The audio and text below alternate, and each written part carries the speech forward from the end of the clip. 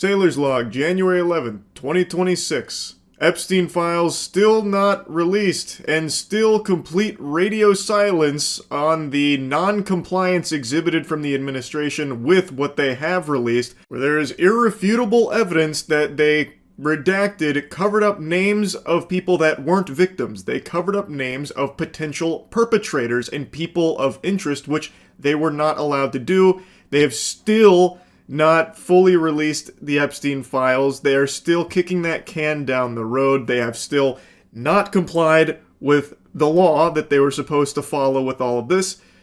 And yet, nothing is happening. They are not being, punished for it or anything. They just get to do whatever they want, or get to not do whatever they don't want to do. It's complete lunacy, and the Epstein name is conveniently starting to fall out of people's lips, and it seems like the people in power are just conveniently forgetting who that is. It's like the Duffer Brothers with the Demogorgon. Who's that? What is that? Who? Epstein? What in tarnation is that mumbo-jumbo? Some kind of Frankenstein spinoff? I've yapped about it a lot, so instead, let me yap about something kind of adjacent to that. Dan Bongino. Dan Bongino was a podcaster who actually got to serve as deputy director of the FBI last year, and one of his big promises, one of his big things that he was going to fight for the people, for the American public, being the patriot that he is, he was going to go in there, he was going to get the Epstein files out, and he was going to get people held accountable. And guess what happened when Dan Bongino finally made it in there? Nothing. Less than nothing, really. Calling what he did nothing is a generosity that he doesn't deserve to be afforded. If you went into your bathroom right now and squeezed your empty tube of toothpaste, the fucking air that pops out of it would have more value than Dan Bongo's going into the FBI. It's so fucking pathetic. But at least he has a really cool legacy he left behind with his time in the FBI with this iconic clip. You said Jeffrey Epstein committed suicide. People don't believe it. Well, I mean, listen, they have a right to their opinion, but as someone who has worked as a public defender, as a prosecutor, who's been in that prison system, who's been in the Metropolitan Detention Center, who's been in segregated housing, you know a suicide when you see one, and that's what that was. He killed himself. You want me to? I've seen the whole file. He killed himself. Holy shit. Dan Bongwater here dropping the bombshell. Wow. A very different tune than what Dan was saying before getting into this position, but the things he must have seen with those eyes, the truth that he must have seen, it really started to break him. And now he's finally getting that truth out there to all of us.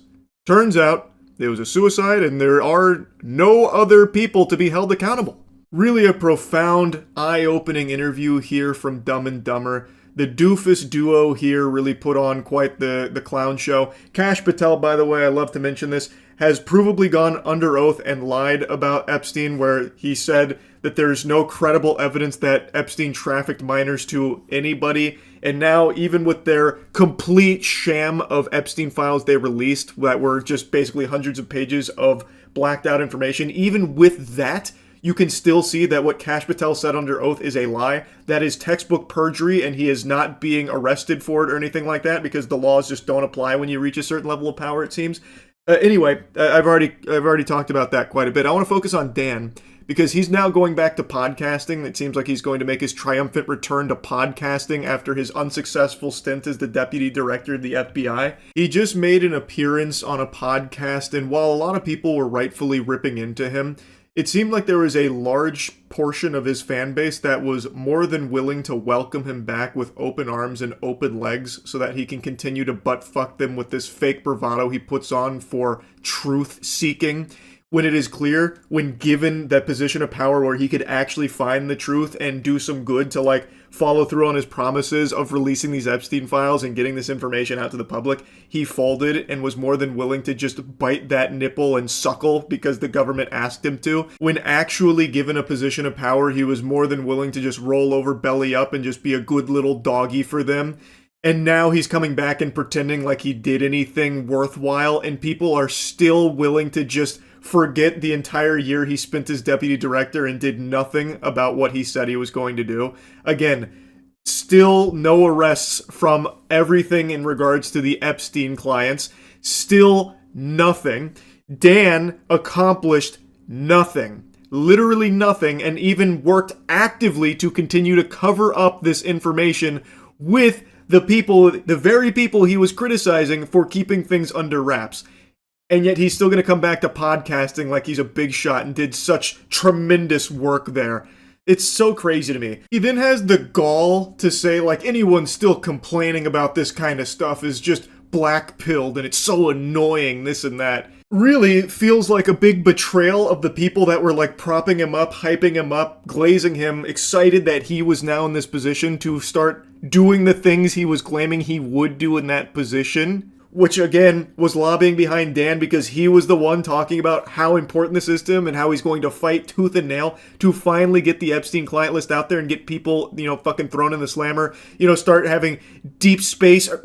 Well, maybe deep space, but deep state agents arrested as well, and fucking deep space agents too. He's gonna start fucking arresting cosmic entities out there. I don't know. He was talking about all these things about how he's gonna, get all of these horrible people out of there, and it all starts with the Epstein file cover-up being blown wide open. Then when he finally gets there, he doesn't even begin to scratch the surface of that, and just goes with the flow. He doesn't rock the boat. He just becomes a good little puppet for them. And now he's back to podcasting. But the black pill, complaining and whining all the time about the administration of it, it's just like, man, what team are you on? Holy Moses, man. So you don't have to watch. It's okay. There's a door. Go find the freaking exits, because I don't really give a shit. I'm not here for anybody's money or anything like that. I'm too old for that shit. Well, we're all very excited to have you back. If you're excited to have him back, you need to hit yourself in the head with a hammer ASAP. Try and reset your neurons. This is a guy who has now proved to you that he is all lip service and will not actually fight for the truth or fight for you. He is not some patriot. He is now not in that position, and when he had that position, did nothing that he said he would do. Nothing he promised the people he would do. And now he's crawling back to podcasting. And then you have drones like her saying, "Oh, awesome, it's so good to have you back. We all can't wait to hear more from you and this insight into the most unsuccessful stint in deputy director history. Yeehaw." It's crazy. It's fucking crazy. But on the bright side, now that he's gone back to podcasting, we're going to have more golden clips like this.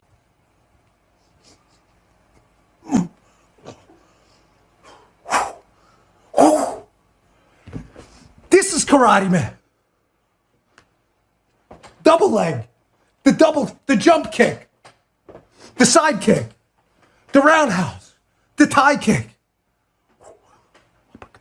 Body.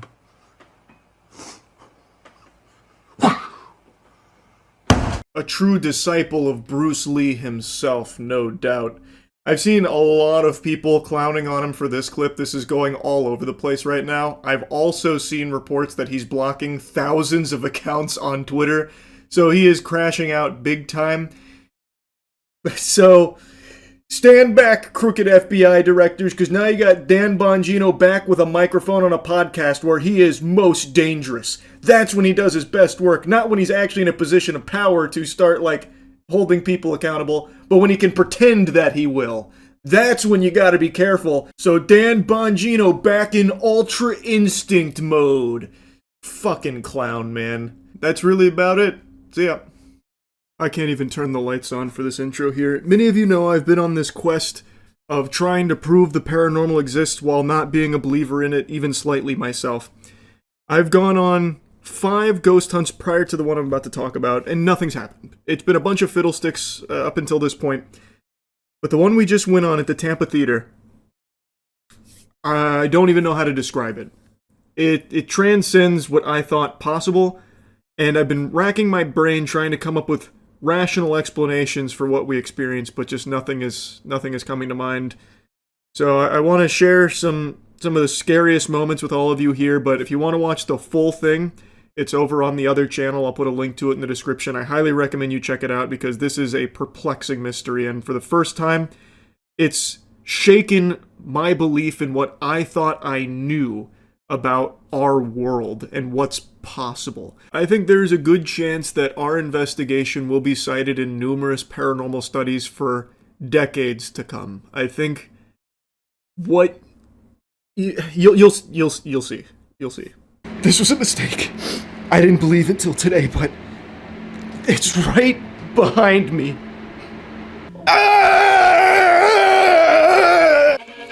How's it going? I had to get the fuck out. That was... I'm not light as a feather right now. I'm not moving. But there's something going on here. There's something fishy. You guys ever wonder why darkness scares us? Hello.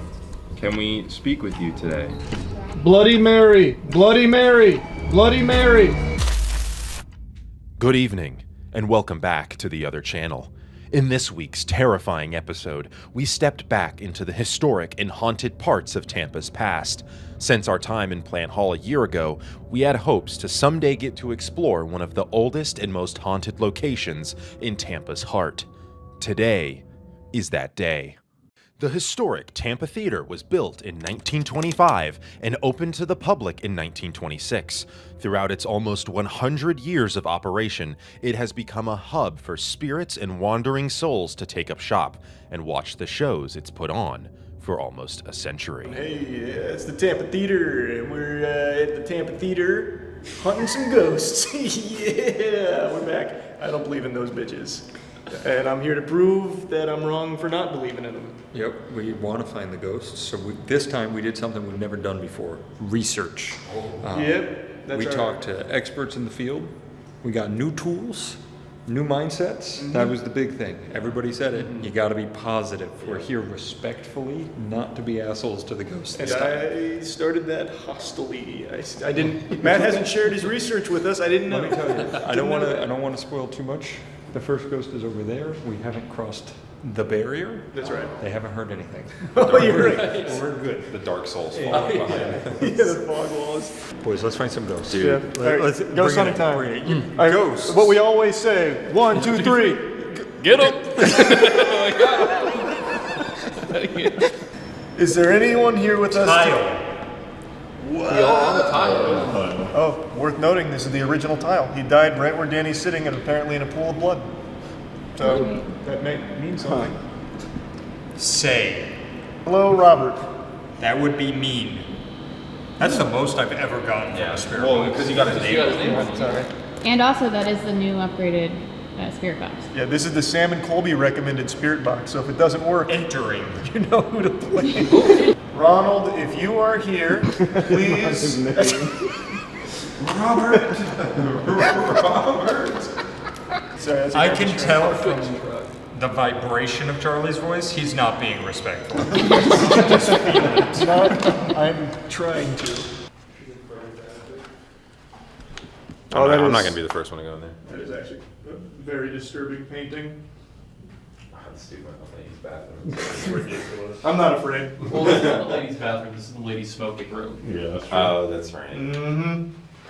I will That tell seems you, pretty cold. And I'll spoil this, I'm not a believer. Yeah. Tonight I'm a believer. And that's- I'm not normally. So normally I would never say anything about this. When I walked up to place that cat ball by myself up here, I got goosebumps. That's good. Normal me would go, I got goosebumps. Tonight Matt got goosebumps. Oh, And she was here. What? She was doing that. I was She picked me up with her mom powers and shook me like a dog. The believing is immediately gone. I'm sorry. With the above-ground levels primed for spiritual encounters, the basement was where the most haunted room in the theater could be found. The dressing room. Though there isn't a name associated with this entity, many have referred to it as a trickster ghost, or a spirit not in need of closure to move on, but instead a malicious presence that only wishes to torment and erode the sanity of those who goad it. Little did we know that a prime vessel for this trickster may have been walking among us. All right. Let's leave Charlie to his hunting. Yeah, just lock me in here for a little bit. Bye, Charles. No spirit box? Nah, I'm good. Where are you guys gonna be? Actually, don't even tell me. That'll be part of the scare. Yeah. We might leave. Yeah. Well, that'd be fucked up, but yeah. That was a little bit of fear I heard. That'd just be mean. That was a little bit of a. That'd be mean.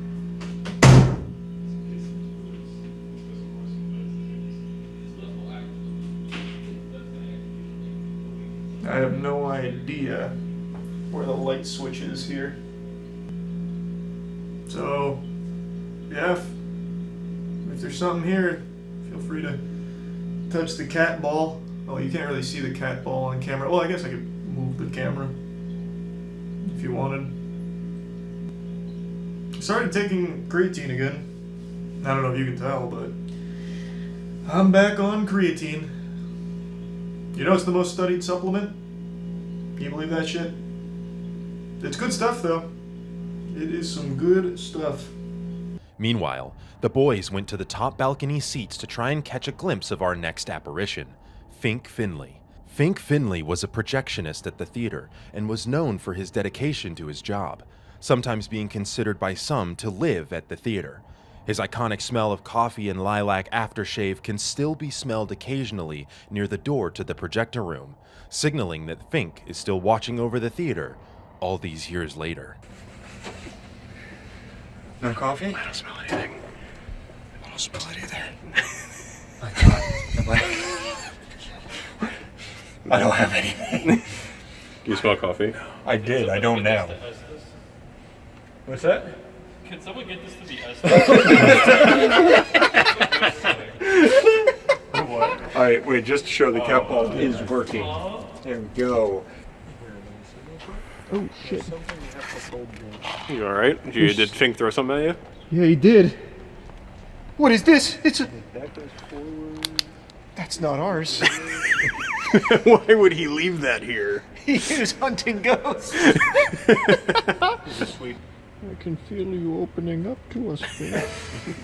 Oh, yes. I think we should just send Charlie into buildings with a camera and just forget about it for a while, see what happens. You'll have me doing all kinds of impressions. Fink. Donald. Donald. Put it down, Donald. Maybe he likes Mickey Mouse. I've been working on that one. Charlie's lost the plot. Donald. We decided, as our last excursion for the night, we would try to invoke the spirit who was giving us the most trouble throughout our investigation, the trickster. You may have noticed throughout the night that Charlie has been talking into the camera. We believe, after watching the footage back, that the trickster ghost inhabited his vessel and was teasing us from beneath Charlie's flesh. Guide us. Speak through me.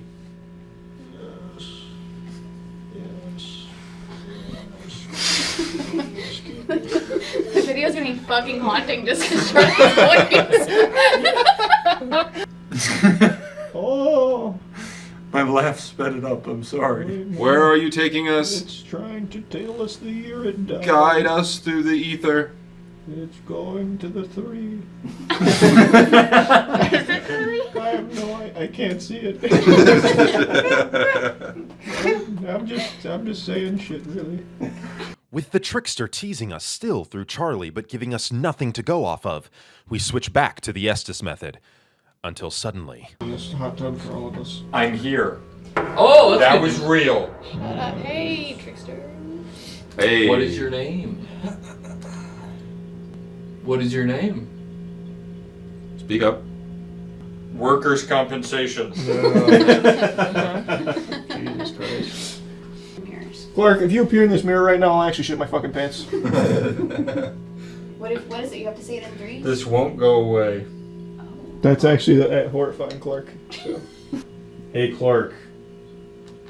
Touch the antenna here in 3 seconds. 1, 2, The 3. consequences. There's no consequence. There's no consequences. You won't get in trouble. It'll just make a funny beep, Yeah. really. Here, Trace, want to show him what it does? So Yeah, that look, he's not look, afraid. look. That's all it's gonna do. All you gotta do is touch it. It's that easy. I didn't even touch it. Debut.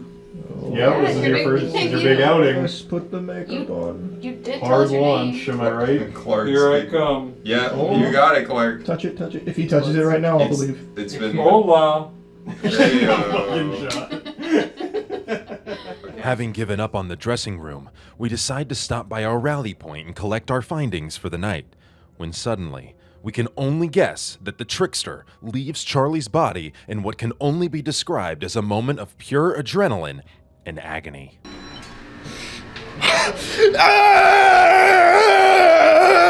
Barbecue chicken alert. Barbecue chicken alert.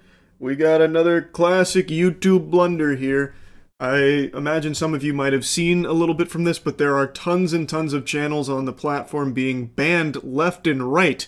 Very loosey-goosey here, and it seems to be AI moderation tools that YouTube uses going rogue. The ghost in the machine here.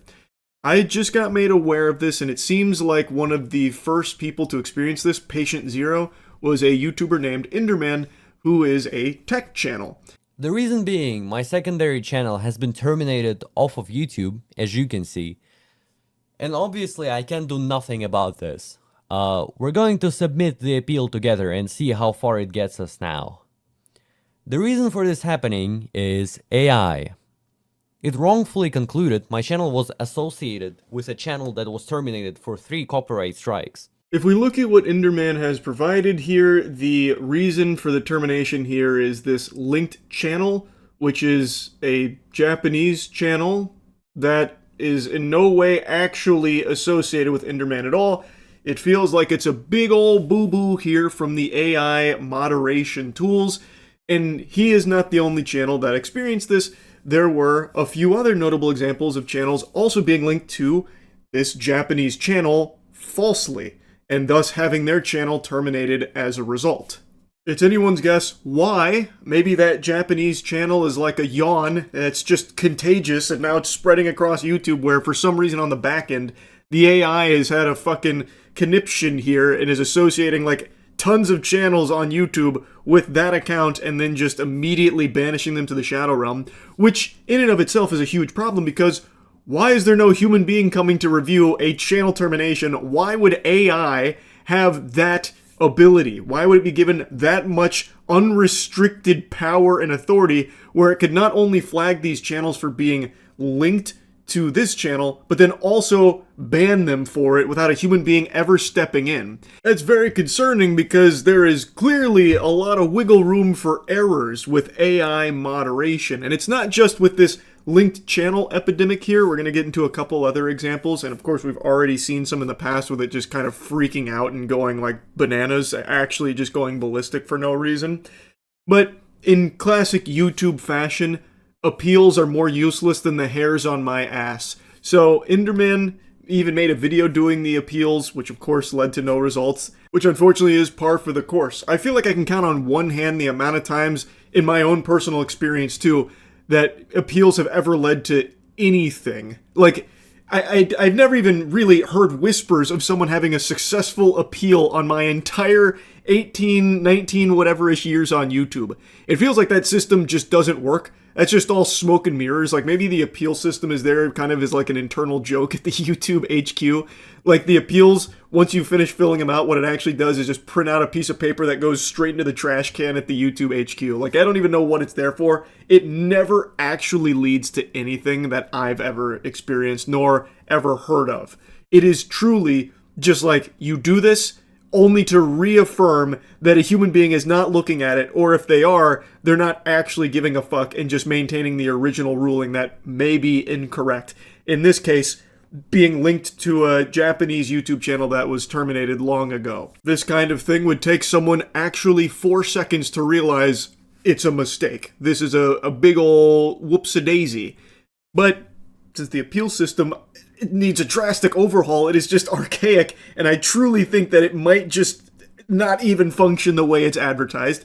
It didn't work for any of these channels that were experiencing this termination, this wrongful termination. So they did the only recourse they could.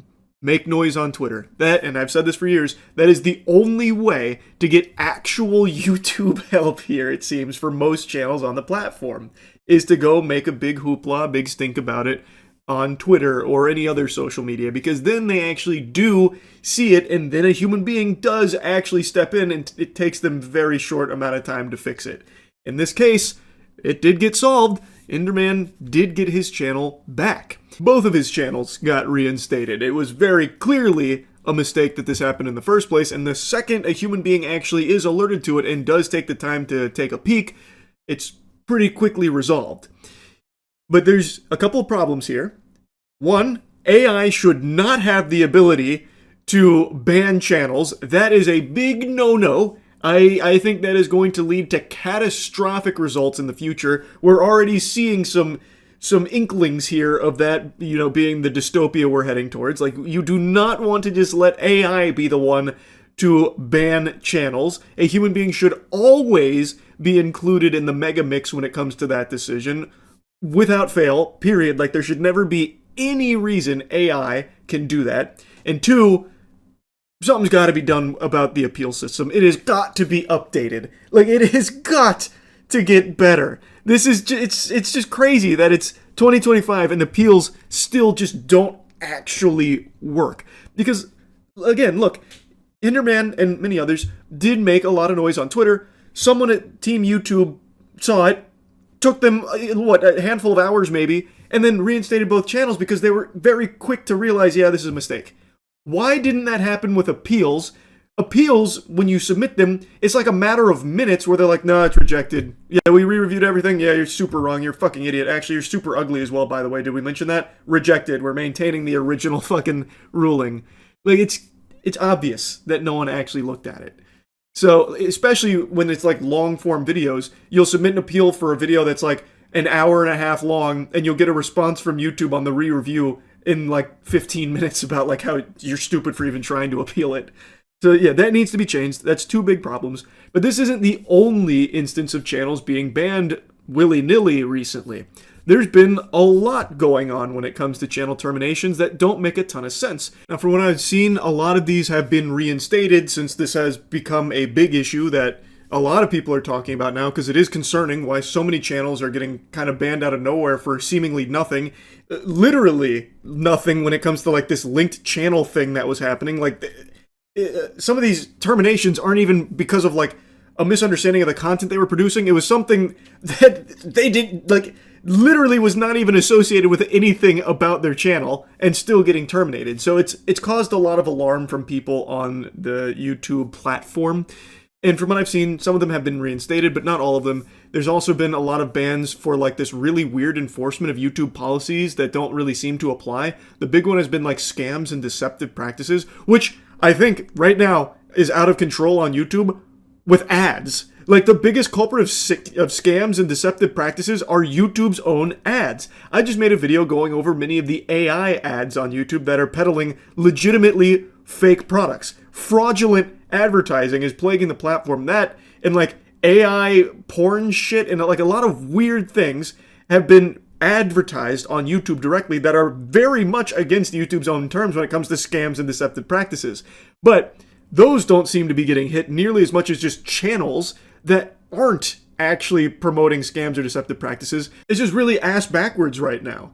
And I was reading from the community with some other channels. A lot of them were tech-based, where they were like showcasing different things in the tech sector that maybe the AI moderation tool was getting confused by, thinking that they were trying to promote workarounds for certain things, and they just immediately slapped them down for it. I don't know.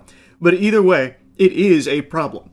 There, under no circumstances, should be the possibility for AI to just ban a channel, like outright. Even if a channel is in violation of rules and AI moderation tools flag it internally, a human being needs to be involved in this conversation about whether or not that channel needs to be banned.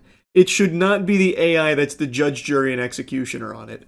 That is a big problem, and one that is highlighted big time with this wave of bans hitting the platform.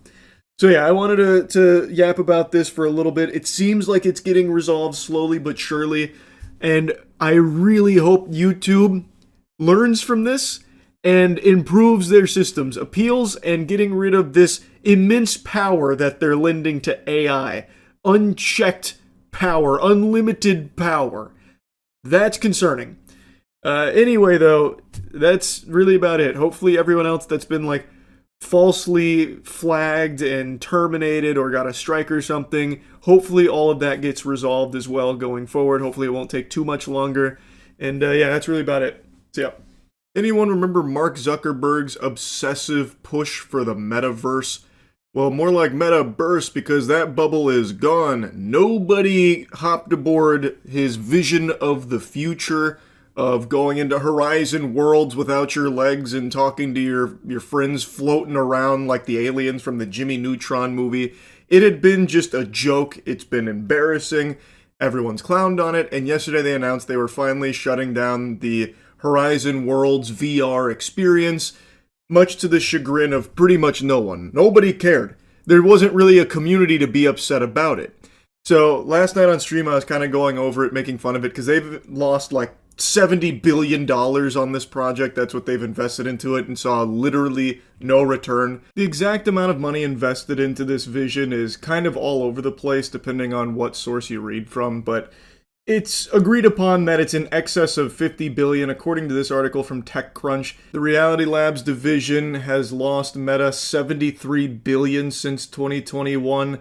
Now, not all of that is because of Horizon Worlds, but Horizon Worlds really seemed to be their golden goose because Mark Zuckerberg couldn't stop gooning over it. Like, this guy was trying so hard, aggressively push it upon everyone, and nobody bought into the vision at all. So this $73 billion worth of research and development, all that money just been torched. Just endlessly burning money. It would be like dumping $70 billion into production of fidget spinners in 2026. Just really out of touch. Nobody wanted it, nobody used it, and now, as I was rendering out that video, making fun of the Horizon Worlds and the shutdown and everything and going over it, they just announced that they are actually not shutting it down. This is brand spanking new here. From out of nowhere, they've now just rolled back that decision saying, you know what? We've decided to keep the VR experience available for Horizon Worlds. We've heard all of your cries. We know how much this means to you. And to me, that sounds like one of the surefire signs of psychosis, because even the few people that went into Horizon Worlds actively made videos on YouTube going like, yeah, this makes sense. I see why they're shutting it down. There was really no reason for them to keep it going. So even their handful of users on there were like, yeah, they really should pull the plug on life support here.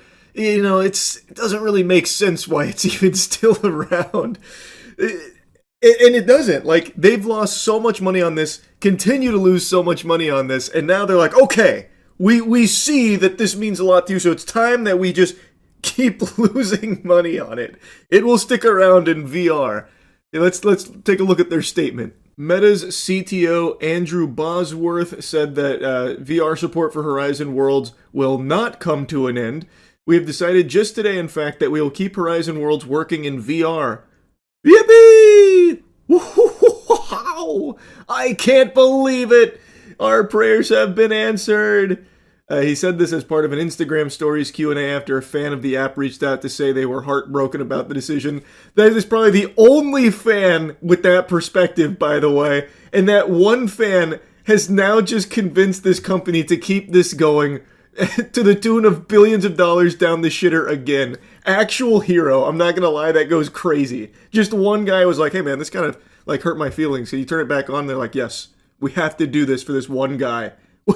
I don't care how many billions are lost, we must make this guy happy. He liked Horizon Worlds. So then a Meta spokesperson confirmed the comments, and to reiterate the previous decision that is now moot, Meta, in an effort to stop losing like billions upon billions of dollars every couple of months, decided that it would stop supporting the social media or the social metaverse app Horizon Worlds. They confirmed that it would be moving to web and mobile only on June 15th, but now they've reversed course on that. You know what this reminds me of the one guy going in being like, hey, I'm heartbroken. Can you guys keep it on for me? Keep the lights on? They're like, yeah, we can do that. It reminds me of the whole Morbius thing, where the studio just got deluded and thought if they re-released Morbius, it would do better the second time around because it was gathering a huge meme following. So basically it was like, hey, we were all busy that week and you gotta re-release Morbius because now we all want to go see it on the big screen. So they did re-release it, only for it to flop all over again, the double flop. It feels like that. Like, I think there's a chance this guy probably didn't even really like Horizon Worlds, but he was just like, man, wouldn't it be amazing if I could convince them to keep wasting so much money keeping this shit going for no reason? So that did put a smile on my face big time. But anyway, let me show you the clips of, you know, what Horizon Worlds was and us kind of just holding a little funeral for it last night when we were all led to believe that it would be sailing off into the sunset in the not too distant future. Did you see they're pulling the plug on the metaverse? Oh, did I see they're pulling the plug on the metaverse? Yes. All 9 people in the metaverse are inconsolable right now. The tears won't stop flowing. Oh, I couldn't believe my eyes. They've invested so many billions into this ridiculous idea. This trash. And now they're like, okay, well, enough is enough, we'll shut it down. Meta announced Tuesday it's shutting down Horizon Worlds, the virtual reality social network. It was once a key piece of the pivot to the metaverse. The world just wasn't ready. Ahead of its time. We're separating the 2 platforms so each can grow with greater focus, and Horizon Worlds platform will be a mobile-only experience. Oh god, I forgot this. Our hope is that within the next decade, the metaverse will reach 1 billion people, host hundreds of billions of dollars in digital commerce, and support jobs for millions of creators and developers. Fast forward to only 5 years later, and I think maybe they reached triple digits in users. Maybe they got 100 or 200 in there over the last 5 years. Does this mean all the metaverse residents die? Yeah. Unfortunately, they have to be sacrificed. He's already down 80 billion. What's a few more in refunds? He's not refunding shit, man. You're out of your mind if you think they're going to refund anything metaverse adjacent. The metaverse has proved to be a costly bet. Reality Labs unit posted billions in losses each quarter after its launch. In fourth quarter earnings posted in January, the unit reported at an operating loss of 6 billion. Holy shit. It's glorious, man. You love to see that. That's business, baby. They got the eye. They know what we want. R.I.P. Goodbye, Horizon Worlds. Well, it's going to mobile, so I guess it's not a goodbye, it's more of a see you later. Except I won't be doing that either. You should make a video in the metaverse during its last day. No. Not even as a joke. I hate, I actually despise everything about Horizon Worlds. It's so bad. Ugh. Yeah, here we go. Hats over there and clothes over there.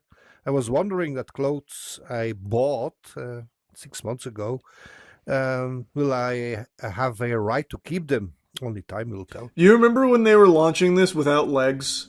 They couldn't quite get legs in there, something VR chat was doing for years prior. They couldn't even come in and do fucking legs.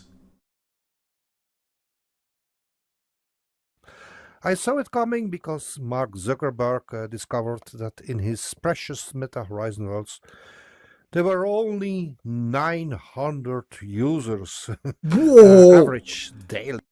I was joking about the numbers. It didn't even make it to 1,000 daily users? Oh, what the fuck? That's like high guard level. Wow. So it's all, and he lost $37 billion of it. So Meta Horizon Worlds will exist, but only in 2 dimensions. So a lot of communities like Horizon France, Horizon Germany, and all the communities, well, they will lose a lot of money. Well, that's life, isn't it? So this guy's handling it well. Let's do a farewell tour. And I will show you my worlds, my favorite worlds. I visited it for the last 5 years. Okay, here we go. He's handling it like a champ. This was one of the most favorite places over here. It's based on an island in the Mediterranean Sea. Yeah, I can see that because it's just a JPEG of that actual place, it seems. The power of Horizon Worlds, baby. Can't find that elsewhere. Capri. And the furniture is just grand. Just look at the furniture over here. I wouldn't really say it's grand. Those are like so real. normal IKEA wooden chairs. It's made by Kate Austin. So it's pure eye candy, so you cannot do much in here. But I find it beautiful. So let's visit the place. Brother, you gotta go to VR chat stat. If you find this beautiful, your mind will be blown with what people have made in VR chat over the years. This is a blessing in disguise for you, my friend. Well, they'll have a new home there in VR chat, and I think they're gonna like it a lot more. Just a hunch. Oh yeah, here's a video from 3 months ago. Metaverse only has 900 users. This goofy, doofy image.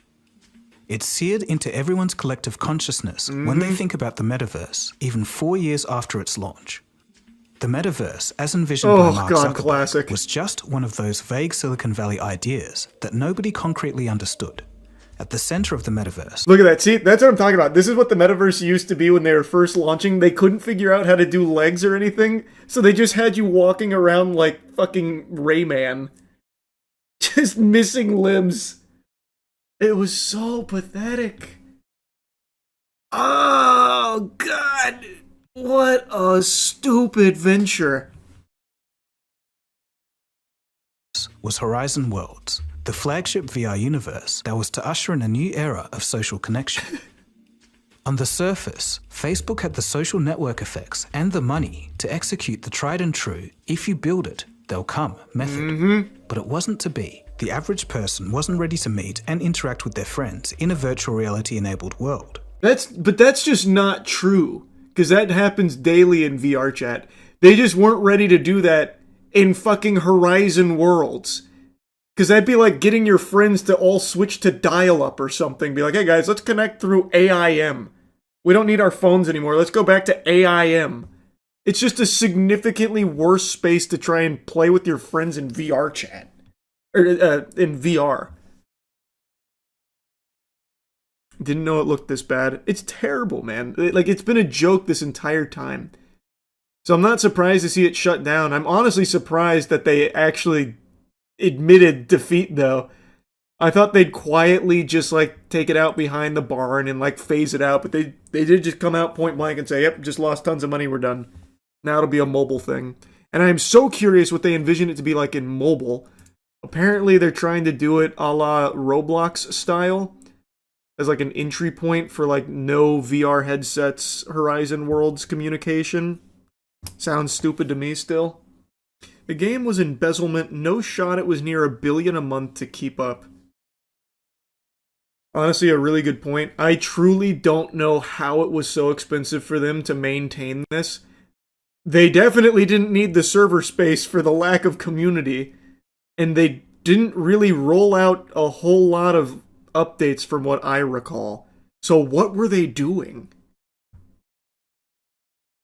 That's a good point. What the fuck were they doing? Do you not know how expensive it is to render legs on avatars? That's a really good point, yeah. That's a couple billion a month, no doubt, to maintain. Do you think they'll get rid of the Quest now that they're sunsetting the metaverse? Absolutely not. Even though VR gaming's not exactly like in the best spot or anything in terms of like mass adoption, there's no way they're going to close the curtains on the Quest itself. Absolutely no way. They put way too many resources into that. I've talked about some deplorable evil people on this channel, and a lot of the times the people I cover do face like very real punishment for being monsters. That's not always the case though. Last month I made a video talking about Jesse Butler, the rapist.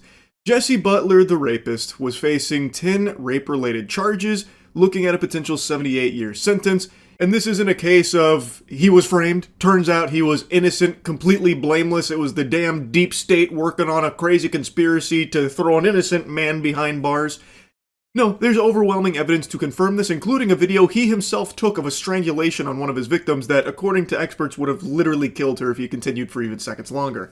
He is a rapist. He is a turbo rapist, in fact. And you would expect, given that this is so cut and dry, he would be behind bars for the rest of his life. Well, you'd be wrong to assume that, bozo, because it turns out his family, they've got some real leverage over there in Oklahoma. So much so that the judge and everyone involved in this case thought it was appropriate that he doesn't go to the slammer. Instead, they came up with a fate worse than death. Community service. Yep. His punishment will be no jail time, no nothing. He continues to breathe the free air, be a free man, and all he has to do is complete some community and service, do like a phone call, check in weekly, and then some sex offender treatment. They're treating this animal like he stole a balloon on Free Balloon Day. This is absolutely preposterous, and in a sane society, it would lead to everyone involved in this catastrophic ruling not only fired, but also thrown in jail themselves, and then re-sentencing Jesse Butler to a life in prison. Like, it's not a matter of if he did it. They know he did it, and they just don't care. Let me show you what Susan C. Worthington looks like, the judge presiding over this case. I want to put a face to the name so you can see what a rape defender looks like. She is totally okay with this course of action, or really lack of action. Payne County District Attorney Laura Austin Thomas also seems to be enthusiastically on board with this, confirming that his sentence requires him to complete his rehabilitation plan successfully, including an aggressive schedule of therapy with a specialist in sex offender treatment, and should he fail, he faces reclassification as an adult and a sentence of 10 years in prison. That aggressive schedule of therapy, from what I'm seeing, is basically just weekly check-ins. Whoa! Holy shit, how is he going to survive that? Man, that actually might be harder than going to prison for 78 years. He has to call somebody once a week to talk about, like, his feelings, and probably still raping on the side. Like I said in the last video covering this, him getting away with this, the only lesson he's learned is that he can literally do whatever he wants and he's untouchable, he's invincible. So I imagine, not long into the future, he will rape again, and this time, he might kill his victim. He got very close to a fatal strangulation on his last one, and maybe the lesson he took away is that the reason he got caught is because his victims survived. So, maybe next time around he won't let them survive.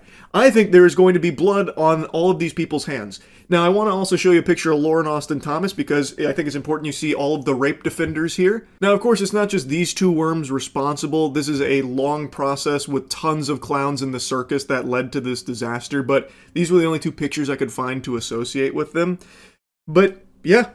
Jesse Butler is free. He doesn't even have to register on anything, by the way, so he's going to go completely under the radar, incognito. He could be in your backyard raping your dog right now if you're in Oklahoma. Sleep in fear. Just sickening, disgusting stuff. Susan and Laura have sent a very clear, very loud message to the entire world.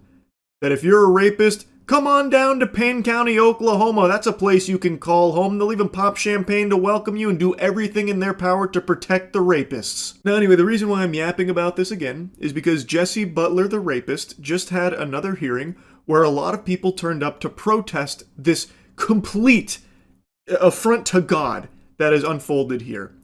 Jesse, why did you rape those girls, Jesse? Jesse, why did you rape the girls? You have anything to say to the victims, Jesse? You have anything to say to the victims? Being loud is not a violation. Sir, you have anything to say to the victims? You have anything to say to the victims, Jesse? Why did you rape them, Jesse? Why did you rape the victims, Jesse? Why did you rape those girls? Why did you strangle them, Jesse? You raped those girls, Jesse. Do you have anything to say to the victims, Jesse? Why did you rape those girls? Are you as dumb as they say you are, Jesse? Is that why you were adjudicated a juvenile? Because you're that stupid? Are you that dumb, Jesse? Why did you rape the girls? Jackie, why are you defending your rapist son? Why'd you rape him? Do you feel bad for being a rapist, Jesse? Why'd you rape him? From what I've read and what I understand, there were a lot of people that showed up to express their outrage over this whole situation here. Payne County is very upset. But it doesn't seem like anything's happening at an upper level with Susan or Laura's jobs potentially going into the gutter, which I think they should. That should absolutely just be flushed right down the shitter because this is not justice. They are clearly not actually looking for justice. They are knowingly allowing a rapist to walk free. I do think they should lose their jobs, and a lot of people showed up to echo similar sentiments about how ridiculous this whole thing is. The sentencing has already happened. This was just like a further hearing that people wanted to show up at to let their voices be heard about how unacceptable this is. So it's all done and dusted. He is not going to jail. He's not going on any kind of registry. He's not going to face any real punishment. All he's going to be doing is some community and service, then like like a bit of therapy work, I suppose. That is what Susan, Laura, and the squad of fucking vermin deemed appropriate for the crime of rape, violent rape, numerous counts of rape, as well as a near fatal strangulation. It's unthinkable. It's so unbelievably corrupt. I encourage all of you to look deeper into this case because, I mean, I covered a little bit of it in the video I made on it last time, but there is some really interesting connections with Jesse Butler's family, and not only the judge, but kind of everyone in that area where his family, they do hold a lot of power. Perhaps that played a role in allowing a violent rapist to be free on the streets. Food for thought, I suppose. As you saw in that clip, there are a lot of people following Jesse around, bringing up that he is a monster. And since he's not going to jail, hopefully people will never forget who Jesse Butler is, a rapist. And he should be reminded of that fact every day so people can steer clear of him. It should follow him around like a fucking cloud over his head, like it's a cartoon with like rain falling on him. Like it is literally a rapist that is a danger to everyone around him. And since the justice system over there in Payne County, Oklahoma didn't want to take it into their hands and do something about it, it's up to the citizens to keep each other informed that Jesse Butler is someone that should be avoided at all costs and ostracized from the rest of the community at the very least so he can't prey on more victims. He is someone that should never know a moment of peace and relaxation. He is someone that people should literally sound the rape alarm anytime they see him around. He is a fucking monster who got away with it. It is just so infuriating. It is beyond sickening. And I think there should be extreme calls to action for Susan, Laura, and the rest of the system that allowed this to happen. They need to lose their position. I 100% believe they are not fit for their job. They are clearly not actually in the pursuit of justice. The only takeaway you can have from the handling of this case is that the Payne County upper brass here in the justice system is on the side of rapists. It is inarguable. How the fuck can you allow them to continue to hold those positions? There needs to be some kind of governing body to come in and say, no, enough is enough. You're fired. Also, we're going to pursue charges of our own against you for this shit. That's what I think should happen. If there's any real justice out there, I think that's what should 100% fucking happen, because this is just unacceptable. It is completely unacceptable. Anyway, though, I'll stop blabbering about it. That's about it. See ya. I know I've made a lot of videos recently clowning on driving streamers who are addicted to streaming while behind the wheel of a vehicle and hardly paying attention to the road, jeopardizing everyone's safety out there, and in a lot of cases, crashing. Recently, there was even a TikTok streamer who is now facing charges after killing a man while doing a TikTok driving stream. It was weird, like, so...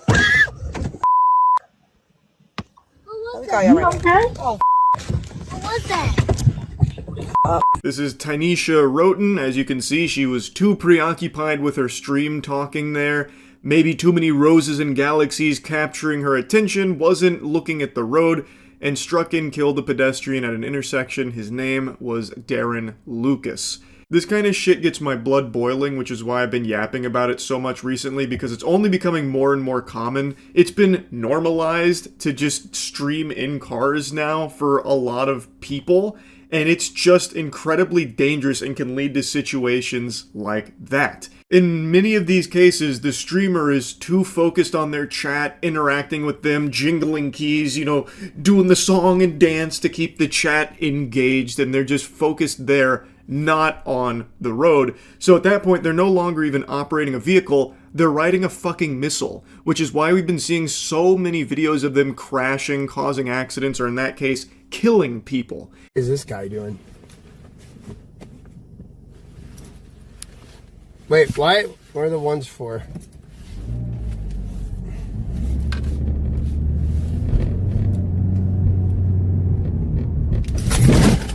Oh shit. Well, I just crashed my fucking car. Damn it, bro. Oh well.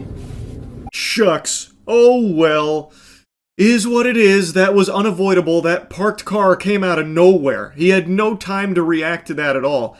Not even at fault, honestly. That was really on that vehicle there. I mean, shame on them for parking, right? They should have known that a streamer would be coming through, just fucking blankly staring at their phone screen, reading chat like a fucking zombie out there. How could they not have predicted that? This clip is from yesterday, and we are seeing tons of clips like this all the time now, because streaming while driving has become very popular. Now, in this case, this streamer was clearly reading his chat. Moments before hitting that parked car, he even said, "What are the ones for?" indicating that he is looking at chat, not the road. He made no effort to turn away from the parked car despite ample opportunity to do so. It was like the most easily avoidable collision if he even glanced up from his phone for even a split second. Fucking SpongeBob SquarePants is more alert than this guy. Like, this is unbelievable just how long he zones out from what he is doing behind the wheel of this car.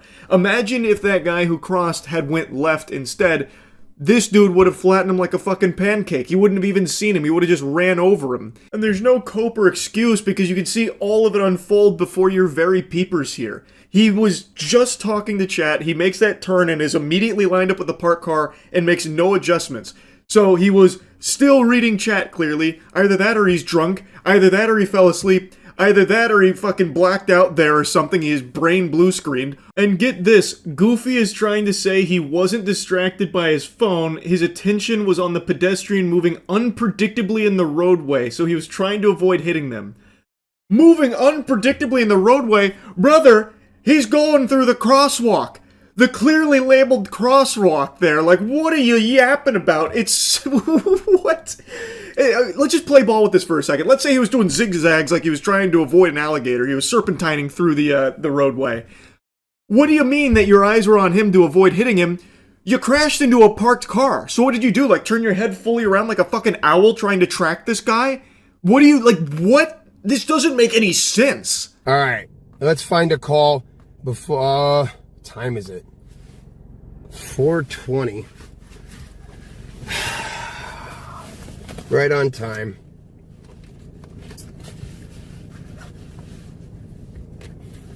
No, what is this guy doing? This is the longer clip that makes it even more clear this guy wasn't moving unpredictably through the road or anything. And in this longer clip, it actually sounds like he's fiddling with something in the passenger seat, trying to get something out, and then making a reference to 420. So some people were speculating maybe he wasn't just like, you know, fucking laser focused on his phone. Instead, he was too preoccupied trying to light up or something. I still believe he was still looking at his phone, preoccupied with chat, since he was addressing them right before crashing into the parked car. His excuse is beyond dog shit, and it shouldn't fool a single soul on this planet. You would actually have to be a lobotomized idiot to believe that for even a split second, that the reason he crashed into a parked car is because he was trying to avoid hitting a pedestrian on the sidewalk. So he thought he was moving unpredictably on the road, and in order to avoid hitting them, decided to idly drive into a parked car. Yeah, that really passes the smell test, huh? Let's say for a second, though, let's play ball with this, because this is just so ridiculous. It's outlandish.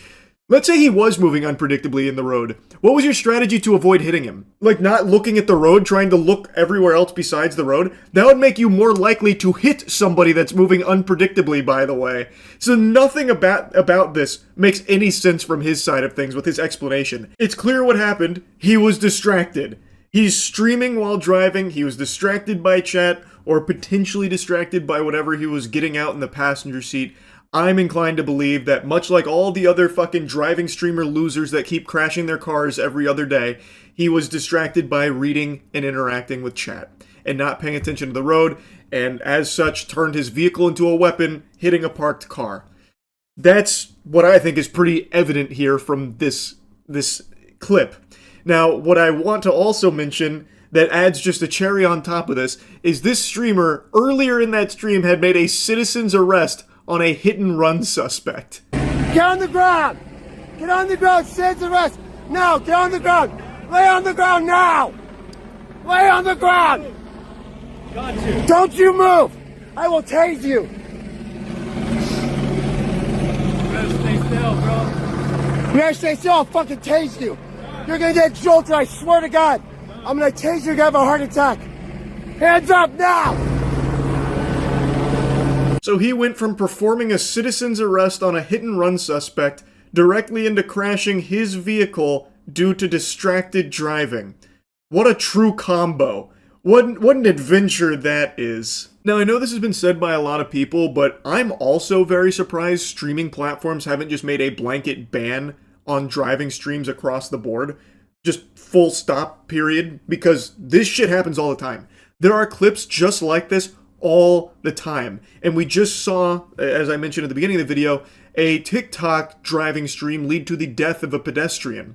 Like, I am just really shocked that it is still just an allowed piece of content to stream while driving. It is dangerous. Adding a distraction like chat while you are driving on the road trying to entertain as opposed to trying to safely arrive at your destination, it's a recipe for disaster, as we are seeing time and time and time again here. So I am surprised that it isn't something that is just immediately frowned upon on these platforms. But yeah, anyway, that's really about it. So yeah. Making fun of an IGN review is like breathing. Everyone does it. In fact, you have to do it. It is a biological necessity. And for good reason. IGN reviews will often just find a way to strike the very core of the human soul and force you to foam at the mouth because of how dumb the review is. And it's not intentional rage bait. If it was, it'd be far less offensive. It's accidental rage bait from reviewers that, like, you have to question what the fuck they're on to reach the conclusions they do on certain things. And it's a topic that's been explored a million times for a million different movies, games, TV shows, what have you. And they get clowned on till the cows come home. I know I've shot spitballs at them a ton, but I cannot resist the urge to do it again because this review for Mouse PI for Hire. And it's not the score that's so irksome. The IGN grading scale is so fucking cattywampus it defies conventional wisdom and is an affront to God in and of itself. So it's not even the score that's bothersome. It's the reasons that the reviewer gives for why it's a 6. It's so outrageous it feels almost satirical, except it's done earnestly. It's genuinely fascinating. Like, fascinating in the same sense that if I went to the aquarium and a manatee shit into the glass as I was watching it, I'd be like, ooh, curious, what? You know, one of those things. It's like, why? Like, how did we even get to this point? So, if you subscribe to the gaming channel, Moist Critical Gaming, you've probably already seen that I'm playing the shit out of Mouse PI for Hire. I really like it. I think it's a great game. I'm really enjoying it. Also, you should definitely go subscribe to the gaming channel. I play like a million fucking games a month. But Mouse PI for Hire is a standout so far this year for me. And when I watched the IGN review, I was blown away. So I want to show you some snippets here. What bothers me, however, is how overly referential so much of it is. The world is full of mice, so everything is about cheese.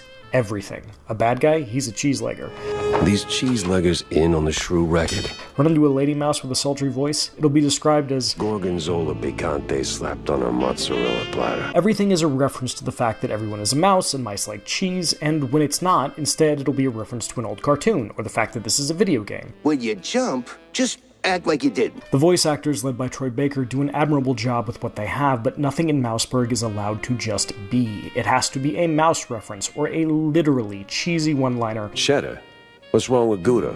No Gouda if you broke, Jack. Or a reference to something. So basically, he doesn't like that they mention cheese a lot. He doesn't like that it's constantly referencing the fact that they're mice, or that it's a video game, or other cartoons, thinks it's too referential, which I actually think is a valid complaint. He doesn't like the writing. You can boil it down to the writing wasn't tickling him. It didn't make him giggle, and he started to roll his eyes at how many times they mention cheese. I actually think that's totally fine. The writing isn't going to hit for everybody. There's nothing wrong with that.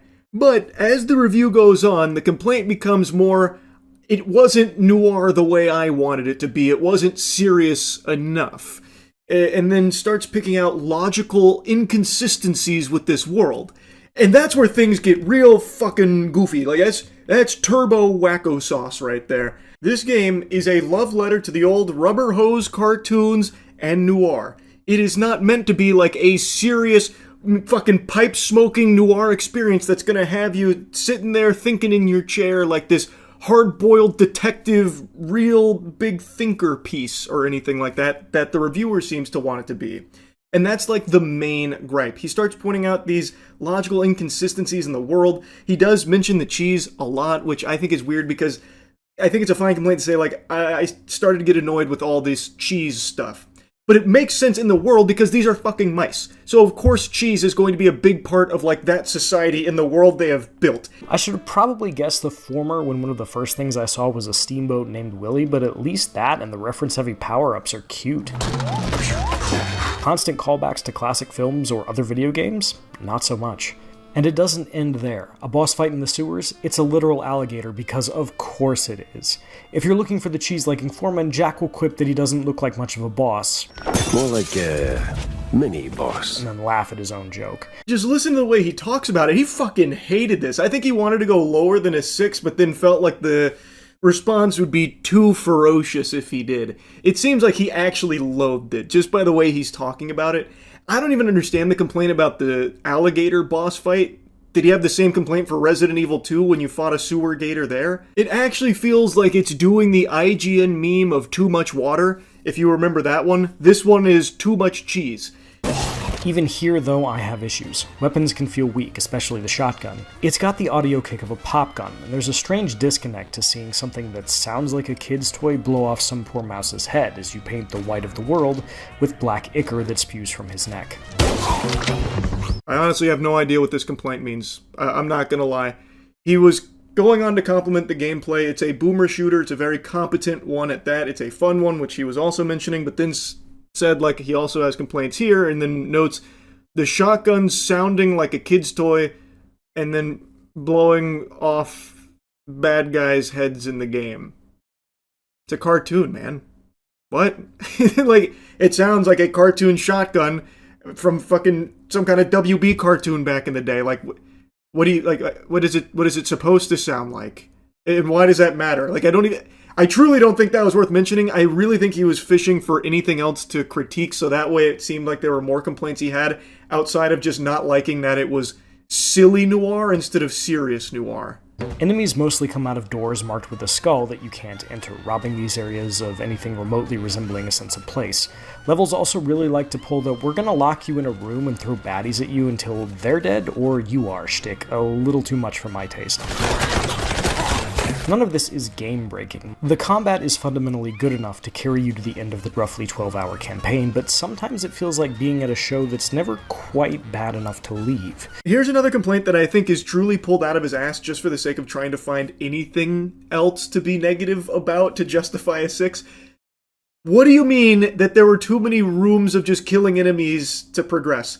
It's a boomer shooter. You know it's a boomer shooter. You have even made a mention of that.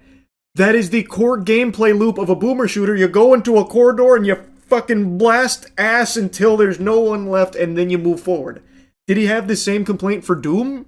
I doubt it, like, because that is what boomer shooters are. So I don't know why he's saying there was too much of that here for his taste, as he never played a boomer shooter. I don't know. It seems like he has, because he made a mention.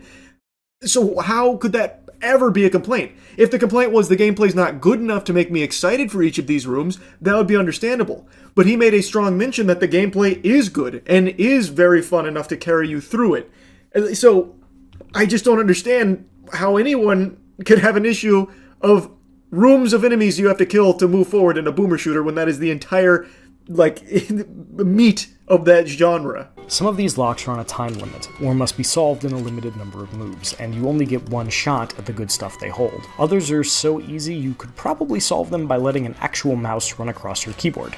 It's very jarring. Why is that very jarring? You got me porky pigging right now. In Skyrim, there's novice lockpicks, and then there's expert lockpicks. Is it jarring there too? It's called different levels of difficulty with the lockpicks. Like, what do you mean? Yes, there's going to be easy ones, and then there's going to be more difficult ones with strict things like certain number of moves, or you're only allocated a certain number of moves or a certain amount of time.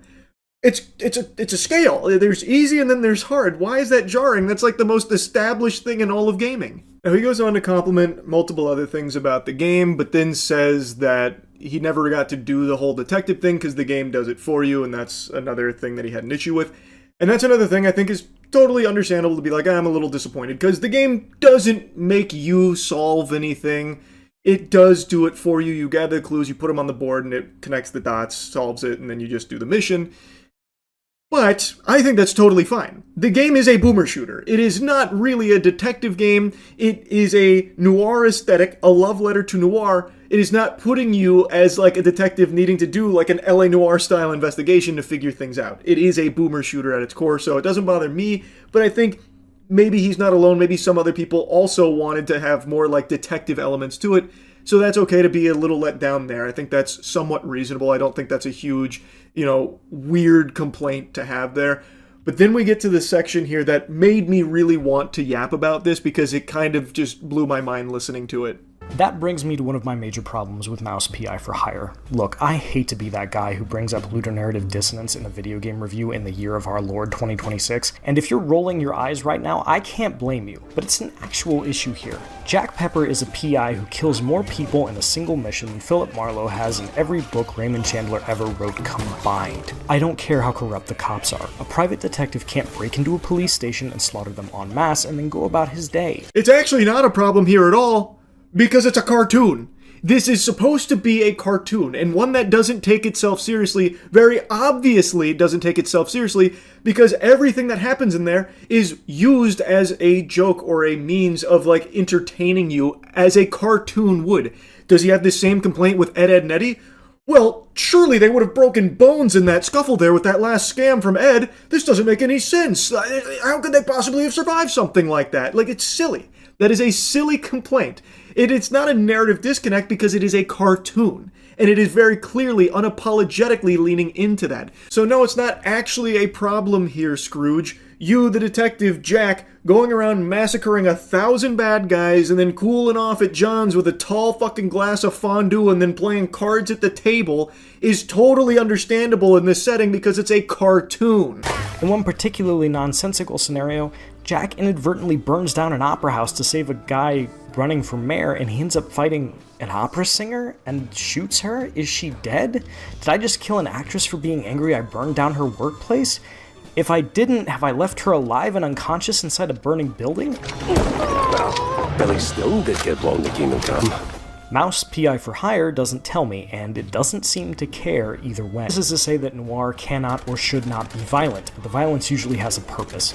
Much of Elliot Chase's seminal novel Black Wings Has My Angel is about robbing an armored car, but the book builds to that. It's a big deal when it finally happens, and the characters have to reckon with the fallout once it does. Jack Pepper, on the other hand, is a walking catastrophe, and nobody in Mouseburg seems to care. Because it is a cartoon. Why didn't Wile E. Coyote end up in jail for life for being a fucking terrorist blowing up everything? Why did Elmer Fudd not die 1,000,000 times with everything Bugs Bunny did to him? Why does every cartoon character that have an anvil or grand piano fall on their head like Pepe Le Pew not die right there? Why do they come back? Because it's a cartoon, man. And this is not supposed to be a serious noir comparable to the actual noir properties that he's referencing. This is more a cartoon than a noir, and it's using that aesthetic, blending both of them together, and I think it does it extremely well. It's such a weird complaint. Like, I really think this is just so odd. Again, the score isn't even that bothersome to me, because I'm sure people have played this and they're like, it's not really for me. The writing, doesn't make me laugh, and I don't love the shooting, and, it's the same enemies are repeated tons of times. It's not like there's a ton of enemy variety, and it doesn't really challenge you to be switching weapons constantly like other boomer shooters, so, maybe I'd give it a 6. I could understand that, and I'm sure there are people that have that take. That's not the issue. The reason why this review is getting dunked on by a lot of people, and now I'm yapping about it so much, is because the reason that he's giving for it being a 6 is solely because, it seems, he just really wanted to be a serious noir, and the fact that it's silly and plays by cartoon rules instead of noir rules bothered him so much that it knocks it all the way to a 6, despite everything else being good, like all of the actual gameplay, which he makes a mention of. It's just odd. It's so weird. He largely gets to go about his business and is portrayed as a down-on-his-luck everyman PI, like the characters who inspired him, when he is, at best, a mass murderer. Does that make for a more fun video game? Maybe. But it's bad noir and a worse detective tale. There's no maybe there. It does make for a better game when the game is supposed to be entirely revolving around boomer shooter action. That is the main meat here. And no, it doesn't make it a bad detective game because very few people are going to be looking at it through this lens of ruined my immersion in the mouse world here because Jack killed so many bad guys and he didn't go to jail and no one even really seemed to care about all the bad guys that were dying. And then when he was talking to that brain in the jar, it's like brains can't even speak. Like, how does that make sense? It's dumb to even have that complaint, man. It doesn't make it a bad detective story. It is fully sensible in this cartoon world. But Will, you might say, this is a goofy Looney Tunes FPS. Why should I care about any of that? And the answer is because Mouse wants you to. It wants you to believe that this is important. You spend a lot of time talking about these characters, about putting together the clues you need to get to the bottom of what's going on, about Jack's motivation for doing the work. He allegedly needs the money, which both leads him to taking cases and doesn't track when I'm super rich from all the killing. Oh my god, it's like it's the first video game he's ever played. He is now using the fact that you collect currency when you kill the bad guys as a way of saying, now the story doesn't make sense because I'm no longer down on my luck. I got so much money, I'm rich, look at my inventory. Brother, what?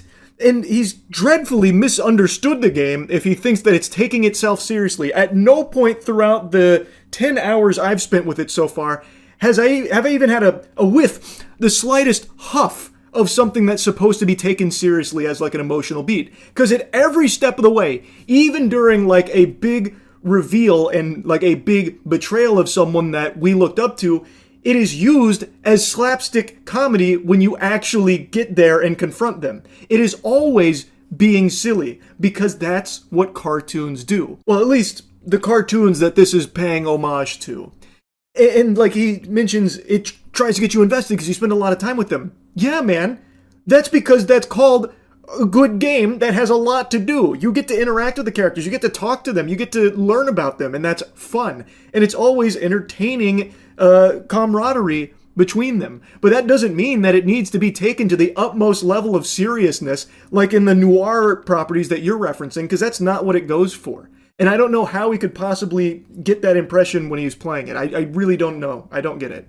Mouse PI for Hire nails the aesthetics of both the 1930s cartoons and the detective stories that inspired it. And it's also an amusing boomer shooter that largely feels good as you're playing it. But its haphazard marriage of noir storytelling tropes and shooter gameplay are often at odds with each other in uncomfortable ways that weaken both aspects. And the writing is so busy making references to other things that it's actually painful to sit through at times. This FPS is solid enough if you just want to blast some cartoon mice and not think about it too hard. But once you do, all you'll see are the seams where disparate ideas have been fused together, and no trench coat can hide the stink of that moldy cheese. The only stink here is this review. It is so silly. Again, the score is not the problem. I'm sure there's plenty of people that played this and find it to be like a 6, because maybe they got tired of fighting the same enemies a lot, or like I said, maybe the writing just didn't hit for them either. And his complaint of like, too much cheese, not enough substance, I didn't like the writing, I wasn't laughing, I think is fine. But that's like the only actual complaint here. The rest I just think is baloney. Too many rooms where you have to kill all the enemies to progress. It's a fucking boomer shooter. How could that possibly be a complaint? You could just say like you don't like boomer shooters then in that case, but that's not even the impression I got from his review. It seems like he likes boomer shooters. So how would you ever have this complaint in that case? And then like the other things are, it's not logical. How could Jack be a hero detective when he's killed all of these people and no one takes that seriously, all this death? It doesn't make sense. It's like it's a cartoon or something. It's ridiculous. Anyway, I'll stop blabbering about it. This review was just wild. I had to talk about it a bit more. I was talking about it a bit last night on stream when I was going through the IGN review before playing some more Mouse PI for Hire. And it was something, man. It really was. So anyway, that's really about it. See ya. Are you happy? If the answer to that question is yes, then stay far away from Pokemon tournaments. You turn the cheek, run the other direction as quickly as you can, Buster, because that is an environment where joy and whimsy goes to die. It has now been confirmed beyond a shadow of a doubt that the biggest dweebs on this planet are Pokemon judges, and they are like Dementors. They will suck the happiness out and will punish you for even the slightest signs of happiness. If you celebrate, I hope you're ready to go to jail, because Pokemon competition is more joyless than an active war zone. It is cutthroat. 2 weeks ago, I made a video covering a situation where a Pokemon Go player won a tournament, but because he celebrated, they punished him by taking the win away, thus his opponent ended up winning the tournament because of it. It was an automatic loss, which gave his opponent the win. Because of excessive celebration, deeming it unsportsmanlike. Just as a reminder, this is the celebration they punished. Now on his 11th one, he is the first-time champion for himself and your 2026 Orlando champion! Incredible series from Firestar, pulling out all the stops, all the Pokemon, taking us to a decisive Game 5. Could not have asked for anything else. Pokemon judges are literally the fun police. That is the entirety of his celebration after winning this tournament. He sets his headset down and gives one pump, then shakes his opponent's hand. I get more animated when my Uber Eats gets here. Like, that is about as tame a celebration as you can possibly fucking find. That is the epitome of sportsmanship. He's happy, he's emotionally won, but he doesn't become, over the top with it. He doesn't stand on the chair and slam 2 beers together like Stone Cold Steve Austin, or start butt-chugging brewskis or something, saying fuck you to his opponent and say, get out of here, pussy, lean over, give him a wet willy and an atomic wedgie on the way out. Nothing. It is pathetic that these dorks, these greasy, stinky losers, punished him for that. But what's even more pathetic is that they're standing by it, and that's why I'm talking about it again today. They released an official statement where they've all come together in their fucking stink cloud, their fucking fart fumes, and decided that the Council of Judges was correct in this punishment here. And then they also reinforced another ruling where they punished another Pokemon player, this time in the TCG, who celebrated early, maintaining that they did deserve to lose that as well. These fucking Pokemon judges suck major ass. I think it is irrefutable. This evidence confirms that there are no bigger twerps on this planet than Pokemon judges. If you want to avoid a fate like that, you right now need to fix the stink, so go to usecheeky.com and get the best soap in the universe. The queso bar just launched as well, by the way. It's coconut. We've got the best soap out there, and you need to take your hygiene seriously, or else you might just end up like a Pokemon judge. Here's the Pokemon Play Team's official toilet paper. At the recent Pokemon Orlando Regionals, 2 instances of penalties being issued during streamed matches have created questions within the community about celebrations. They're illegal. You're going to jail if you show any emotion at an official Play Pokemon event. I'll sum it up for you. Spoiler alert. Play Pokemon has reviewed each instance and would like to provide more information. In the first, during the Pokemon TCG Swiss Round 13 match, the tournament headphones were removed and were thrown onto the table on top of cards and damage counters, putting the TCG game state in disarray before additional game action could be taken to complete the game. A match loss was issued for the disruption to the game state and not playing out the final sequence to the game. I didn't cover that one, but I'll briefly show you what they're referring to there. Wow! Rips it off the 6 cards. Are you kidding me here? Makani. Basically what happened is he drew the win condition. It was checkmate at that moment, but he celebrated before finishing the game, so he put his headphones down and it moves the cards around. So they viewed that as throwing the game into disarray. It fucking annihilated the game state. It's all ruined. It's completely kaput. So they issued a game loss for it. This one was a bit more divisive. Some people think that this is an outrageous ruling. Others think it makes sense because he didn't actually finish the game before doing that. I personally think this one has the most wiggle room to be justified because he didn't finish it out. It would be like in chess, if you have the checkmate, but then you fucking slap the chessboard before you actually finish the checkmate. That would be improper. So I do understand that to a certain degree, but I think a match loss is a bit overkill. I feel like this could have been the first warning because it didn't ruin the game. The game literally is over from that moment, there is nothing that can be done, as I understand it, in the current meta there. So it was over. He just needed to finish out the sequence. So to me, I think a game loss is a little extreme. That could have been the first warning there. And according to the player, 2 separate head judges told him that he was given a match loss for throwing his headset down and being dangerous. Not a single judge told him that he was given the game loss for disrupting the board state, and then wasn't given the chance to appeal the ruling either. So to me, it does feel far more cutthroat than it should.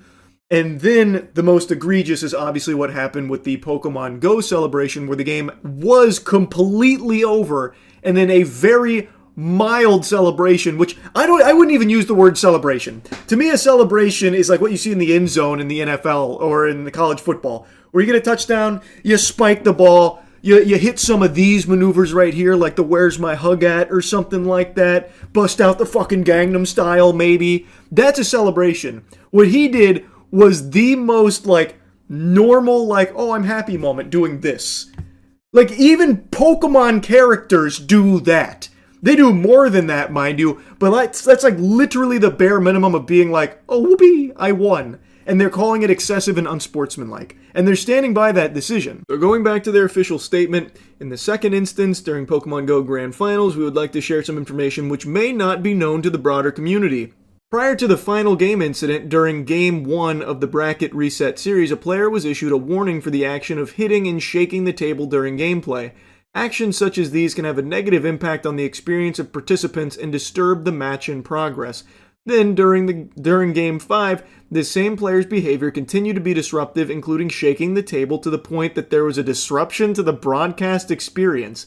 These repeated infractions resulted in a penalty that was escalated to game loss. If that isn't the biggest load of hooey I've ever heard, you can watch the footage yourself. There was nothing disruptive happening, not from what I went through and re-watched. And plus, the game loss came after the celebration. Like, unsportsmanlike, I believe, is what was being tossed around. But now they're saying it was actually because he was shaking the table. It was a fucking earthquake he was having go on over there. We couldn't even get the broadcast going. It was so all over the place. It was a natural disaster, a fucking calamity. We will uphold the decisions made by the judges at this event. Pokemon judges are committed to bringing the best possible experience to our players by preserving the competitive integrity of our events. Yeah, it's in the shitter. It has completely been flushed down the tubes with this, by the way, because you could win grand finals, but you best be completely fucking stoic and silent. Even the slightest iota of a smirk will have that title stripped from your fucking cold, dead paws. They will rip that W from your hands if they see you happy. What do you mean preserving the competitive integrity? You took away the winner's win and gave it to someone who lost. All over them celebrating slightly. Without them and their commitment to play Pokemon, we would not be able to hold events, and it is our expectation that they are treated with the same respect as all people in the community. In the moment of a win, emotions are high, and we recognize that these emotions can lead to energetic reactions celebrating a win, which, by the way, didn't really happen here. It wasn't that energetic. My fucking grandfather, I saw him get more animated when the mailman would show up than I saw from this guy winning the fucking grand finals of this tournament. It wasn't that energetic, mind you. We want to support this authentic positive reaction and not discourage this excitement. Celebrations are not an issue, but actions that disrupt or negatively impact competitive integrity can be. We will continue to listen to the community of players and our judges on how best to evolve our tournament system rules and how penalties are enforced.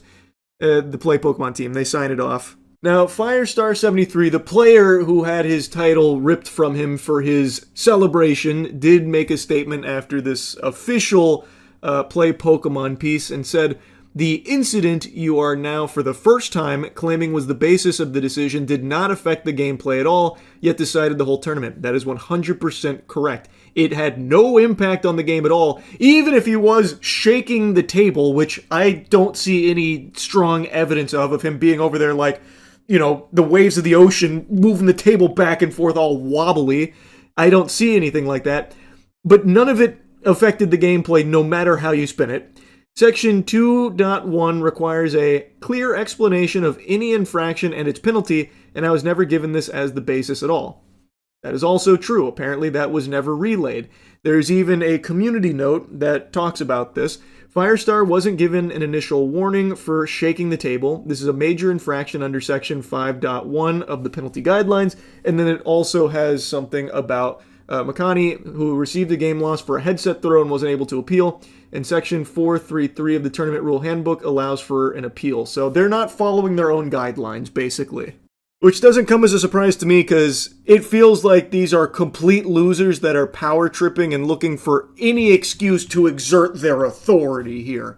Did I just catch you showing emotion? You lost now, Buster. Ha! Give that back. Don't you ever show me a smile again. And I mean it. I'm a Pokemon professor, by the way. So cringe, man. Actually so cringe. So they're standing by the decision.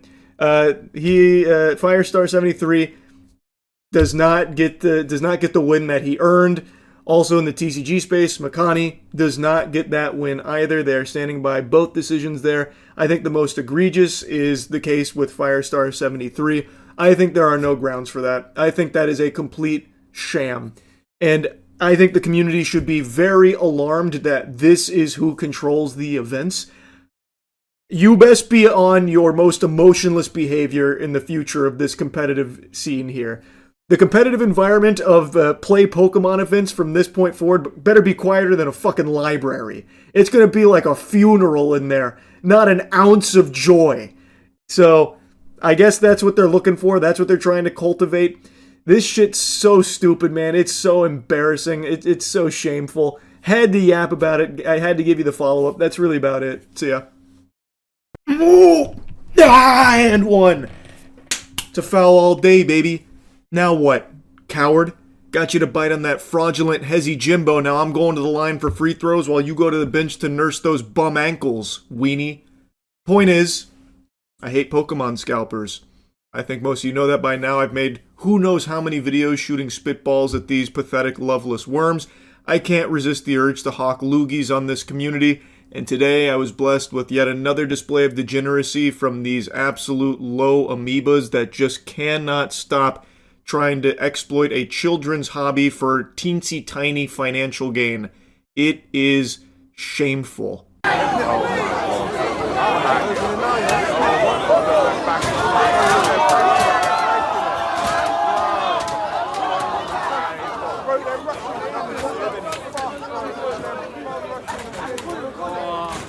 Well, Fed's doing nothing, bro. Fed's doing nothing. Should we go in? Fuck it. It's an actual thoughtless horde of zombies. So Sports Direct was having some ETBs available for the new Pokemon set Ascended Heroes, and this crowd couldn't wait. They literally broke through the barricade there. They broke through the gate in order to get in there and get their grubby little paws on some Pokemon product.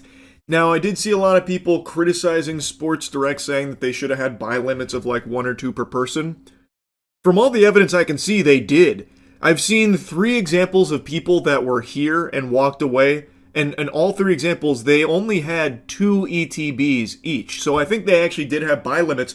But just so many people are like moths to a flame that when they see Pokemon, they just throw out every other fucking thing in their brain. Like every other neuron shuts down and only activates to go there and beat down the walls until they can get some Pokemon product. So even though there were buy limits of only 2, that was enough to have people this ballistic over it so they could turn around and sell it on Facebook Marketplace for an additional like $5 a profit. It really is just that out of control that people will react like this to Pokemon even knowing that they can only get 2.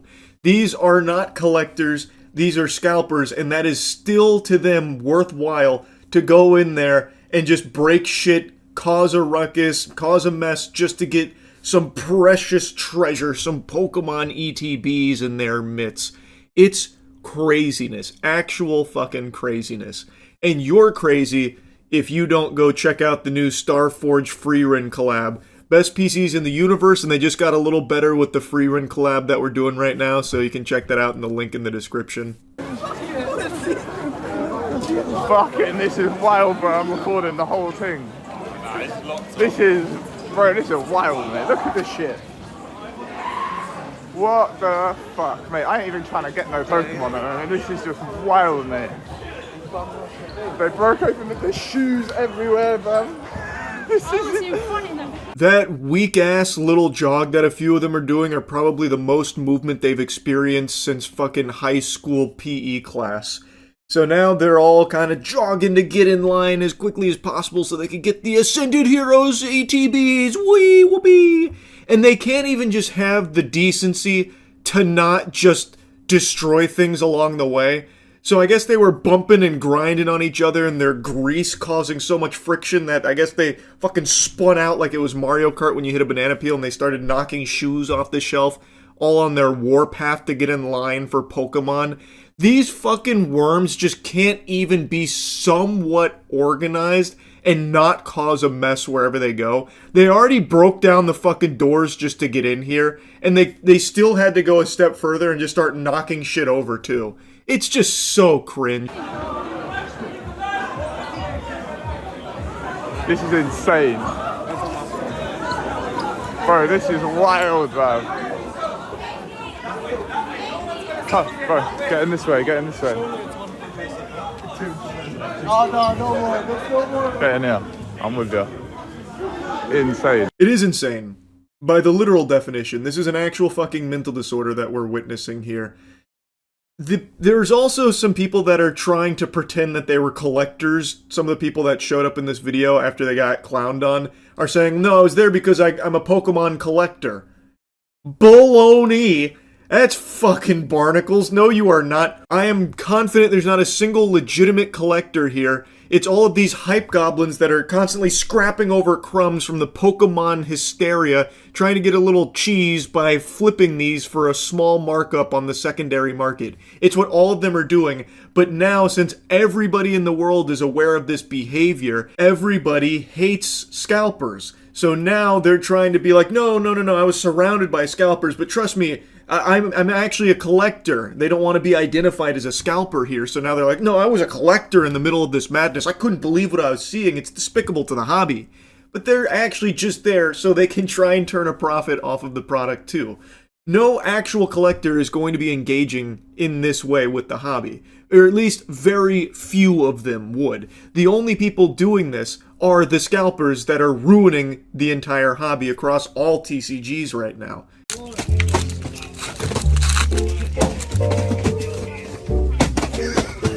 Nothing. What are you doing? Oh! Big ball show!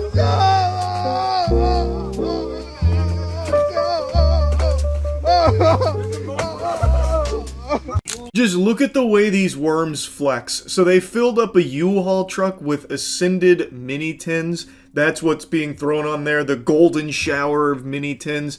And Nikocado Avocado there, the protagonist, I guess, of Trader's Shop, is over there opening some packs, not getting any hits, and then he dives into the back of more, all while normal people and children, mainly, cannot get their hands on this product. Ordinary families that want to engage with this hobby, Pokemon cards, don't really have any way of doing it without going through scumbags like this because they are squatting on the entire inventory. So what Trader's Shop here is doing is they have this massive amount of product and they're opening it to sell on their streams. And naturally, these sales are often higher than the MSRP that you would have paid had you been able to get it in an official capacity through like Target or Walmart or your local card shop. But because these fucking losers swoop in here and buy up everything they can get their fucking hands on, people then go to the secondary market like this and end up paying more than the MSRP on the product because, well, the scalpers gotta make their cheddar on it, and it's actual tiddlywinks of cheddar, mind you. Like, it's a couple extra bucks, but that sucks for normal people who don't engage with the secondary market. Like I said, kids. Kids aren't going to be going around on Whatnot and TikTok Shop and going to Trader's Shop to spend their parents' money, use their credit card to buy that product. At least, I hope they don't. They shouldn't. But what kids would do is while out shopping with their parents at like a Target or Walmart, they might go over to the card section and see Pokemon product and ask their parents if they could get some. That's how it used to be. That's how it was supposed to be. But now, because of this craze here, that doesn't happen anymore. It is entirely just these fucking greasy assholes that have taken all of it and are now hawking it on the secondary market over MSRP. So if a family wants to get their children some of this product, they have to go through them to do it, and they spend more on it. It's tragic. And people like Trader's Shop here are unapologetically just showcasing this gluttony as if it's something cool or something to be proud of. It seems like Trader's Shop is always live, so I went to one of their streams for a little bit. It sucked major ass. But the most egregious example of their greed is their just general pricing throughout the shop. Just scrolling around any of it, everything they have is extremely high. So like an Ascended Heroes booster pack from them is 15 clams, which when you compare it to listings from hundreds of card shops across the country, the average seems to be about $11 per booster pack on Ascended Heroes. But if you look at their perfect order booster box price, $320 for a perfect order booster box. If you look around any actual reputable card shop across the country going through like TCG Player or anywhere else, you can find them for $205. In fact, the highest I really see them go is $220. Yet through Trader's Shop, you're paying $320? Am I understanding that correctly? Holy shit, their greed is even more despicable than most other scalpers I see. And yet they still have the gall to make one of those videos when you get no hits out of your Ascended packs with a fucking U-Haul full of Ascended Heroes mini tins. Holy shit. This is gross. Anyway, I hate this garbage. Wanted to yap about it. That's about it. See ya. When I say Hollywood, what's the first thing you think of? These days, probably not films. I got a hunch that you probably immediately think of like evil or terrible, terrible people that have been implicated in a lot of really bad things. Because it seems like Hollywood is kind of a cesspool of some real, pardon my French, jerks, you know, that have done some awful shit. But what happens when a movie gets made without Hollywood's blessing? Well, sometimes it just doesn't go super well. It's pretty rare for a fully financed, independent, self-distributed production to actually have like a big box office performance. It's very rare. And in the case of Iron Lung, it is doing something very unusual. This is a fucking unicorn out there. Iron Lung, which is Markiplier's debut film here, his directorial debut, has already done over $20 million in the box office and has been the #1 movie through the weekend. And this is a fully self-financed, self-distributed film. And he is not the first YouTuber to make a successful movie. So, like, for example, Raka Raka. They've made 2 heaters. Absolute slappers. I tell you, Raka Raka, I think, are some of the best in the business right now. Bring Her Back, Talk to Me. I think they're some of the best in the horror business right now, and they are YouTubers. They, however, do work with A24, so they're a little bit different than Markiplier's case here. But still, they are independent filmmakers and extremely talented. Markiplier, though, I do believe has done something extremely unusual, though, by having actually no A24, none of that involved in this process. Which is why what it's doing right now, I think, is something very interesting that I want to yap about. And I know, I think it was yesterday or maybe the day before now, when it was climbing up the box office and it reached #2, it had apparently mysteriously vanished. I know Markiplier did a stream where he was talking about it, about how, you know, these fucking vampires out there in Hollywood must not be super pleased about Iron Lung's performance beating out some films, so they must have just taken it off, you know, fucking snapped it away, banished it to the Shadow Realm so people can't see that. Now, of course, he didn't use those words. I'm, of course, adding a bit of colorful commentary into his actual sentiment there, but he was talking about how it is weird that Iron Lung isn't being reported when it was the second highest grossing film at the time. It has since been reinstated on the public charts, but that was a bit of a wacky hiccup, huh? Really makes you think. It's almost like these suits, these zombies at the top of the food chain, probably don't like that a YouTuber just came in there and ate their lunch. Iron Lung had a reported budget of about $3 million, and let's be honest, not really a marketing budget. Markiplier just talks about it sometimes. That's the marketing expense. It's pretty negligible in the grand scheme of things, I would imagine, compared to major blockbuster productions. So this movie is already doing extremely well for Mark and the team, a team that no doubt has poured countless hours and passion into this project. And regardless of how you feel about Iron Lung, it's still something that I think most people should look at and celebrate, that a film like this is doing so well. I made a review on Iron Lung. Overall, I liked it. I had a lot of nice things to say about it. It's not a flawless film, and I don't think it's a film everyone's going to like either. It does have flaws. But I am delighted to see that it's doing such big numbers here, kind of going a little bit Insano style in the box office, because I think this sets a nice precedent that you don't always need to suckle on the bosom of Hollywood or established studios or distributors or something like that in order to get a passion project made.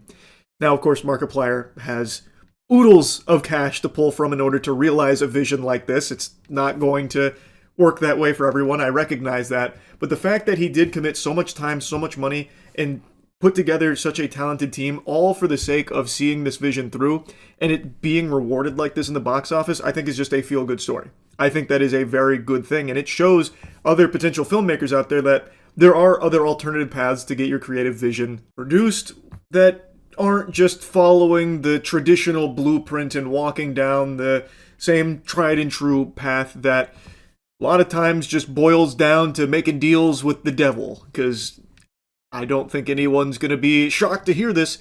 Hollywood's not really a great place overall. Shh, don't let anyone hear you say that, though.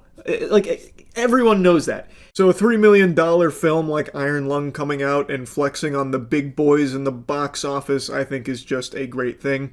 And I know it hasn't been without controversy. Like, I know the critic reviews on Rotten Tomatoes, they've been taking it to Pound Town here. They are no Iron Lung fans, that's for sure. Especially IGN.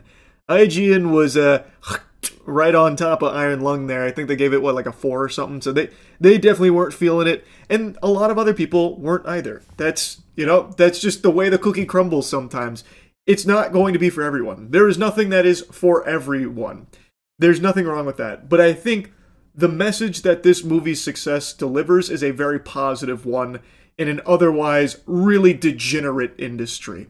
Now, that being said, I would not be surprised to see these Hollywood parasites take notice of this and then try and recreate this lightning in a bottle for themselves, a little corporate greed where we might start seeing a few movies hitting the theaters that are just really lazy cash grabs that have big influencer names attached to them as the draw and the marketing arm for these projects, all for the sake of just trying to make cheap shit to turn a little bit of a profit off just using the influencer's name as their marketing tool.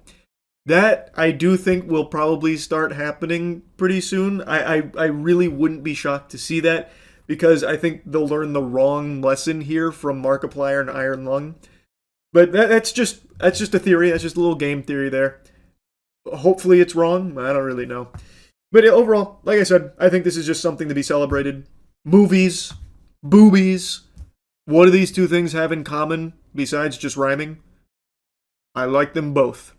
So I like to share this story of a pretty cool thing going on with movies. That's really about it. So yep. Mind's Eye is the gift that just keeps on giving. And by gift I mean coal. Like if Santa brought you a lump of coal under your Christmas tree because you were naughty.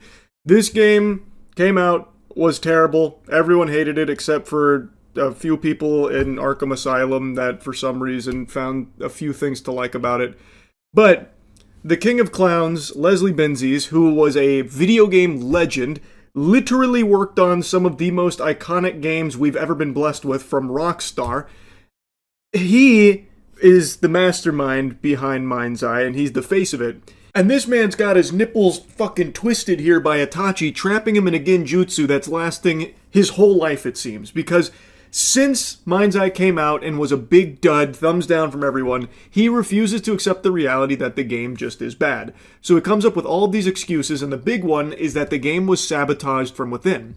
And now I just learned that his company is engaged in a lawsuit from employees that allege that they installed spyware onto all of their devices that was recording conversations, keystrokes, everything, because of this douchebags like crazy paranoia, it seems. And he still, to this day, will not let it go. He still believes that the game is a masterpiece and we just can't understand it. And he is so convinced that Sabotage is the reason why it has bad reviews that he just farted out a DLC for Mind's Eye, which, mind you, not a single soul on this planet was salivating for. No one wants more Mind's Eye. Please, God, put it back. But he released a DLC for Mind's Eye called Blacklisted, based on the true story of how Mind's Eye, the game, was sabotaged from within. So it's a game about what he believes happened with Mind's Eye, where people, saboteurs, were at work, the puppet masters. And he actually even uses real employee names as villains in the DLC, apparently. Fucking diabolical.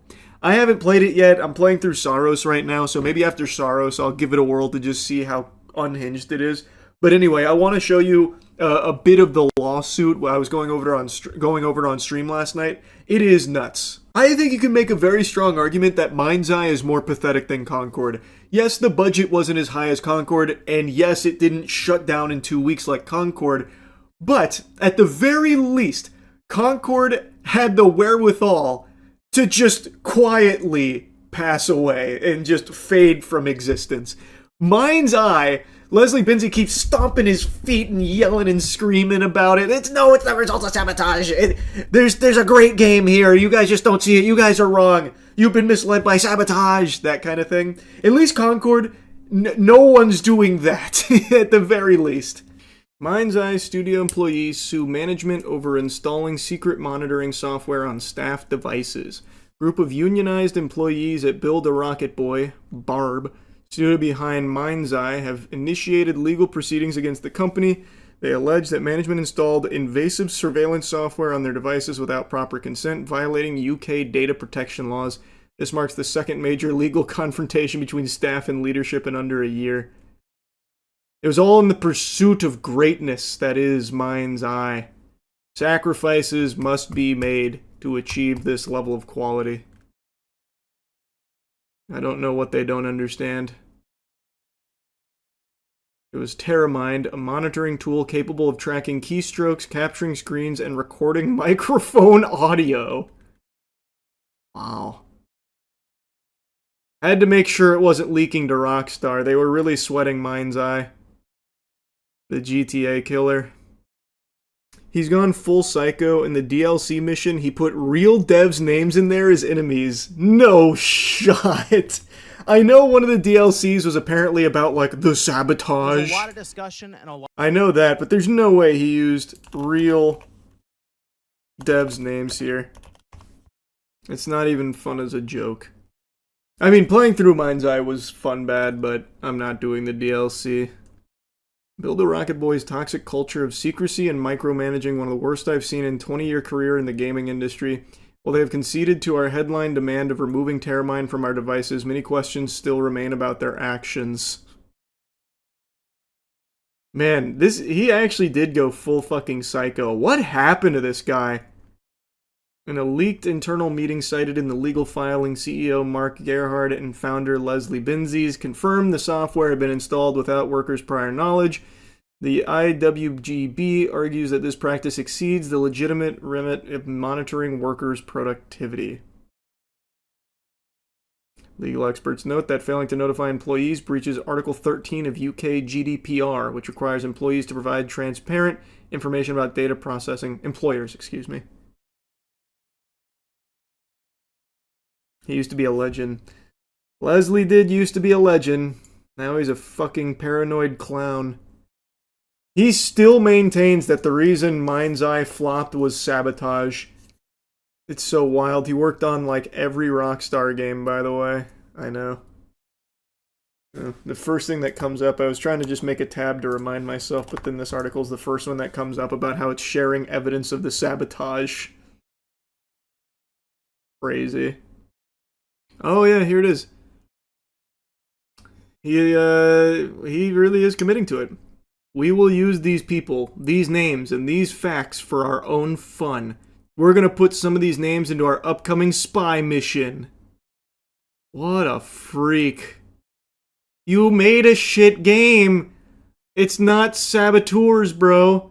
Your game is ass. Holy delusion.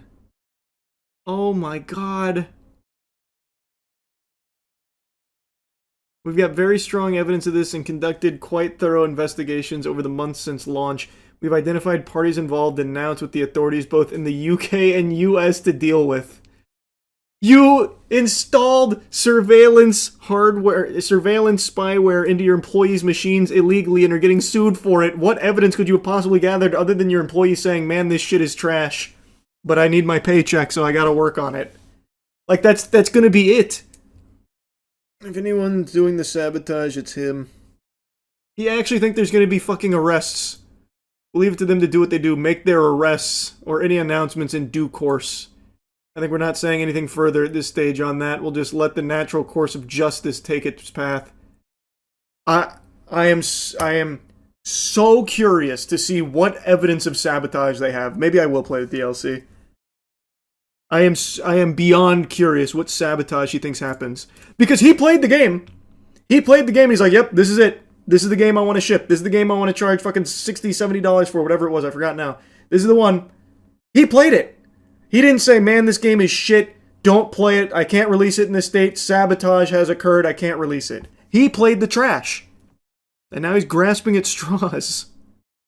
You play Kingdom Hearts for the gaming channel? Maybe 1 and 2, but I'm never touching 3 again. 3 is terrible. It's the mind's eye of Kingdom Hearts. So I decided to look at a Let's Play for Blacklisted just to get an idea for what they were going for here and how it tied into the story they wanted to tell about their perceived sabotage, which again, I have seen no proof of. Leslie Benzie has hinted that it was Rockstar sabotaging them from within. He said that, hinted at that previously, like alluded to it. But I've seen no evidence of anything, not even an iota, not even a morsel of evidence to confirm that theory. The game's just bad. Like, full stop, it's just bad. And they had to have known it wasn't very good before they shipped it out, but they still shipped it out with all of its problems. But anyway, I'm getting sidetracked. I checked out Let's Plays for Blacklisted, and it's only like 30 or 45 minutes long. There's one guy beat it in 31 minutes, someone else beat it in 45 minutes. I thought it was going to be a huge content drop, but it's not. It's like a tiny tiddlywink here. Granted, they also did like some bug fixes to the base game, but the way that this was portrayed, I thought this was going to be like a, multi-hour, mission that goes through this elaborate story of sabotage. And from what I was watching, it like doesn't even really do that either. It like loosely says this company is being attacked from within as well, from a ring of rich saboteurs. And then apparently there's even like a jab at Rockstar buried somewhere in there, but I haven't found that. I've just seen people claim it. So I don't know if that's true or not. But from what I was watching, it doesn't even really touch on anything that Leslie Benzies has alluded to with the sabotage. So the whole thing is a fucking mystery to me. I don't know what is being smoked over there by Leslie, but it's some strong stuff. Anyway, I had to yap about this. I might try the Blacklisted DLC after Saros. We'll see. If I think it could be fun bad, I'll give it a whirl. But anyway, that's really about it. See ya. Big Arch Burger for the big boys. It's McDonald's new item. The CEO seems to hate it, but maybe we'll like it. I think it's going to be very mid. But no, he said how much he liked it. He's now done 3 extra videos since then. I don't know if you guys have seen that. Oh. He is desperately trying to, like... Fix it? I wouldn't... Not even really fix it, but he's like, I don't know, trying to make up for the blunder. I think you said this. I don't know if it was in a video or just to me the other day, but you said, why post it? Right. Yeah, exactly. Like, they could have just looked at it and been, what if we just re-recorded and you actually eat it? Like, hey man, bite was a little small, didn't look super happy. Do it again, this isn't live. Like, well, he's probably just so busy going back through the drive-thru to get another one. Right, he wanted to get done with the video so he could just keep going through testing the system. No, this is gonna end with him in tears with another one, just like, look, as he stuffs the whole thing in his mouth. It's just a fucking. Maybe it'll be like Squidward and the Krabby Patties. It's all gonna go to his thighs. and then you explode. It is, but his other ones. So like recently, he did one where he's getting asked questions. I'm guessing by like employees or someone. He's like, "How often do I eat at McDonald's?" All the time. At least 3 to 4 days a week, actually. You think I don't eat there all the time? Yeah, He just keeps reiterating that he loves the product. He's like, this product. Now this is how you do a product. He doesn't. He like hesitates to call it food. He really does. Well, legally he can't. That's a joke. That's a joke. I also. It is McDonald's. As the CEO of McDonald's, you don't have to claim you eat this every day. You should actually be like, maybe don't eat our food every day. It's not the healthiest thing in the world. Are you kidding me? That would be a death sentence. Oh, that would be him. terrible. God he forbid. actually literally can't say that, or he'd probably lose his job True. overnight. God forbid you fucking speak some truth. But it's like, I don't know why I set this out like this was our plate. I'll put it on here now. I will say, face value, that's a big burger. Wait, we haven't said what this is yet. This is the Big Arch Burger. It's the Big Arch Burger, which I think is what? Cheddar cheese, pickles, it's onion. white cheddar cheese. Oh, I didn't know that. But it's pickle, onion, lettuce. I think that's 8 pounds of beef on a poppy sesame something. That is bun. crazy. Is this supposed to be the new Big Mac? Because when I was getting it, it says limited. Like this isn't. This is the Big Arch, not the Big Mac. They both can exist. But I think what Danny's saying Like, is this supposed to be a staple? Yeah, is this going to be like the new big menu item? I don't know. I think it's like the McRib, but almost edible is kind of the design philosophy. I think it also depends on how much sells and how much people like it. Because if people are like, best thing you've ever made, it's here to stay. Exactly. Can you imagine the fucking CEO eating a McRib?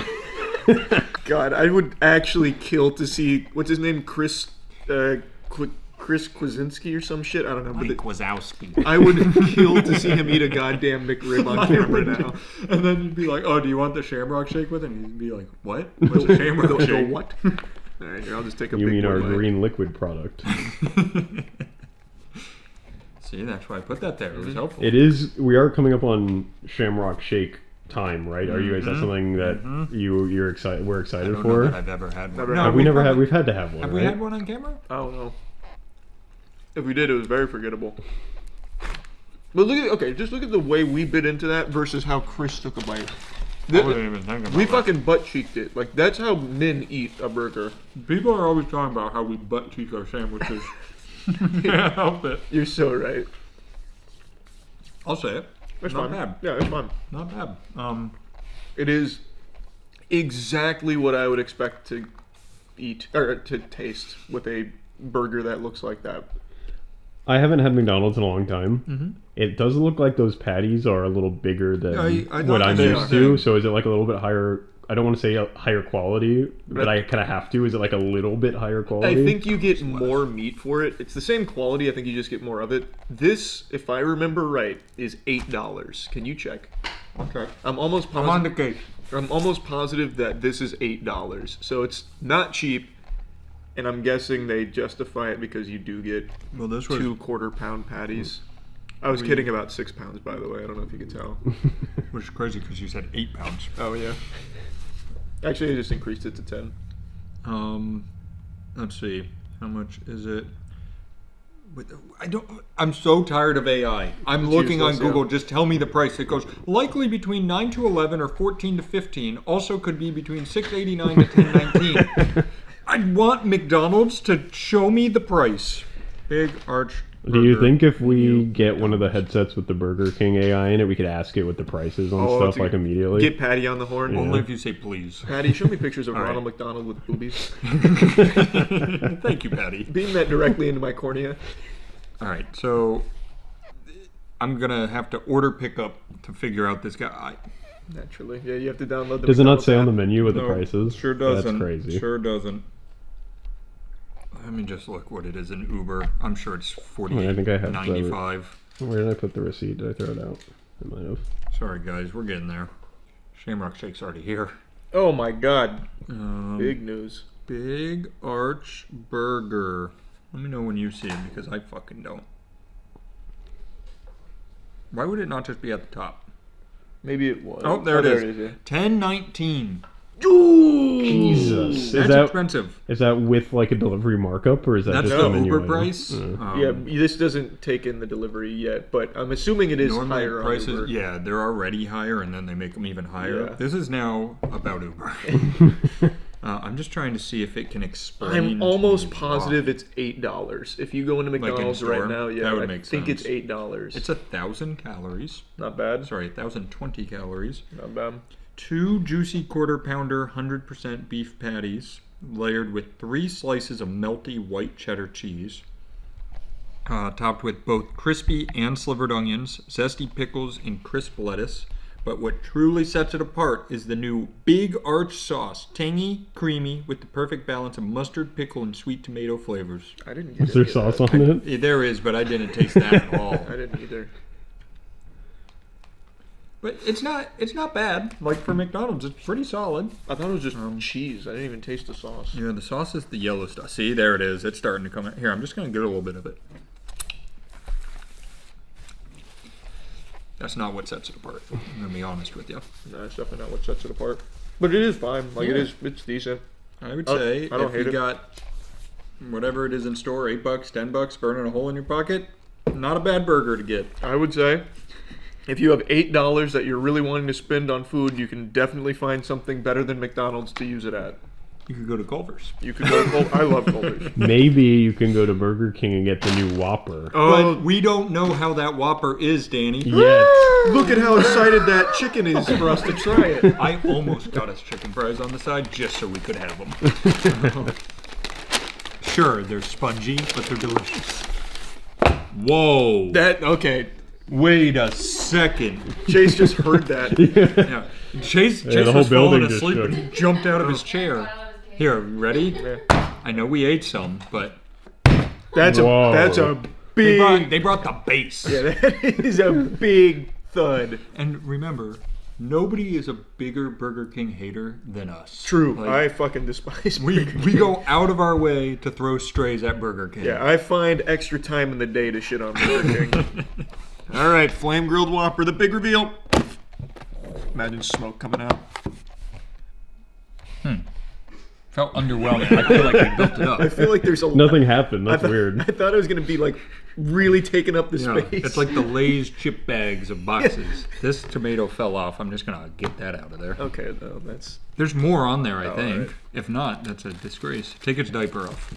Yeah, let's get him nude. Oh boy. Oh boy. Oh boy. How much was Do they this? normally come with the diaper? Is that a new thing? That's a new thing, I think. Yeah, they're becoming a high class establishment. So 1 patty, Yep. less than 2, notably. Less than 2, which McDonald's had how many slices of cheese? Because this had 3. What's new about this Whopper? I have no idea because apparently they didn't change the meat. The bun I know is new. They changed the bun. Thank God they've got to the root of the problem. And they say more pleases and thank you thanks to Yep, AI Patty, Patty. the AI assistant. Also, I'm pulling up the price to compare. Yeah, I bet this is cheaper. Yep, $7.19 for the Whopper. Thought so. What is new? What's new about the new Whopper? I know the bun is the big one. I don't think there's much else. More premium, softer bun with a shiny glaze. Better tasting, in quotes, better tasting, creamier mayonnaise, and most notably, a cardboard clamshell box instead of paper wrapping. That's the change. We were impressed with the box. So the I'm gonna be box The honest. was difference is the box, the bun, and the mayo. Well, when you strike perfection with the Whopper, there's only so much room for improvement. They are doing everything they can not to fix it. Wow. All right. Well, here I go. Sir, what do people hate about this Whopper? Everything, The box. especially the meat. Let's change the box. People aren't ordering it because the box isn't cool. That's soft bun. The bun is better. It really is. It's a lot better. There's one glaring issue here in this burger.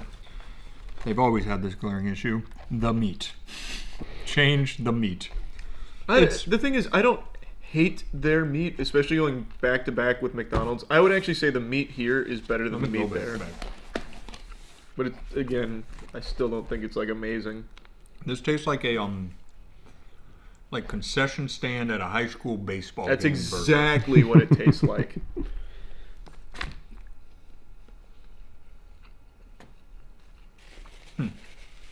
Thoughts?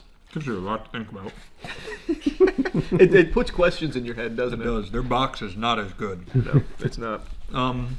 I would eat this over that, personally. You don't have to agree. You could eat this over that. Over this. I'm kind of torn. I think the meat here is better. I like the bun here more. I think this is overall tastier, though. Here, let's really get down to the nitty gritty. Rip me off a piece of their meat. Oh, smart. A direct head-to-head. Exactly. You don't see this often. I don't think I got any of their mayo on my bite. Well, that's because it's so premium they can barely put any on. Yeah, it's too They'd run expensive. at a loss.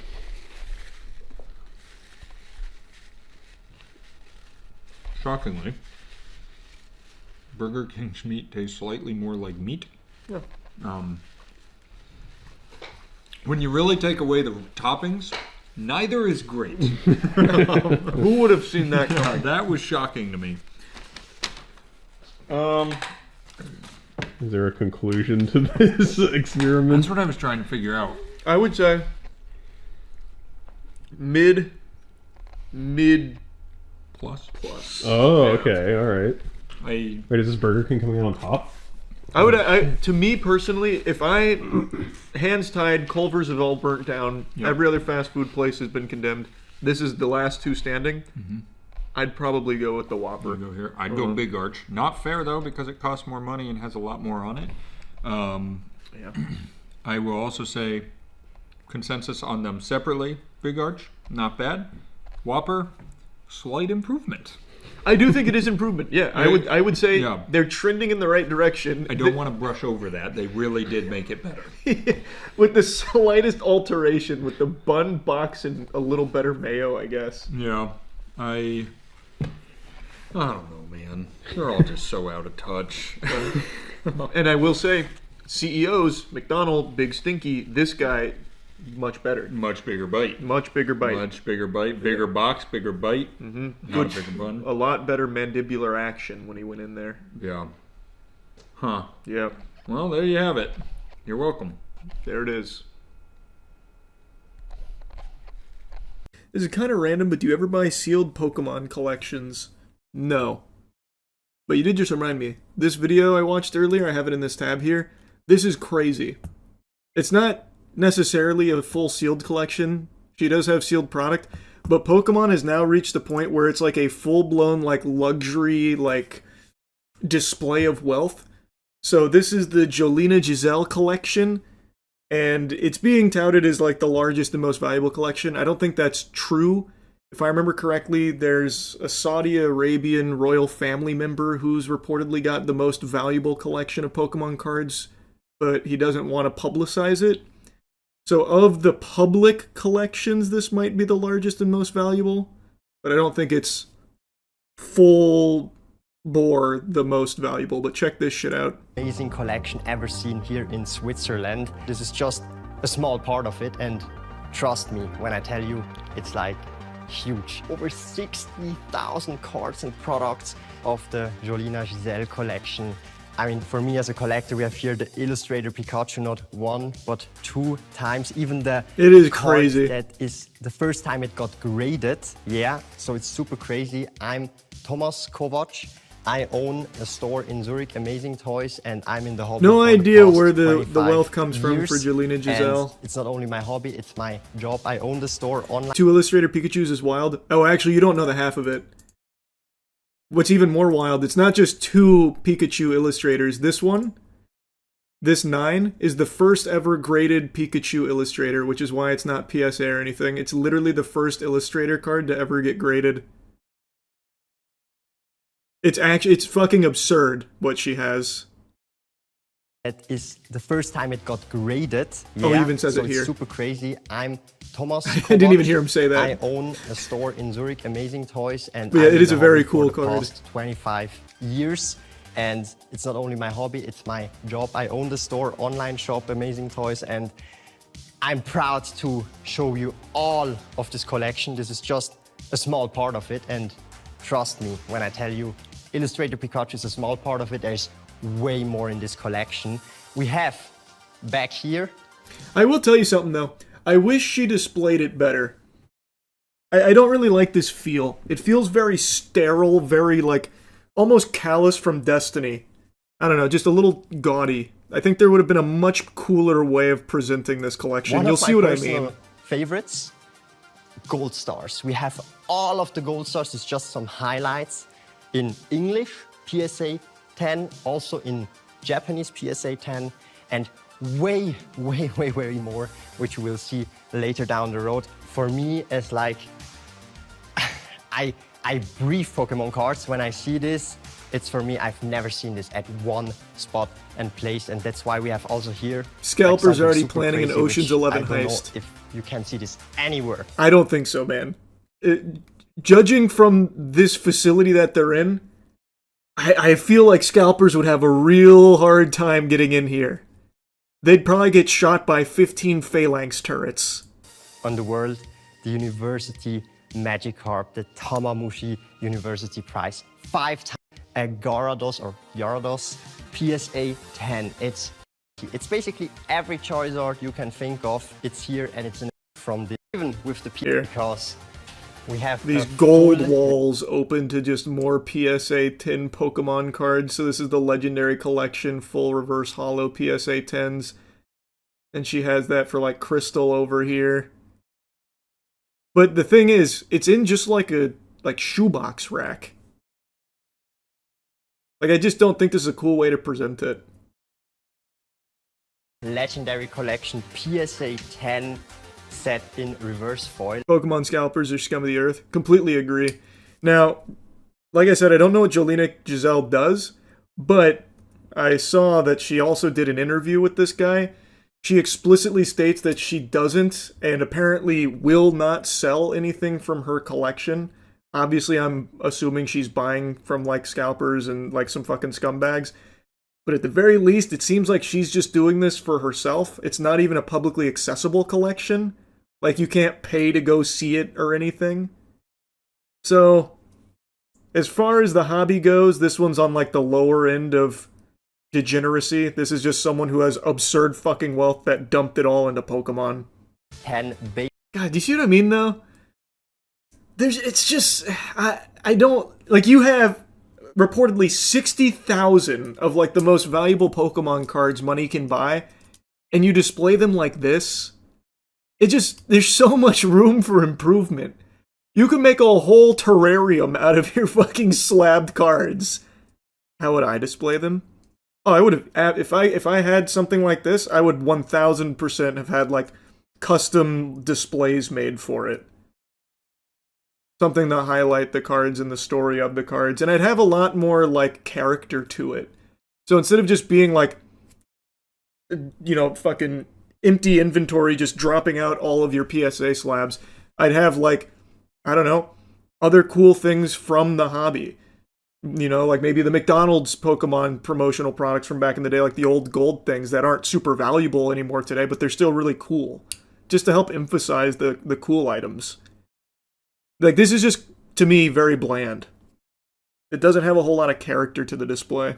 You're just asking for scalpers to steal it at that point. Oh, I'd never do it. I mean, I don't have anything like this. I'm just saying, she is clearly in a position where money is no longer even a tangible thing. It's now just infinite unlock. She can do anything.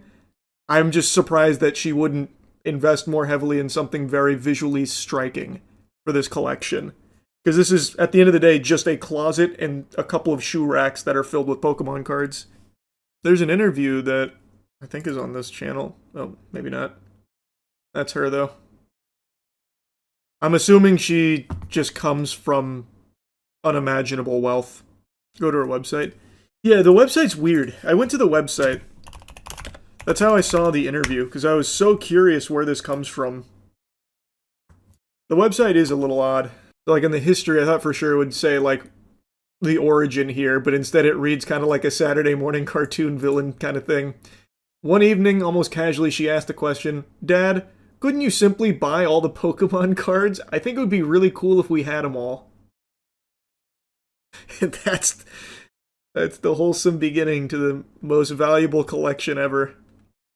In her words. I don't think it's the most valuable collection ever, but it's the most valuable publicly displayed collection. Jolina, thank you for having me here. I've already saw part of the collection, so I'm very happy that I can see it, and it carries even your name, and it even more has like a story from your childhood. So can you tell us a bit about the story of this collection and how it came to be?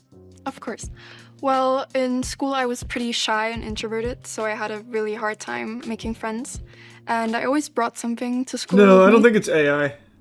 If this was AI, I would be beyond shocked, because this guy, from everything I can see, is legitimately someone that owns a TCG shop, is in the community.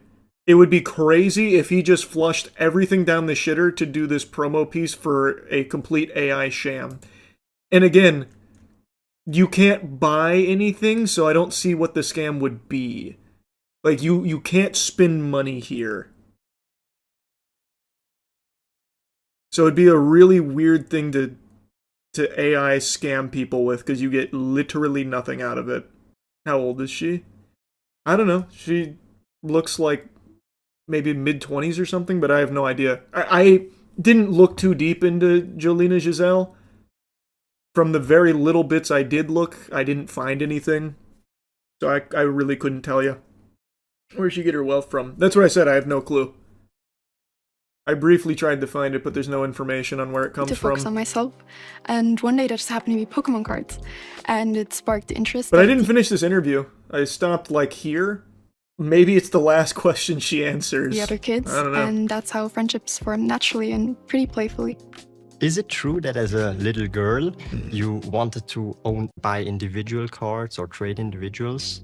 Unfortunately, no, because we like to keep the collection together, because that's what makes it so special. And if we were to sell it, only as a whole. So, and why share it now to the public that this collection exists, which is basically for me also once in a lifetime?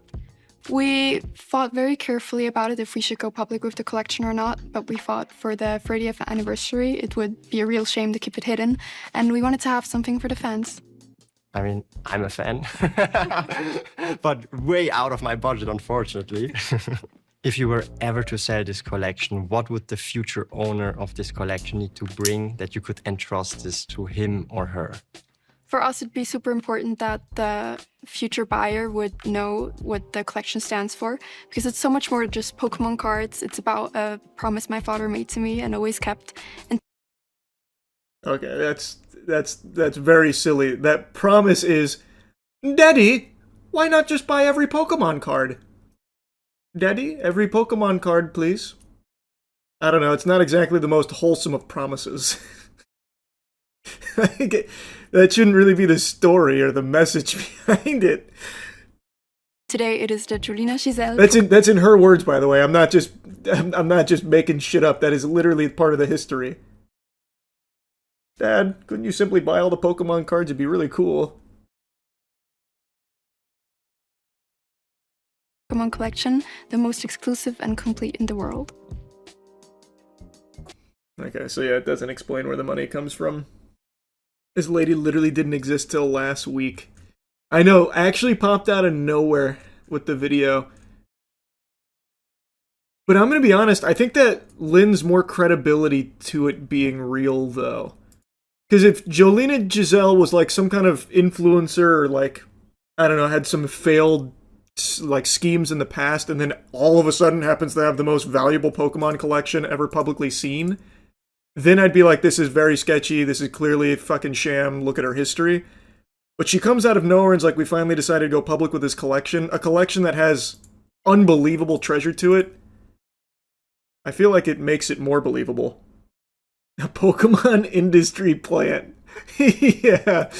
Actually, that would be pretty big brain. Because this is very clearly designed, like almost like a ChatGPT template for turning Pokemon into like some kind of Louis Vuitton like accessory, like a luxury fashion type thing. Or actually more appropriate to liken it to watches. It's designed the same way they would design like luxury watch spaces. So it could be, you know, maybe Pokemon's trying to make a play like, we need more Jolina Giselles out there with collections like this. How much would you guess the collection is worth? Haven't seen all 60,000 cards, but everything that's visible here, I think it's easily north of 20 million, probably like 25 million. This Pikachu illustrator alone is probably already like 3 by itself, and she's got 2, but this one's going to be more than this, because it's the first ever graded one. I feel like the story's real, she's real. The bigger question I have is, who is her family? Seems suspicious with how secretive it is. I would love to know. Yeah, I'm in the same boat. It's very fishy. There's only like 20-something illustrators, right? Yeah, I don't remember the exact number. It might actually be 20. Let me see.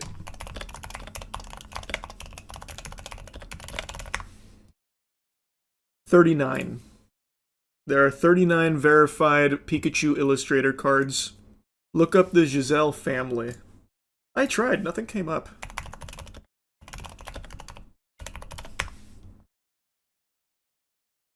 Because, like, when you look up Giselle, this is what I saw earlier. When you look up Giselle family Sweden, the first thing is Sweden charges man for selling wife to 120 men. And I was like, well, that's peculiar behavior. But it's definitely not her family. I couldn't find anything on the family. The dude on the website posing as a Swiss actor, though. Oh, this guy, who I assume is her husband? Or maybe boyfriend, I'm not really sure. They're Swiss, not Swedish. I thought they were Swedish. Is it Swiss? Doubt this will help us figure out who this family is, but you are correct. Kevin Lutolf is a Swiss model, and that is absolutely him there. He is not a small model either. Wow, actually very popular. Her dad worth at least 500 mil, because ain't no way he's giving his daughter 25 like that if he isn't. Oh, I mean, I think it's very... Brother, that's just the collection alone. This room... Like, just look at this room. This room alone is probably in like a fucking $30 million mansion. Like the chandeliers, the glass, even just like the cupboardry, like all of it is very clearly an extraordinarily expensive mansion. There's a second floor up here that's just gaudy gold.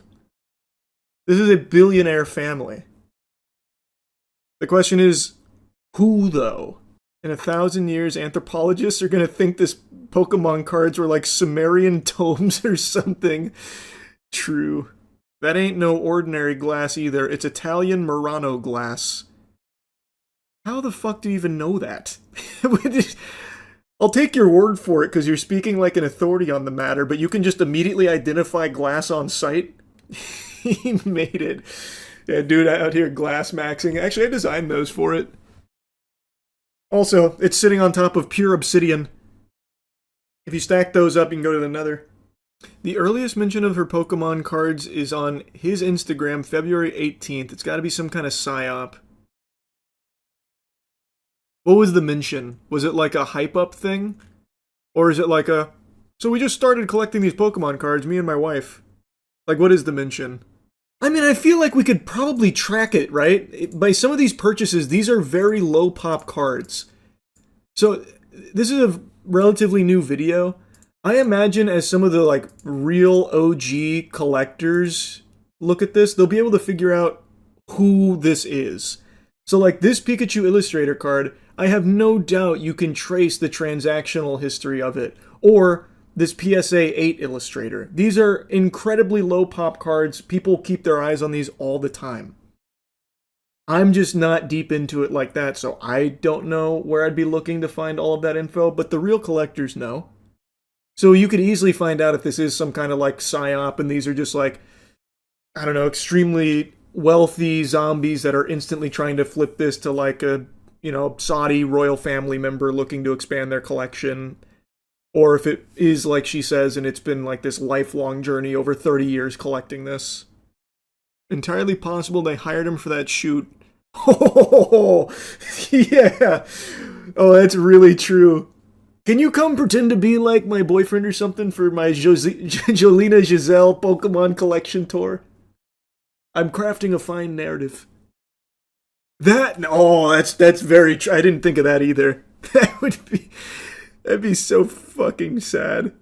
Jolena apparently did an interview on a Pokemon forum where she said the collection doesn't belong to her, it belongs to her father, who wants to remain private. She also said her family is not rich, they've just been collecting cards for over 10 years. Wait, where's that forum? I've got to see that. That's the biggest fucking load of barnacles I've ever heard. Family's not rich, just been collecting for 10 years. Golden Mansion, by the way. Even 10 years ago, by the way, these cards are still hundreds of thousands of dollars. Pokemon blew up recently, but these are still extremely expensive cards 10 years ago. What forum is that from? I want to take a peek. Oh, this is new, too. Oh, is this in response? Oh, this must be in response to the video going up. No confirmation that this is actually her, but I guess still read it. Hi everyone, so sorry for the delay. We've been so overwhelmed with everything, but now I'm finally here to answer your questions. Guinness World Record, would you apply? Yes, technically we could apply. We've decided not to. It's a long process. We also don't want to take a title away from anyone. To be honest, we're also just not that interested in it. What matters to us is sharing the collection with the public, as many collections like this stay hidden for years. Guinness World Records are pretty meaningless anyway, to be fair. I could buy that. Where's the collection from? Is this about money? We're honestly just a normal family from Switzerland. Nope, not true. Very, very, very rich. I don't know why she's trying to pretend otherwise. This collection didn't come from being some super creepy rich family, but from a lot of time, dedication, and consistency over many years. Of course, it costs money, but most of the cards were bought a long time ago, long before they reached the values they have today. That being said, I know I'm very lucky. My parents have always raised me to stay grounded and humble. They both started with very little and worked really hard for everything they have. So for us, this was never about money at all. It was simply a shared passion for Pokemon, and we never expected it to become this valuable one day. So when I first asked my dad if we could collect all the Pokemon cards in the world, I had no idea what that actually meant. I wasn't aware that Pokemon cards could be so expensive. I was just a 10-year-old completely obsessed with Pokemon, and somehow that obsession ended up taking over my dad as well. Why Pokemon? Seems like she's telling the same story that she told in that interview about helping her make friends. About her favorite Pokemon. Okay, here's something interesting. We've had the collection for a bit more than 10 years. And although Pokemon is still huge and pretty emotional part of our lives, we feel like we would be ready to pass it on to someone else. Okay, hold on. That being said, we would only sell it as a whole. A collection like this took an incredible amount of time and effort to build, and we don't want to break it apart. But of course, my own personal cards are something I will always keep, and I'll share those very soon. Alright, now it's looking significantly more fishy. They've had this collection for only a bit more than 10 years. That kind of flies in the face of like collecting it for a long, long time. Again, these cards are still...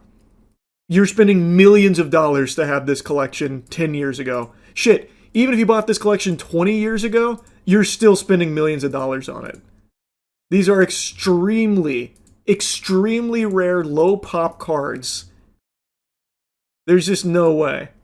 And it's apparently 60,000 cards. So now it's seeming like they are looking to try and find a buyer for it. Which to me is probably the impetus for why they came forward with this collection video at all.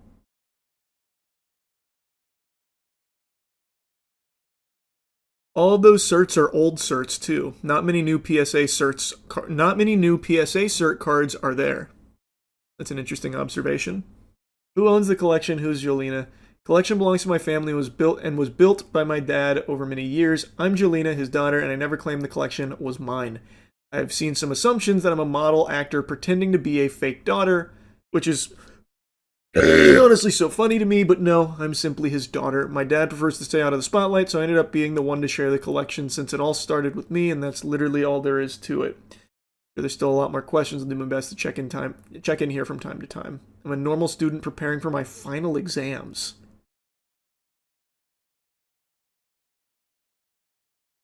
Huh. I don't know what the Reddit stuff is that she's referring to here. You think the cards are fake or just the story? The cards are not fake. I truly don't believe the cards are fake because, again, you can check the certs yourself.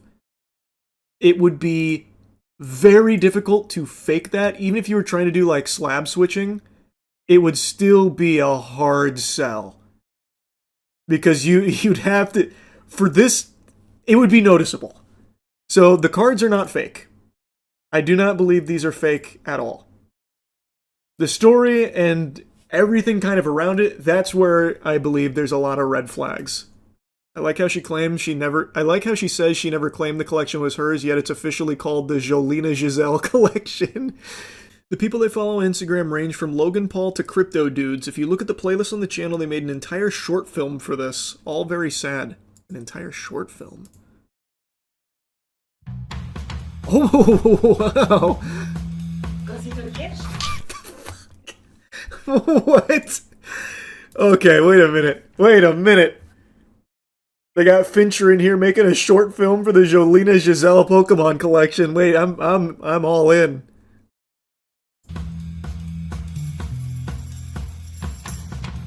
On action.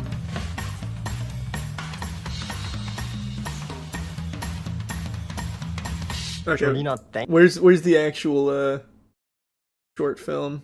This is just behind the scenes. Oh, here, let's see the trailer. Maybe that's the short film. Robbery.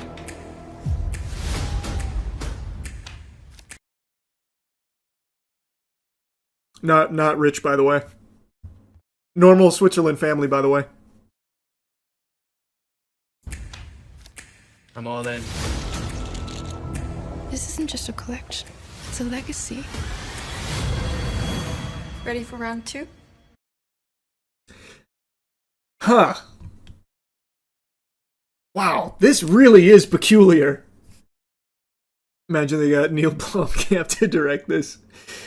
That'd be cool. The energy on set, it was so much fun, and especially during the robbery scene, Kevin and I laughed all the time. It was so funny.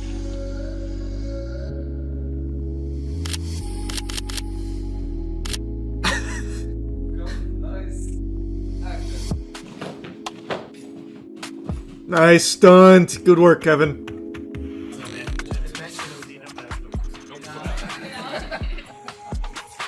So this is definitely just her house. I was wondering if this was going to be like a set or something. Like this is just the house they rented for the sake of this short. I think this is actually just her residence. If you're that rich, why even sell the collection? If you're that rich, why sell the collection? Brother, more money. What, huh? Money, bro. What? There's still a lot of money out there that they don't have. It is weird. But again, like, I don't really see the fucking point. All of this to appeal to some crazy, gigantic turbo whale out there to buy their collection.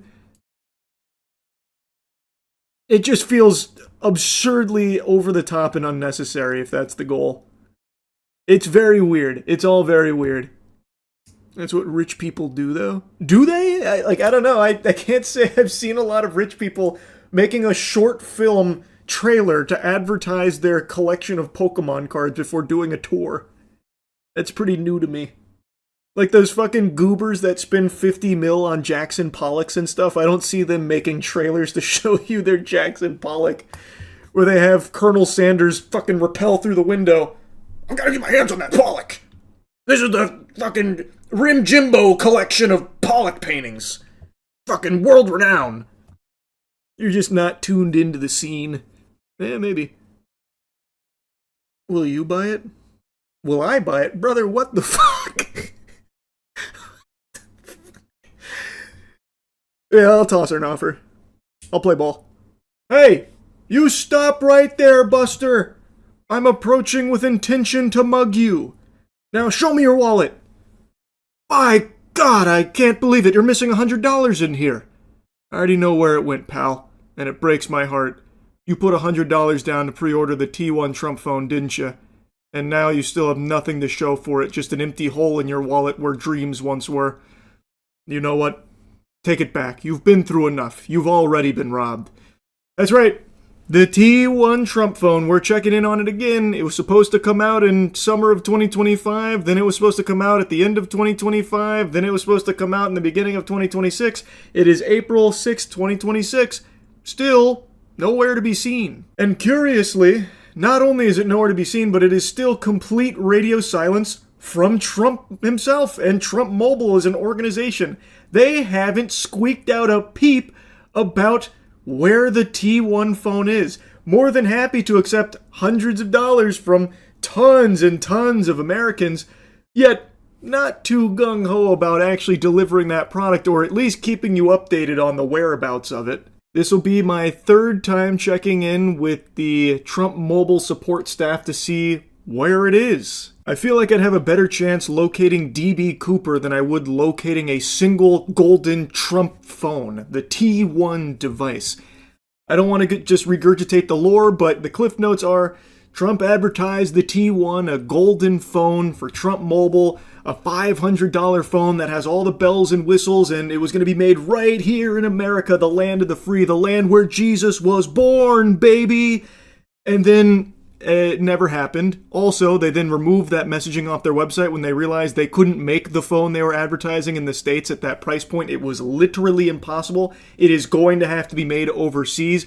All phones like this are overseas. It's just not possible to be made here. So they had to completely strike that from their website that it was American made. Now they tout that it is American proud design. It is a proudly American design as opposed to American made. And even still, it doesn't exist. I have not seen a single piece of evidence to confirm that there is actually a T1 device anywhere on this fucking planet. I don't even think God could get his hands on one right now if he asked. Which is extremely shocking to me because I thought for sure he'd do the classic Trump thing of just grabbing some dog shit from China and drop shipping it over here for a huge markup. But he's not even doing that much. Not even doing like the bare bottom tiddlywinks of providing a product for money. Like with the Trump Bible. The signed Trump Bible that, $60 up to $1,000 if you want like the inside cover signed by Trump. Those are made in China for $3 a pop and sold here for $60 to $1,000. I was expecting something similar for the T1 device here, but not even that is on the plate. So anyway, this is going to be my third time checking in with support to see where it is, because when I called them a month ago, I was assured by the customer support representative that they were shipping at the end of the month, March. That's when the phones were coming. End of March. It's April now. Still no phones. Still no pickles. And I can't find anyone out there that has one. So, let's give them a ring. Let's get them on the horn and see what the holdup is. Well, last month when I called about my Trump Mobile device, the support representative told me that it would be ready at the end of the month. But they missed that window. I'm assuming something went awry with UPS, so it's probably on its way, but I just want to double check. Thank you for calling Trump Mobile. For English, press 1. Para Español, oprima el English, número dos. please. Press 1 to open a new Trump Mobile account. Otherwise, press 2 for support with an existing Trump Mobile account. That's me. Thank you for calling Trump Mobile. Your call is very important to us. To ensure the highest level of customer care, this call may be recorded for quality control and training purposes. Please hold, and our next available representative will be with you shortly. You can also visit our website at www.trumpmobile.com to apply for a new account or access your personal account portal. All right, now we wait. They're not even piping in the waiting music this time around. Hello, this is Michaela with Trump Mobile. How can I assist you today? Hi, yes, I just wanted to check on the status of my Trump Mobile device. Hello? Hello?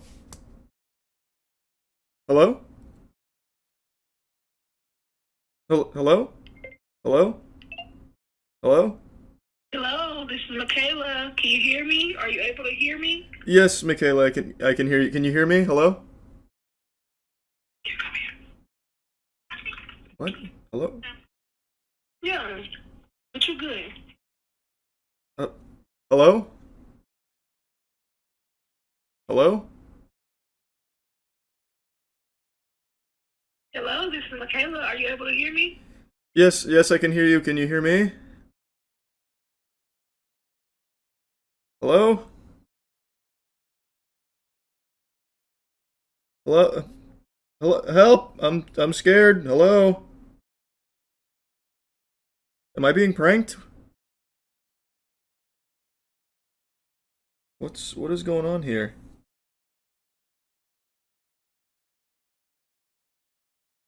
Should I call back? Hello?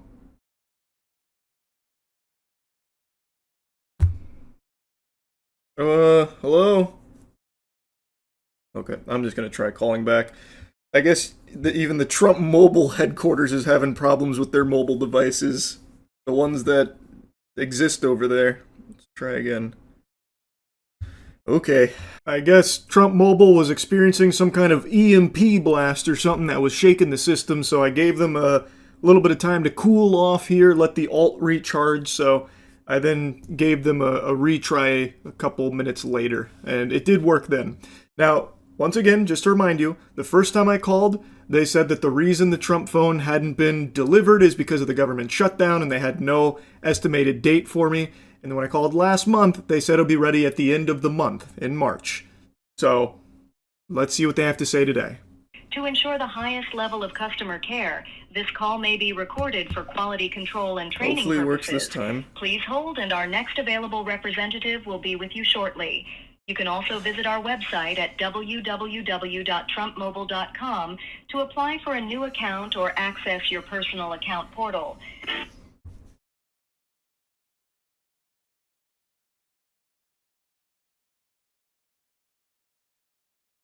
I think it's going to happen again. Hello, thank you for calling Trump Mobile. This is Sheena. How can I assist you today? Hi, yes, I was calling to check on the status of my order.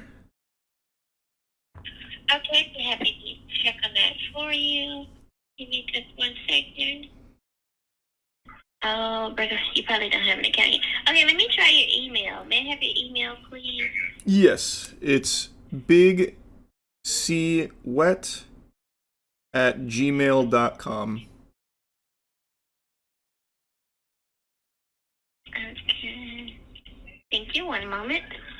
If it's causing a problem, I'm just more so checking to see when the phone is supposed to be shipping. I'm just... Yeah, the majority of the phones have not yet shipped. It's gonna, they're gonna pretty much start shipping at the end of this month, but none have shipped as of yet. But that's, I don't mean to be rude, that when I called... I was wanting to check. When I called last month, the representative told me it'd be the end of last month. So are the phones shipping? Like actively shipping? Yes. They, and then their second batch, they're stating that they're going to be shipping like towards the end of this month. So if you haven't received it yet, then yes, you probably would be part of that shipment.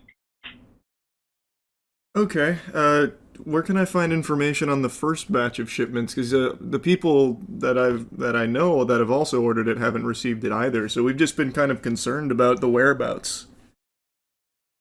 Yes, sir.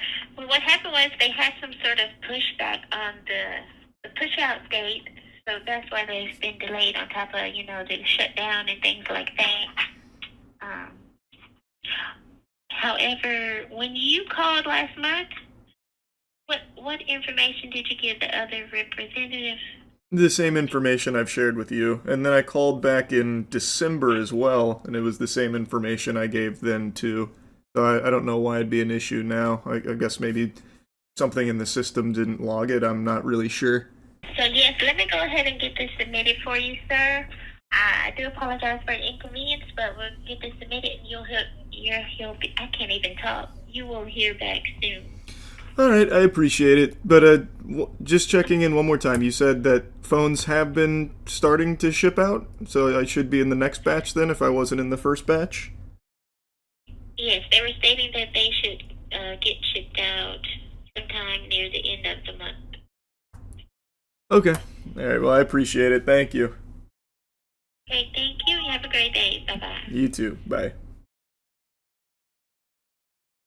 Very curious to see if they actually will reach back out in 35 business days about fully setting up the Big C Wet account. That would be fascinating.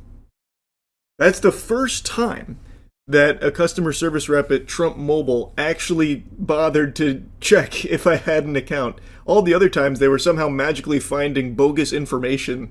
So, looks like they're beefing up their customer service protocol there. So, we are still at the any day now the Trump phone should be here. Apparently, they've already been shipping some out. I guess they're bringing them around on tricycles or something because it's real slow. I haven't seen anybody receive one. And presumably, according to some data, there were many, many thousands of pre-orders, and yet not a single piece, not a single morsel of information on someone actually having received one in that first batch the customer service representative mentioned. Now again, as I said in the last two, I don't blame the customer service reps. They're just doing what they're told, and right now it looks like their talking points are, it's coming at the end of the month, or it started shipping and, you know, there's another batch coming at the end of the month. So now it went from any day now to this nebulous end of the month kind of spiel. I don't know if I necessarily believe it, but one thing is for sure, the customer service rep this time around actually bothered to look up some of the information I was telling her. I gave her the same stuff I gave the other two, and yet somehow in both of the other cases, they found my accounts and my purchases, which I never made until today, by the way. After the conversation with her, I decided I'll go ahead and put a pre-order down, so that way when we do this song and dance again next month, when inevitably I still haven't seen anyone with a Trump phone, I'll then at least have information for them to pull from, and then they can tell me how it's coming at the end of May, actually. But who knows? Maybe this time it really is on its way. Perhaps that T1, that golden nugget T1 unicorn phone, is right now in the mail carriers, going out to all the good boys and girls across the globe that have wished upon the star and put down $100 to receive it. And by golly, I can't wait, because now I'm excited to get my hands on a T1 device too. Anyway, that's really about it. So yeah, AI everything. It's coming. Literally everything. Even in the most useless circumstances, AI is being ham-fisted into it. Soon, your silverware is going to be AI integrated, where it'll be telling you, you know, Charles, it seems like you're looking for an awfully big portion of this spaghetti here. Are you looking to put on pounds? Like shaming you or something if you're eating too much food. Like everything is getting AI. Millions of dollars going into the most useless implementations of AI imaginable because it's just this gold rush that has broken the brains of every tech company on the planet. Last night I learned about, of course, the Razer Goon Tube. Then there's the Sony AI patent that will play the games for you if you blow major ass at gaming. There's also the HyperX Brain Reader AI headset. Like, it's all just so fucking fundamental trash. Like, even from a conceptual standpoint, they are just terrible ideas that AI does nothing to actually improve anything with what they're pitching here. It just makes shit worse and makes everything more expensive for consumers. It sucks. So let's see a little bit more about it, huh? You saw Razer's new AI waifu hologram. It's called Project Ava. Just like an Alexa, but your little AI assistant. Let's take a peek. Project Ava, Razer's AI gaming assistant, has physical form now. Whoopee! Wow. For gamers who want their backseat gamer to be a little cute. For those who need a refresher, Project Ava is Razer's real-time gaming co-pilot, an AI assistant that essentially acts as a backseat gamer for you. While you're playing, Ava, represented here by a character named Kira, offers live advice, tips, and commentary overlaid directly on your screen as the game unfolds. It's coaching, but with a personality and a face. There's a trailer for it. You can change the waifu into Faker. You can change the hold on, maybe I was too quick to judge. You can change the waifu into Faker.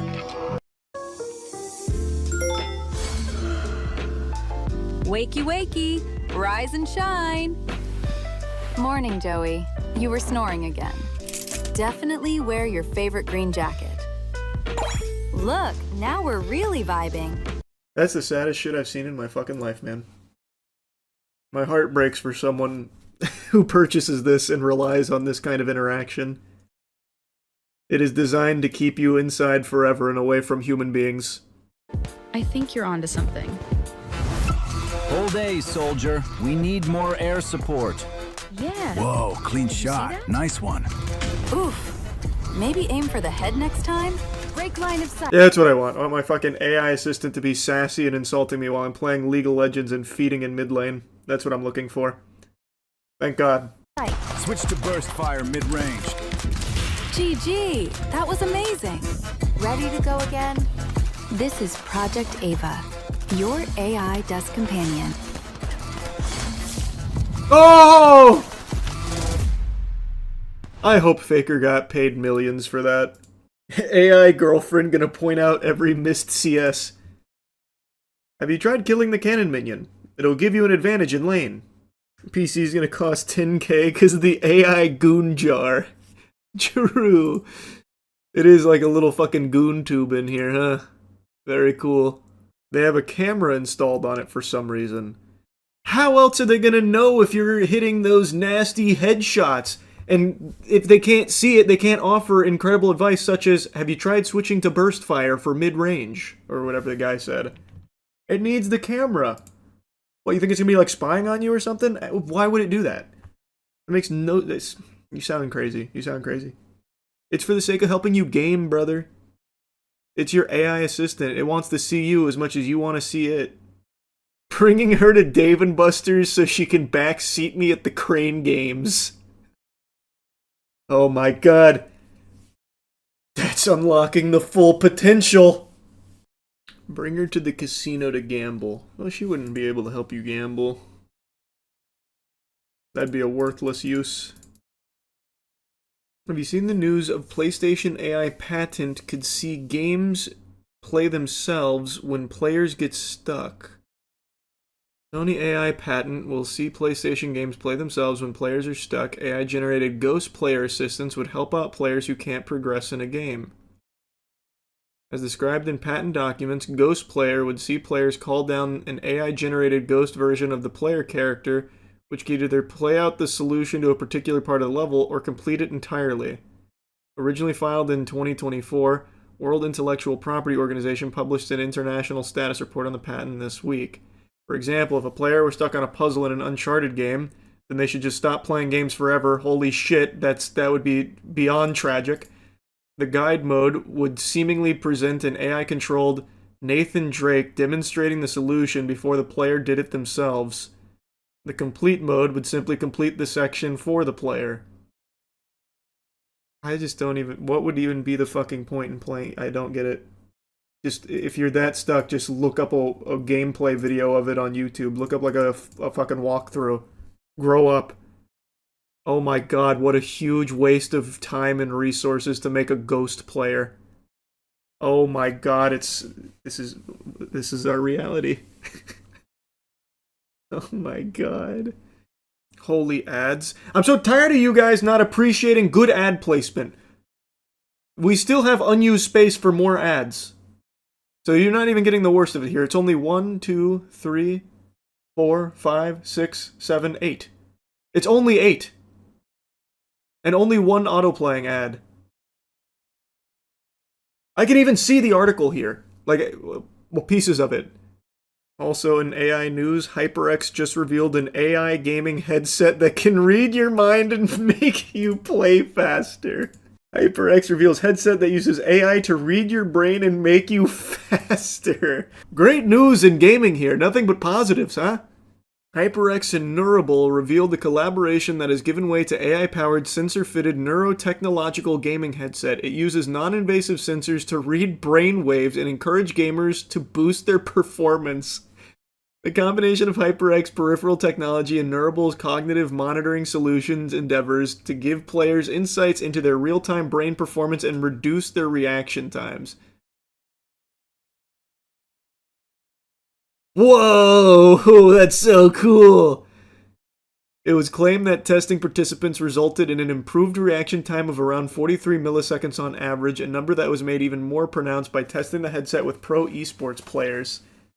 A promising future of gaming, one where understanding your mind becomes as natural as understanding your mechanics by making brain-computer interfaces intuitive and invisible inside the tools players already use.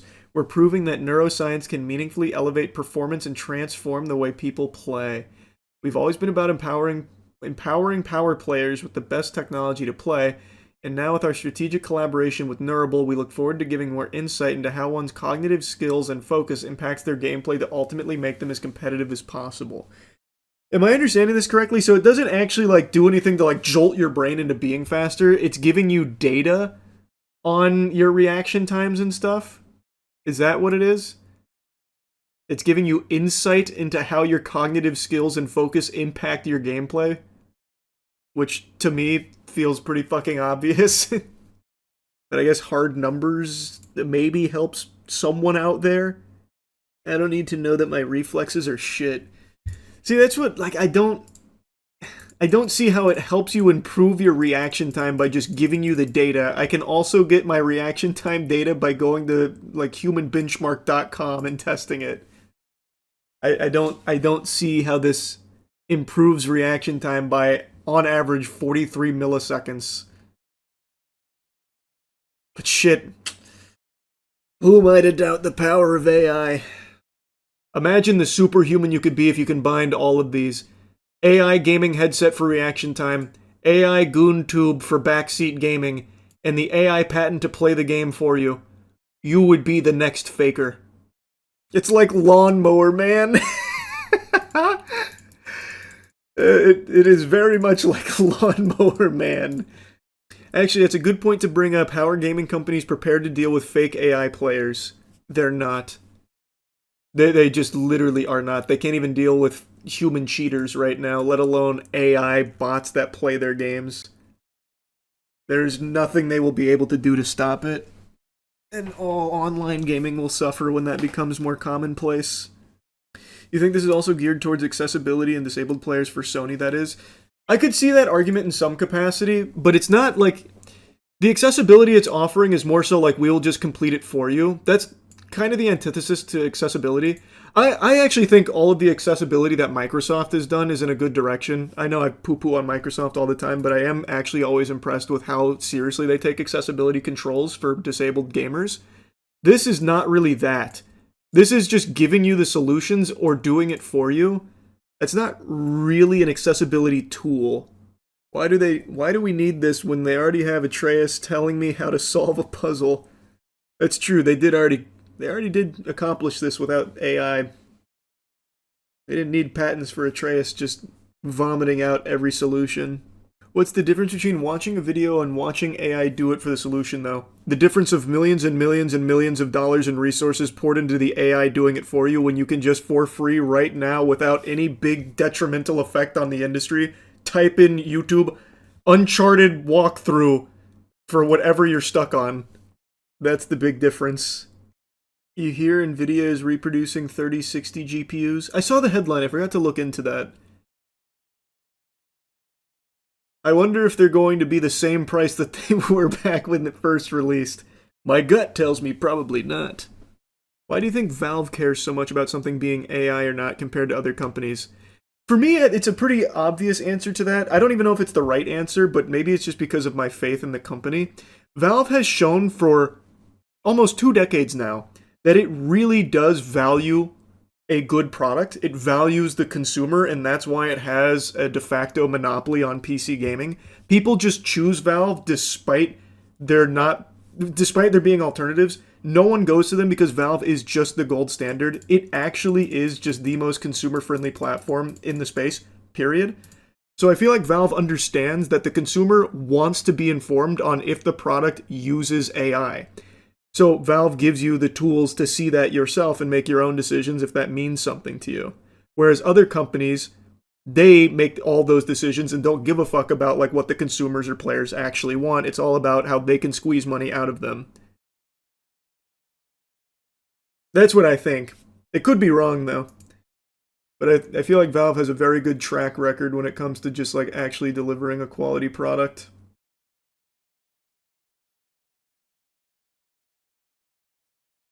Because there is literally no reason why every company wouldn't just follow Valve's example when it comes to AI. Just tell the consumers if this is an AI game. If they don't like AI games, they won't play it. If they like AI games, they'll buy it and play it. There is nothing wrong with giving consumers more information. That is a good thing, no matter how you spin it. Keeping it a secret, that's shady, that's scummy. Remember, Valve started Battle Pass. Did they? I don't think they were the first. What they did start, though, is gaming gambling. The loot boxes. they started that one. They opened Pandora's box there. I don't know about the Battle Pass, though. The Dota 2 compendiums were the first Battle Passes. I think all of this started with Bethesda trying to sell us horse armor. It would have always ended up this way. Bethesda was just the first one to do it. There's no world where gaming evolving into the absolute juggernaut industry it is today wouldn't have been exploited in the exact same way, with or without horse armor. Yeah, that's how we got on this subject, was talking about Project Ava. That's how we went down this fucking rabbit hole. It is such... I hate it. It's so ass. I really do not even see who this in particular is for. I don't. Outside of Gooners. Like, I mean, like, the target demographic it's looking for is, like, gamers looking to improve their gaming and also have, like, a social companion. But I don't see it ever being utilized for that. It will absolutely just be, like, a replacement friend.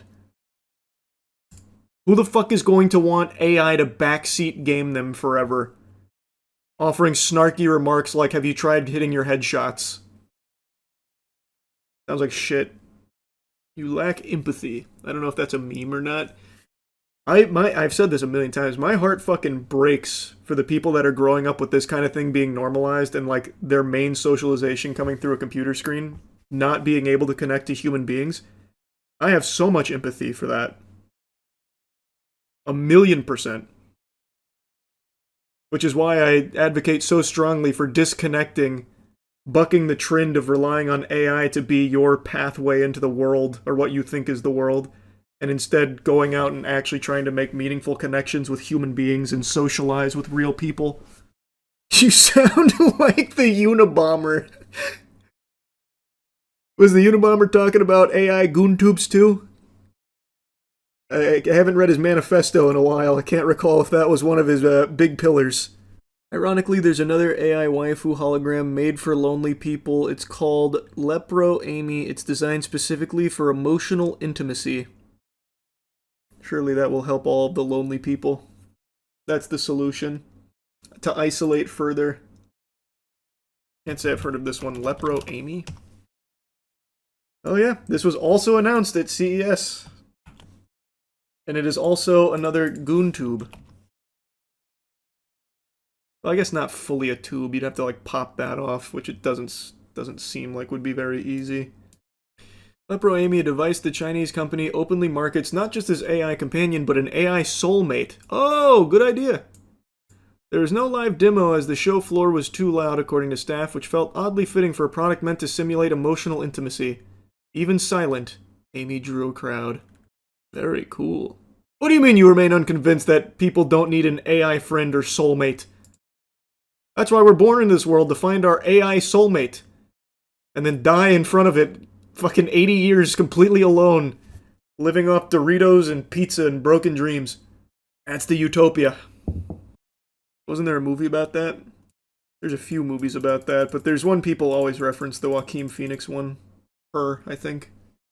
A guy who married Miku was just living in 2025. Oh man, that guy was so ahead of his time. What was his name? I can't even remember now. The guy who married Miku a few years back? Yeah, this guy. He saw the vision. He knew where we were heading. And now he locked down Miku so no one else can have her. Didn't he get sad when Miku underwent maintenance? Yeah, that was actually... This whole story is really sad. Like, it is like legitimately sad. But you're referencing when they brought her down for like a patch or something, so his wife basically died for a little while. The whole thing is like legitimately actually sad though. Are you happy? If the answer to that question is yes, then stay far away from Pokemon tournaments. You turn the cheek, run the other direction as quickly as you can, Buster, because that is an environment where joy and whimsy goes to die. It has now been confirmed beyond a shadow of a doubt that the biggest dweebs on this planet are Pokemon judges, and they are like Dementors. They will suck the happiness out and will punish you for even the slightest signs of happiness. If you celebrate, I hope you're ready to go to jail, because Pokemon competition is more joyless than an active war zone. It is cutthroat. 2 weeks ago, I made a video covering a situation where a Pokemon Go player won a tournament, but because he celebrated, they punished him by taking the win away, thus his opponent ended up winning the tournament because of it. It was an automatic loss, which gave his opponent the win. Because of excessive celebration, deeming it unsportsmanlike. Just as a reminder, this is the celebration they punished. Now on his 11th one, he is the first-time champion for himself and your 2026 Orlando champion! Incredible series from Firestar, pulling out all the stops, all the Pokemon, taking us to a decisive Game 5. Could not have asked for anything else. Pokemon judges are literally the fun police. That is the entirety of his celebration after winning this tournament. He sets his headset down and gives one pump, then shakes his opponent's hand. I get more animated when my Uber Eats gets here. Like, that is about as tame a celebration as you can possibly fucking find. That is the epitome of sportsmanship. He's happy, he's emotionally won, but he doesn't become, over the top with it. He doesn't stand on the chair and slam 2 beers together like Stone Cold Steve Austin or start butt-chugging brewskis or something, saying fuck you to his opponent and say, get out of here, pussy. Lean over, give him a wet willy and an atomic wedgie on the way out. Nothing. It is pathetic that these dorks, these greasy, stinky losers, punished him for that. But what's even more pathetic is that they're standing by it, and that's why I'm talking about it again today. They released an official statement where they've all come together in their fucking stink cloud, their fucking fart fumes, and decided that the Council of Judges was correct in this punishment here. And then they also reinforced another ruling where they punished another Pokemon player, this time in the TCG, who celebrated early, maintaining that they did deserve to lose that as well. These fucking Pokemon judges suck major ass. I think it is irrefutable. This evidence confirms that there are no bigger twerps on this planet than Pokemon judges. If you want to avoid a fate like that, you right now need to fix the stink, so go to usecheeky.com and get the best soap in the universe. The queso bar just launched as well, by the way. It's coconut. Like, we've got the best soap out there, and you need to take your hygiene seriously, or else you might just end up like a Pokemon judge. Here's the Pokemon Play Team's official toilet paper. At the recent Pokemon Orlando Regionals, 2 instances of penalties being issued during streamed matches have created questions within the community about celebrations. They're illegal. You're going to jail if you show any emotion at an official Play Pokemon event. I'll sum it up for you. Spoiler alert. Play Pokemon has reviewed each instance and would like to provide more information. In the first, during the Pokemon TCG Swiss Round 13 match, the tournament headphones were removed and were thrown onto the table on top of cards and damage counters, putting the TCG game state in disarray before additional game action could be taken to complete the game. A match loss was issued for the disruption to the game state and not playing out the final sequence to the game. I didn't cover that one, but I'll briefly show you what they're referring to there. Wow! 2 cards! Rips it off the 6 cards! Are you kidding me here?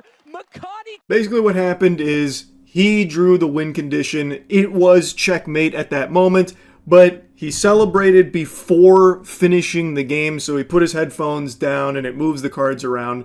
So they viewed that as throwing the game into disarray. It fucking annihilated the game state. It was all ruined. It's completely kaput. So they issued a game loss for it.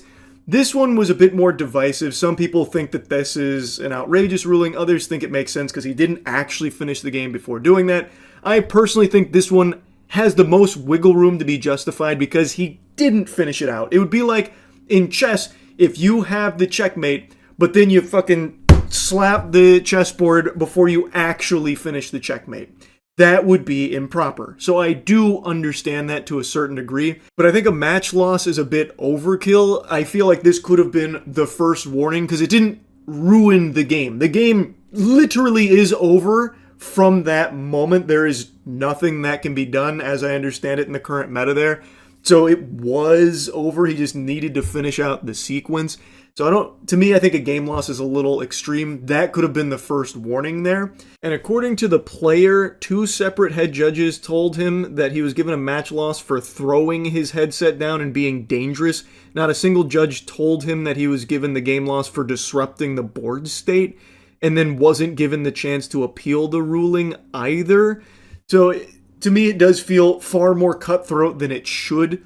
And then the most egregious is obviously what happened with the Pokemon Go celebration, where the game was completely over, and then a very mild celebration, which I wouldn't even use the word celebration. To me, a celebration is like what you see in the end zone in the NFL or in the college football, where you get a touchdown, you spike the ball, you hit some of these maneuvers right here, like the "Where's My Hug At" or something like that. Bust out the fucking Gangnam Style, maybe. That's a celebration. What he did was the most, like, normal, like, oh, I'm happy moment doing this.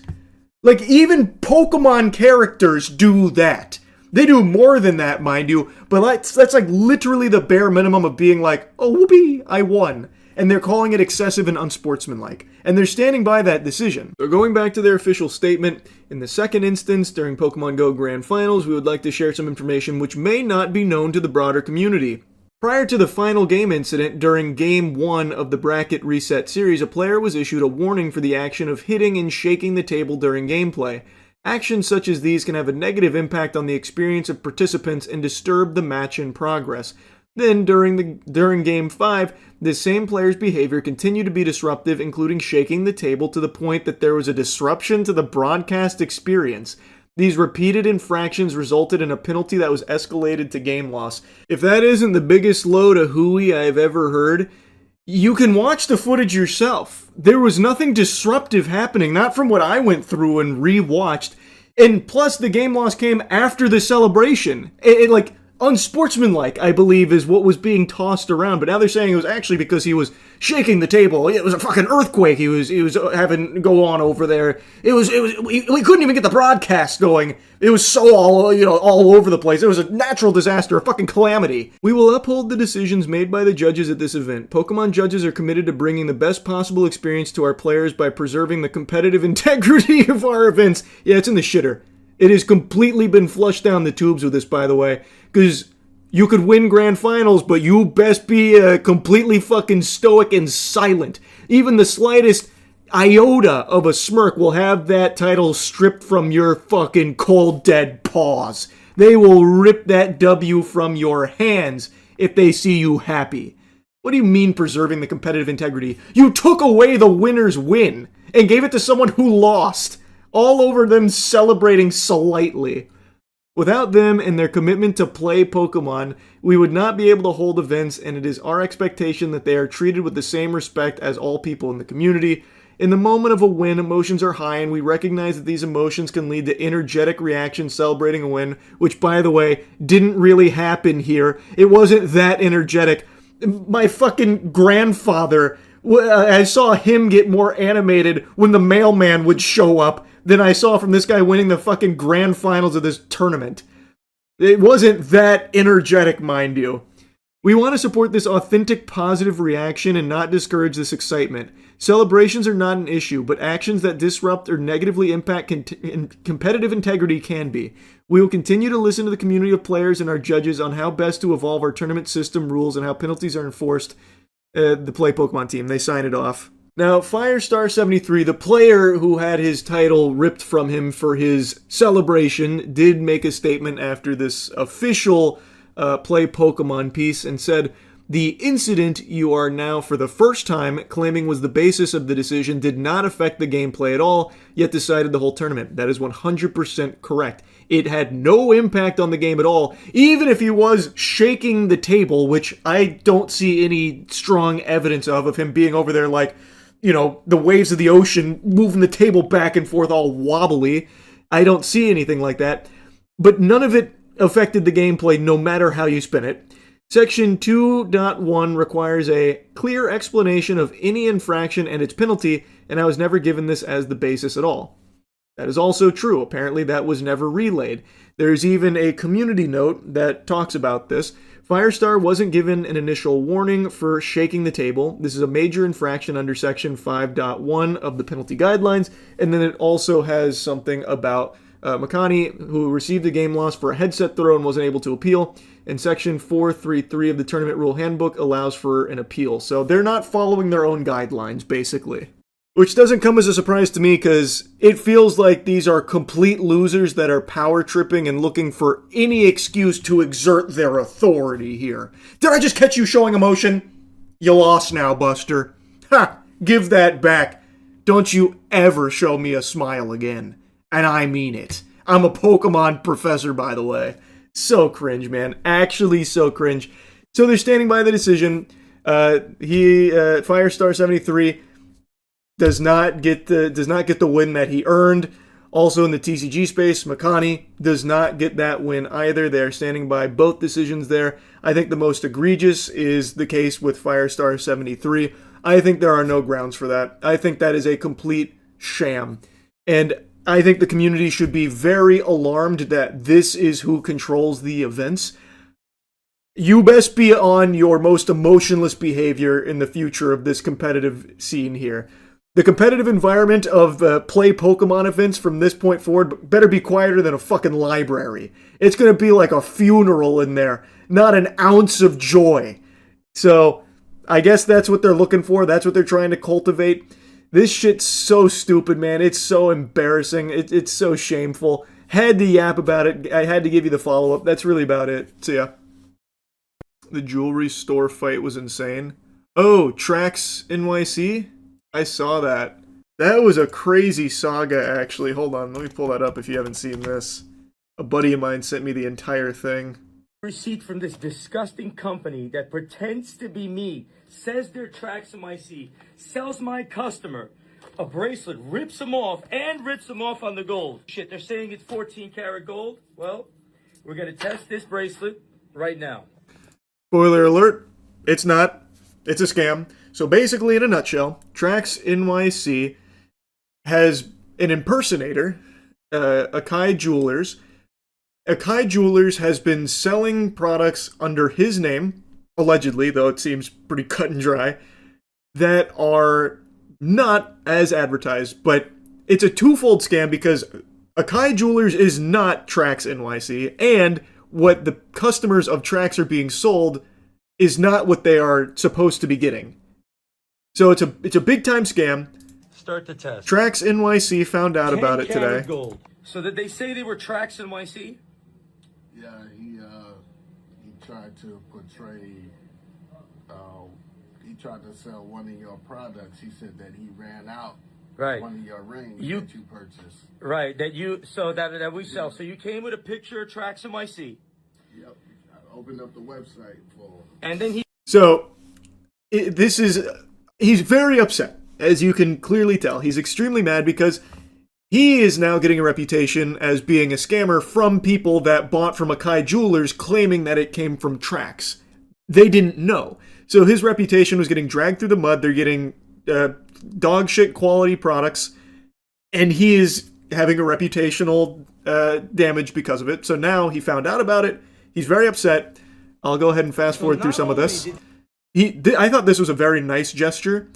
That was a $22,000 piece of jewelry that his customer got scammed on by Akai Jewelers who was pretending to be Trax. So what he did is he actually made him whole again, giving him 22 grand. These fucking pieces of shit, okay, rip you off on this fucking thing. It turned out to be 9 karat gold, right? You had a check? Yes. So they're going to be giving you $1,000 on top. Here's $22,000 for your fucking trouble. These fucking bum motherfuckers, bro. You get people in this exchange, people in this. Stop being greedy pieces of fucking lying shit. Yeah. I'm Trax. I want this. Coming up with a fucking scheme every fucking time. Yep. Keep fucking scheming, bro. 9 fucking carat this, 2 carat that, this, that. Security what, bro? Fucking bullshit, bro. Stop fucking stealing.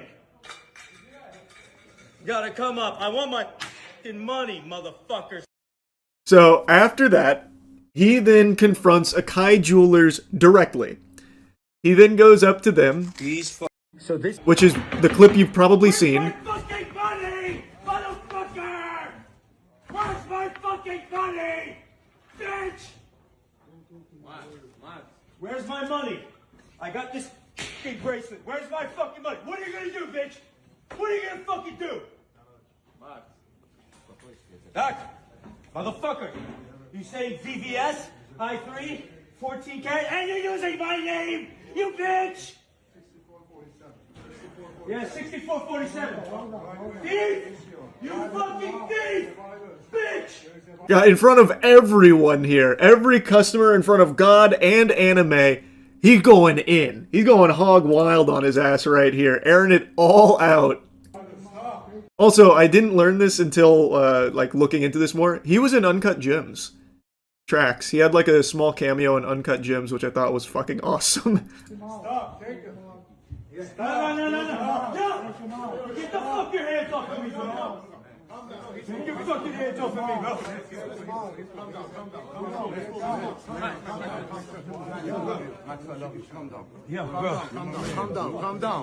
Calm down. So you think that's where it ends, right? Like, they escort him out, he got all his anger out, it bubbled over, that's the end of it, then maybe he takes legal matters into his own hands here, because, I mean, that's very clearly a lawsuit right there. He is being impersonated by this other jeweler, and his customers are being misled and even potentially scammed. But that's not it. They got into a fucking scuffle. Look at this. Oh, they wildin'. Oh my god. What happened? Oh, they wildin'. Oh my god. Oh, they wildin'. Oh my.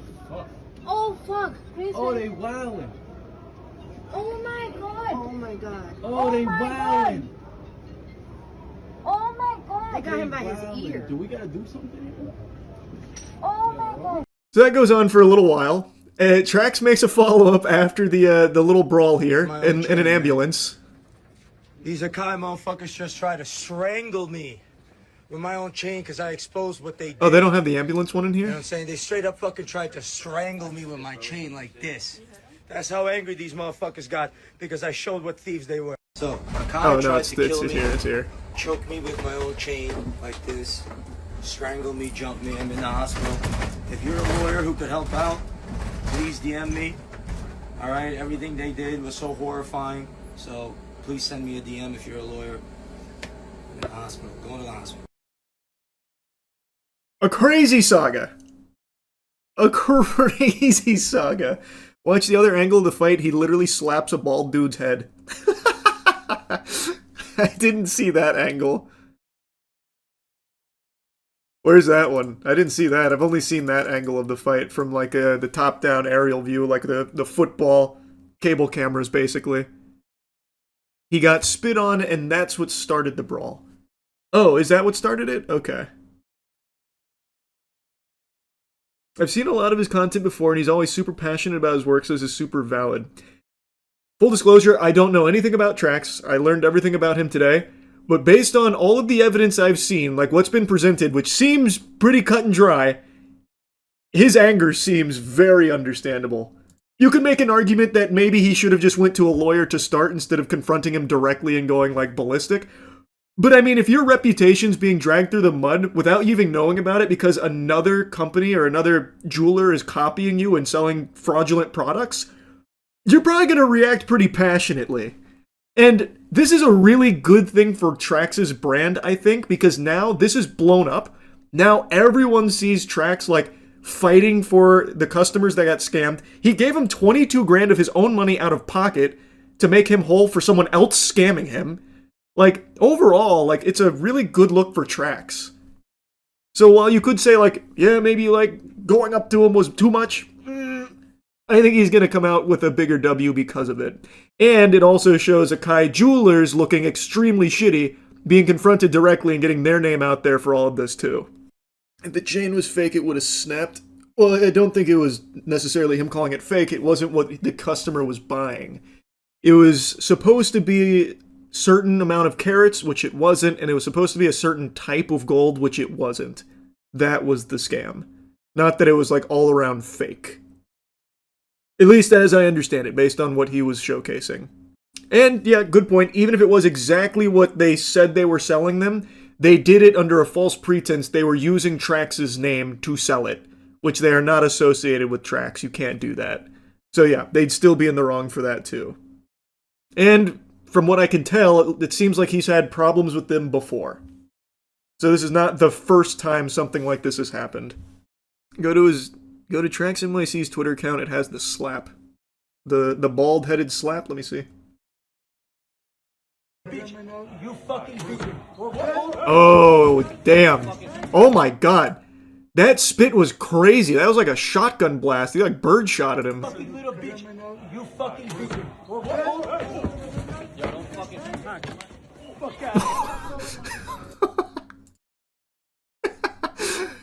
That did make a very satisfying slap sound effect.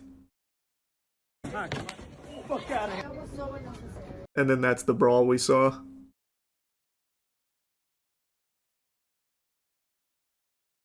Damn, man.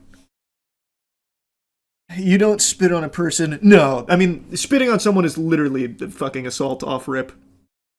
So, I mean, to be fair, Trax didn't... He was not the one that started that. The guy spitting on him was. Yeah, it was crazy, man. I saw that earlier today. This whole saga was nuts. I'm very curious what Trax is going to do next, though. Like, I imagine he has to take it to, like, court now, right? To sue them? Because they're not going to give him, like, any of, like, the money or anything. And even if they did, that doesn't fix what happened, right? So I imagine he has to take it, like, through the system next. Will he get in trouble now for physically fighting them? I don't know, man. I'm not a lawyer. But spitting, you can't spit on a person. It's assault. Or battery. I can't remember. Here, I'll just look it up. It's one or the other. Battery. Spitting on someone is considered battery. It is legally classified as battery, not assault. I knew it was one or the other. I couldn't recall. Damn, I didn't know that. Really? I thought most people knew that. You can't just spit on someone. Like, that's fucking disgusting shit. And that is literally... If you get spit on, you're starting a fight. No one is just going to take that spit and walk away. Well, I guess I wouldn't say no one. I guess in some circumstances people would, but for the most part, when you spit on someone, that is you starting a fight. Would have leaped that counter. He almost did, man. When he got spit on, he fucking threw that thing up, but the bodyguard pulled him away.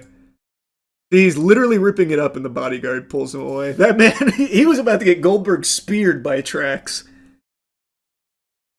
Play the clip one more time. Oh, for the slap.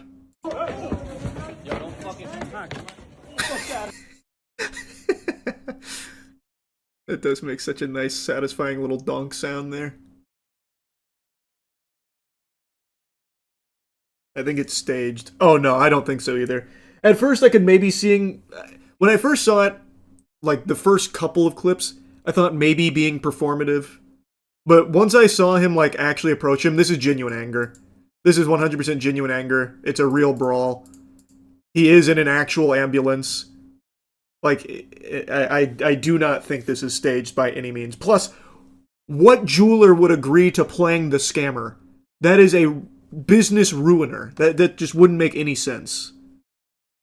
That crash out breaking shit behind the counter is a tell too. True. Vince McMahon.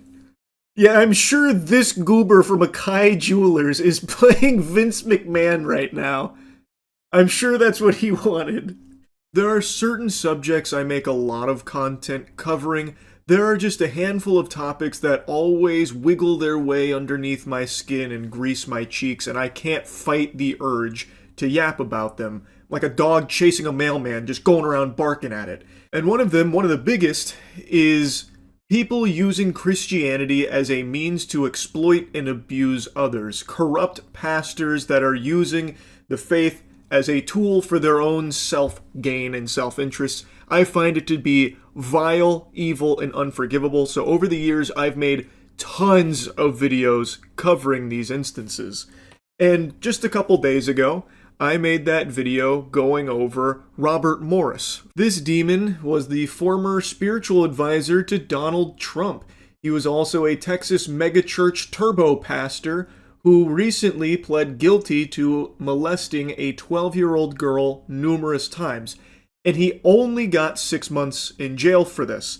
He is now out of jail and will be serving the next 9.5 years on probation in his luxury property. Now, maybe you can call me short and ugly, but I gotta tell you, I'll be honest with you sports fans, that doesn't sound like justice to me. That doesn't sound like punishment that fits the crime of molesting a 12-year-old girl numerous times. I feel like that should have been life in prison. But he got 6 months. I already blabbered about that out the wazoo, and I'm not here to just do it again. I wanted to do something a little different, because Robert Morris was Trump's former spiritual advisor. I want to show you his current spiritual advisor, because I truly think this administration is normalizing the epidemic of fake Christians that are just using the faith as a tool for their own enrichment. I believe it is full-blown, fucking full frontal, dangling right in your face, obvious blasphemy. It's not subtle, it's unapologetic. I mean, Jiminy Christmas, Trump was hawking and is still actively hawking Trump Bibles. Expensive Bibles for like 60 clams with Trump's name on them and numerous variants of it. They range in price from $60 up to $1,000, and also a little fun tiddlywink of lore here, they're printed in China. So they're made for less than $3 per Bible, yet he jacks the price up to $60 for the lowest plebeian edition of his Bible. But it goes all the way up to $1,000 for the one that has Trump's signature on the inside cover. Like, I just don't know how that's defensible from any real Christians. That is just completely unacceptable. These frauds worship Trump more than God. It's like textbook idolatry with the way they talk about and discuss Trump. Like, Nicki Minaj is a great example. She's a wonderful case study for this. She spent a significant amount of time squatting on top of the orb of confusion and debasing herself publicly, slurping for this administration, and eventually got in their good graces and received a Donald Trump-signed Holy Bible, calling it one of the most meaningful gifts she's ever received. Which is ridiculous, because Nicki Minaj has been very vocal about her faith in recent time. And I feel like anyone who is legitimately very proud of their faith as a Christian would receive a gift like that and be disgusted. There are some Bibles that get signed by like a pastor or someone who is genuinely in the faith and an active community member in Christianity in the local churches. That is something that I am very familiar with. That was something that I had seen when I was going to church, but they weren't sold. They were given to members of the congregation, and it was always just like, enjoy your Bible, or like, I hope I hope this resonates with you, and then signed by the pastor. This is Donald Trump planting his fucking name on top of the Holy Bible, literally going through the word Bible with his signature, making it seem as though he's the most important part of this gift, not the Bible itself, and yet Nicki Minaj is like, oh my god, it's amazing. Nicki Minaj, by the way, whose husband is a registered sex offender, and her older brother is in the slammer serving 25 to life for sexually assaulting an 11-year-old child. Now, I'm not here just to talk about the Trump Bible. Like I said, I want to focus on his current spiritual advisor, Paula White, because I think she is the perfect example of this phenomenon and is serving to normalize this practice. Wherever I go, God rules. When I walk on White House grounds, God walks on White House grounds. I had every right and authority to declare the White House as holy ground because I was standing there, and where I stand is holy.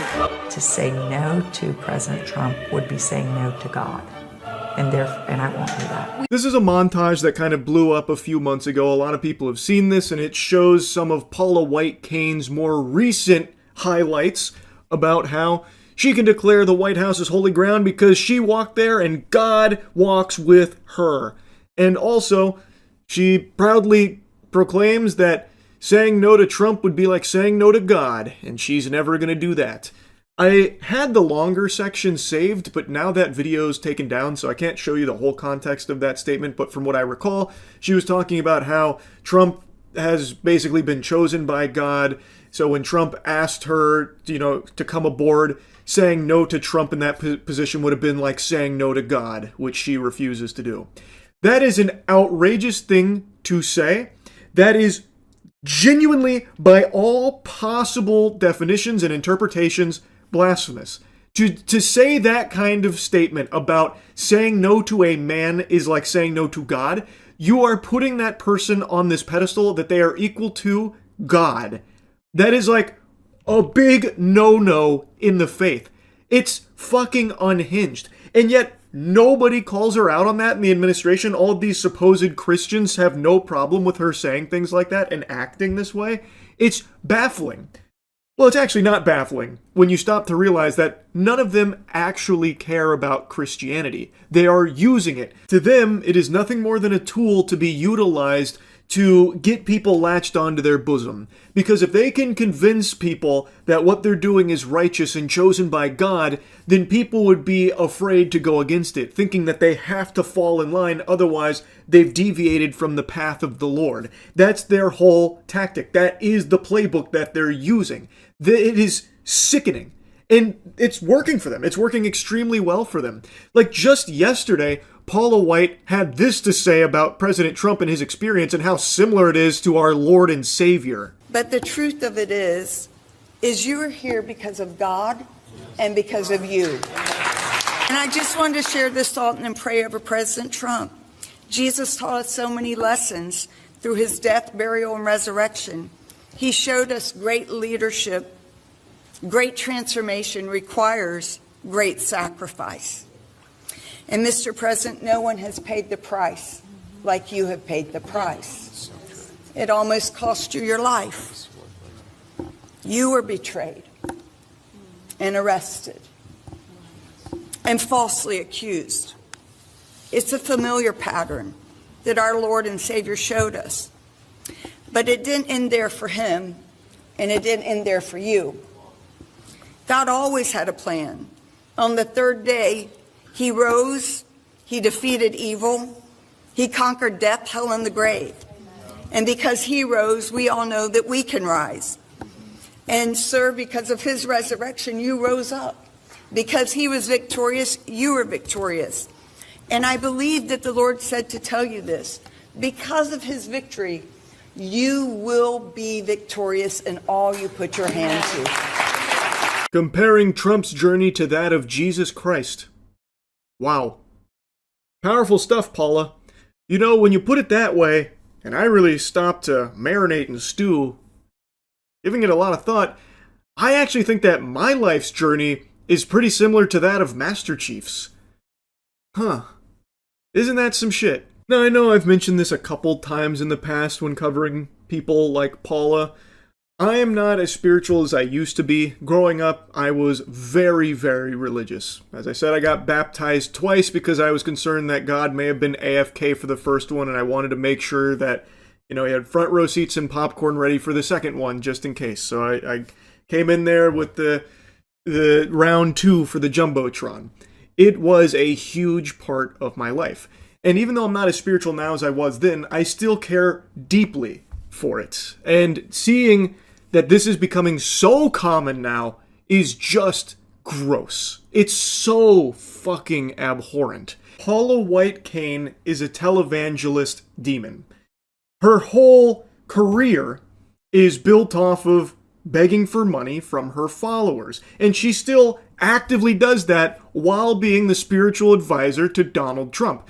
In fact, her 2026 Unleashed conference, she had this wonderful moment. Because I'm telling you, there's an anointing of release right now. I want $100,000 to come in.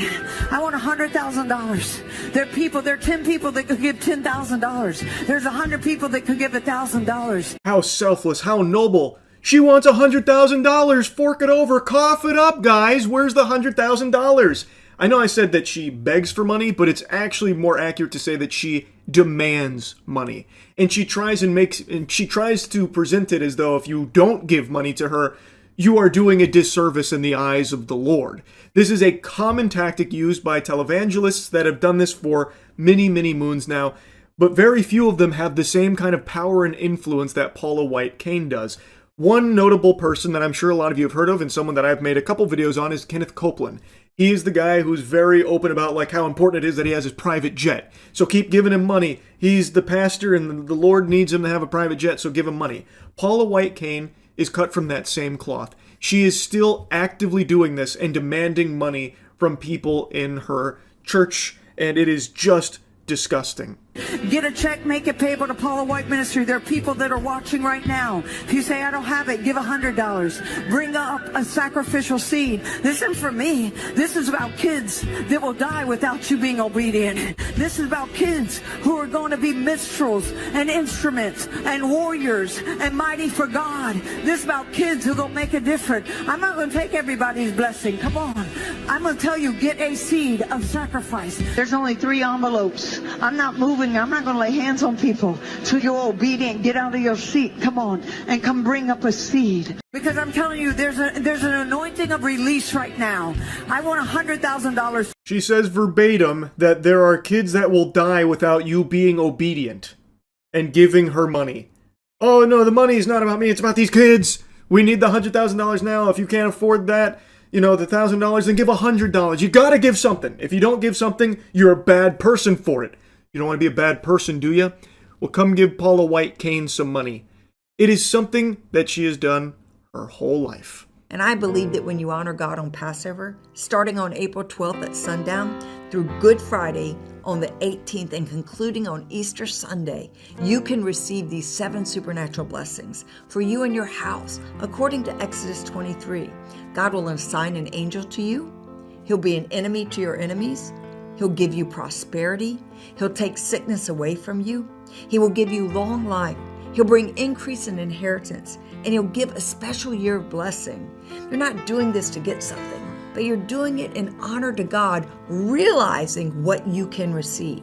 For your special Passover offering of $1,000 or more as the Holy Spirit leads, you will also receive the beautiful 10-inch Waterford Crystal Cross. Don't miss your moment to release 7 supernatural blessings and provision into your life. That's right, you heard it here first. God can take your sickness away, but only if you send $1,000 to Paula White Kane first.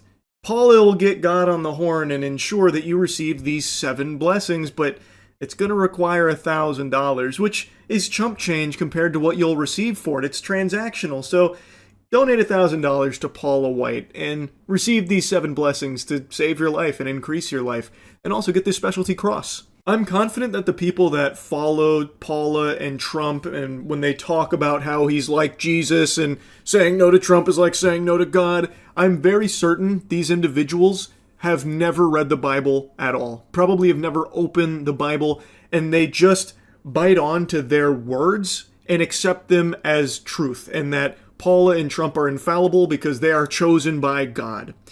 But if you ever decide to actually read the Bible yourself, you're going to see a lot of what they are demonstrating is directly frowned upon in the Bible. Most notably, Matthew 21:12. This gets brought up a lot in regards to frauds like Paula. This is when Jesus enters the temple and drives out all those who were buying and selling there. He overturned the tables of the money changers and the benches of those selling doves.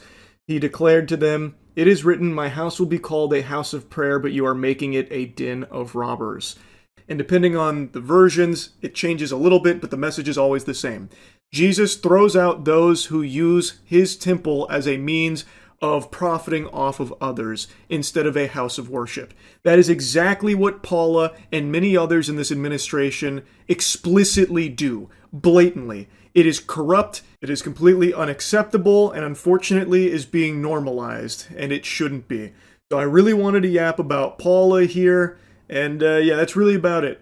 So yeah, I got a little something special to make you happy this Friday morning, so clear a little space in your room and get ready to bust out the old hot dog dance. You're going to be cutting the rug when you hear this. U.S. Supreme Court declines to hear dispute over copyrights for AI-generated material. That's right, they are not folding like origami here on this topic. There has already been a precedent set that you cannot copyright AI-generated work, and despite AI dweebs constantly trying to fight tooth and nail for copyright protections for their sludge and slop of AI art and that shit, the U.S. Supreme Court is saying, nuh-uh, no, this is dumb, this is barnacles, which is exactly what they should be doing. Under no circumstances should AI-generated work be eligible for copyright protection. That's such an outlandish notion. This can just put the smile on the face of even the biggest Grinch. Supreme Court declined on Monday to take up the issue of whether art generated by artificial intelligence can be copyrighted under U.S. law, turning away a case involving a computer scientist from Missouri who was denied a copyright for a piece of visual art made by his AI system. Plaintiff Stephen Thaler had appealed to the justices after lower courts upheld a U.S. Copyright Office decision that the AI-crafted visual art at issue in this case was ineligible for copyright protection because it did not have a human creator. Music to my ears. That is exactly right. Pin the tail on the donkey. That is the truth with some cheese on it. AI-generated shit like this, these AI hemorrhoids, are not actual human creations at all. It isn't something that should be copyrightable, especially because what gets generated is based off of other people's work, already existing works. It's just derivative of that, what it was trained on. So I am happy to see that common sense is prevailing here in this case. And also, I've seen some people bemoaning this decision here about like how this is so bad for AI artists. Won't someone think of the struggling AI artists? And it's interesting because one of the core arguments I've seen from that community is that IP is a scam.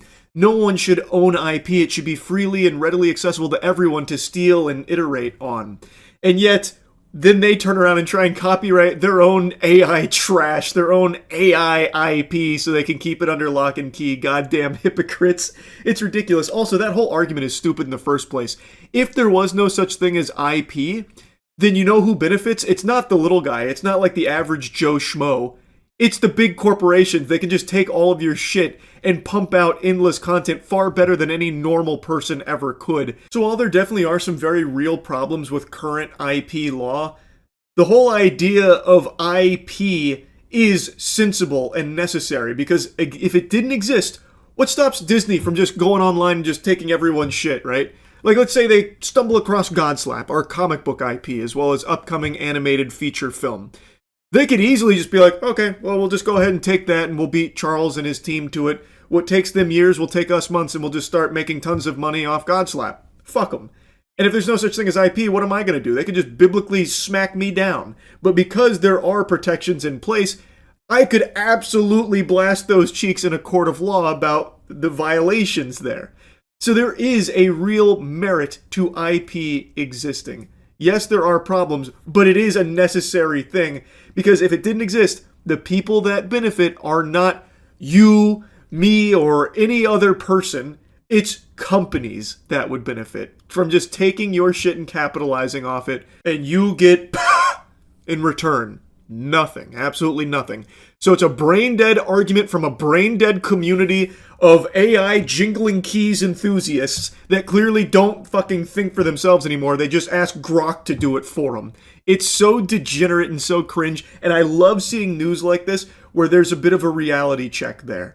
And yet they still can't have that come to Jesus moment about, maybe we're the fucking idiots.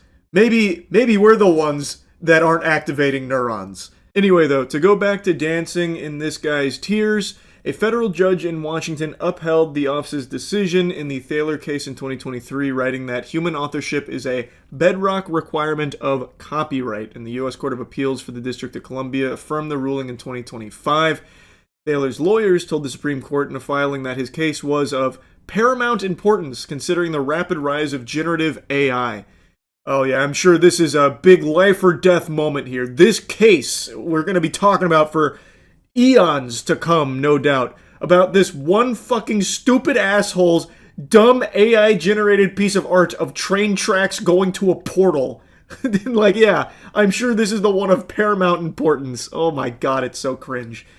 With the refusal by the court to hear the appeal, Thaler's lawyers said, even if it later overturns the Copyright Office's test in another case, it will be too late. The Copyright Office will have irreversibly and negatively impacted AI development and use in the creative industry during critically important years. Stop, no! I can only come so hard. I can only handle so much good news all at once. Oh, that just sounds so wonderful. Smooth silk in my ears. Although the Copyright Act does not define the term author, multiple provisions of the Act make clear that the term refers to a human rather than a machine, the administration said. The Supreme Court previously rejected Thaler's request to hear his argument in a separate case involving prototypes for a beverage holder and a light beacon concerning whether AI-generated inventions should be eligible for U.S. patent protections. This guy just sucks. What a loser. His patent applications were rejected by the U.S. Patent and Trademark Office on similar grounds. You don't say! This guy just keeps hawking anything AI generated and taking it to Big Daddy government. Hey guys, can we get some patents and protections for this trash, please? Oh, come on. AI worked so hard on it. I'm a prompt engineer. Think about me. Please copyright it. Please. The desperation is like a tasty treat here. This guy wants copyright protection for his AI-generated trash, yet believes that it's totally fine to take from other real human beings' work in order to make his shit. So it's like, okay, I can steal from you, but if anyone tries to take my train tracks to a portal, it's getting pugilistic, okay? Government, back me up, please. What do you mean, no? This really is such a good thing, because let's think about this at scale, even outside of this dumbass's train track AI piece. Companies that, like, replace their entire creative workforce with AI down the line.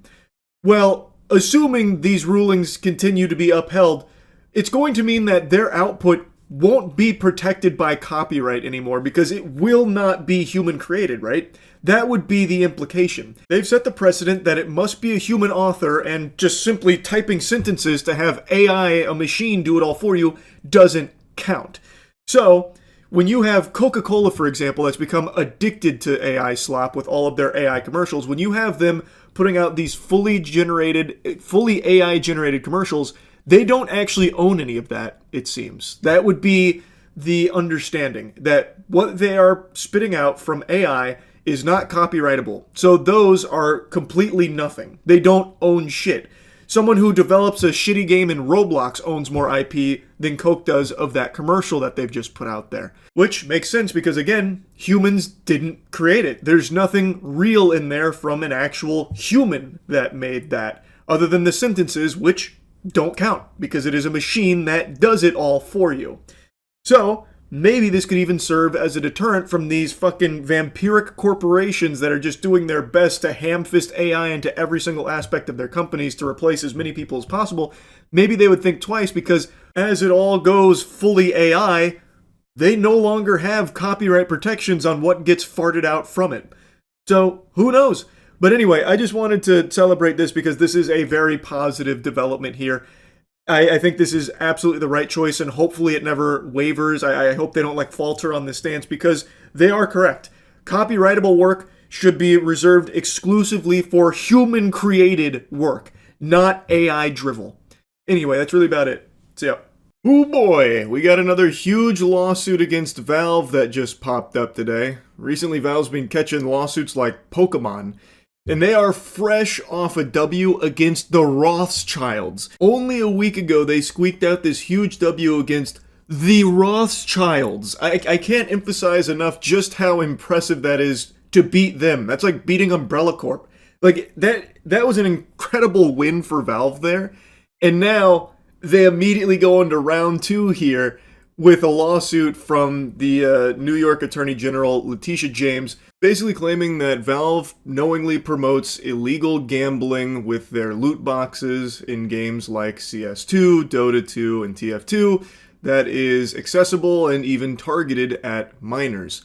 Now, this is far from the first time this has been a big subject. In fact, many of you might remember in 2018, Belgium actually had a loot box ban. This was during the incredible EA era where they put their own dick in their ass as much as possible with the, sense of pride and accomplishment and surprise mechanic spin they tried to put on loot boxes and shit.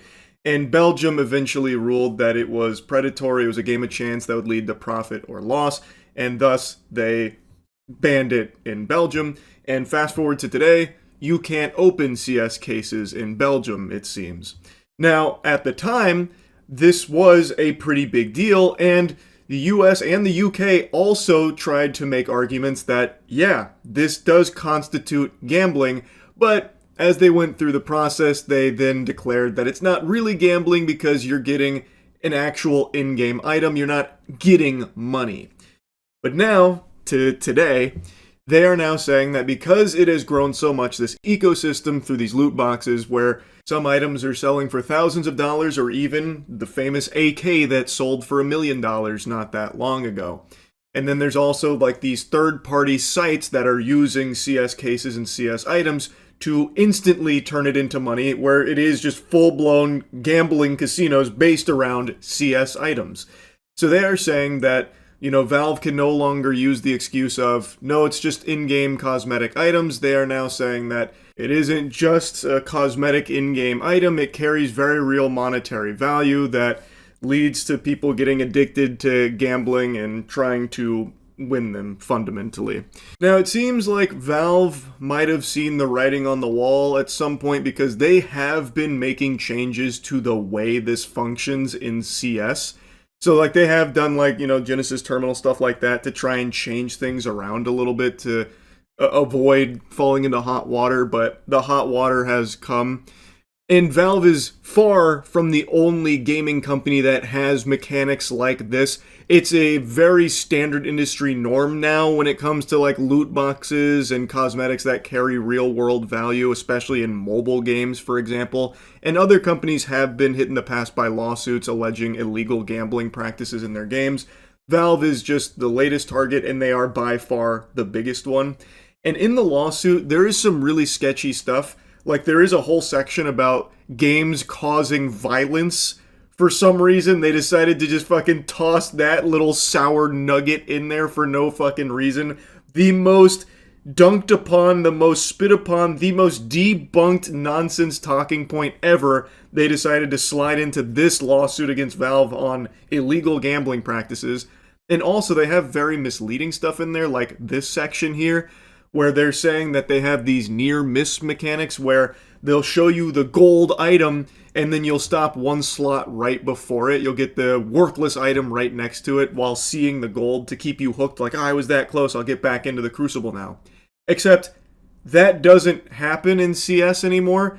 That hasn't been the case since, like, what, fucking 8 years ago or something? They changed that a long time ago. If you see a gold, you're getting a gold. If it was a red item there, then that would be real, but that screenshot they show there is just fraudulent. And also, apparently, it's taken from an OniPixel stream where he even got the gold item there. You can actually see a Twitch chat with an emote from OniPixel. And when they tracked down the exact stream the screenshot is from, he actually wins the knife in the clip. So just blatant misinfo. Like you and they. That's a certified objection moment right there. That is just blatantly wrong. On purpose. That is very, very deceptive there.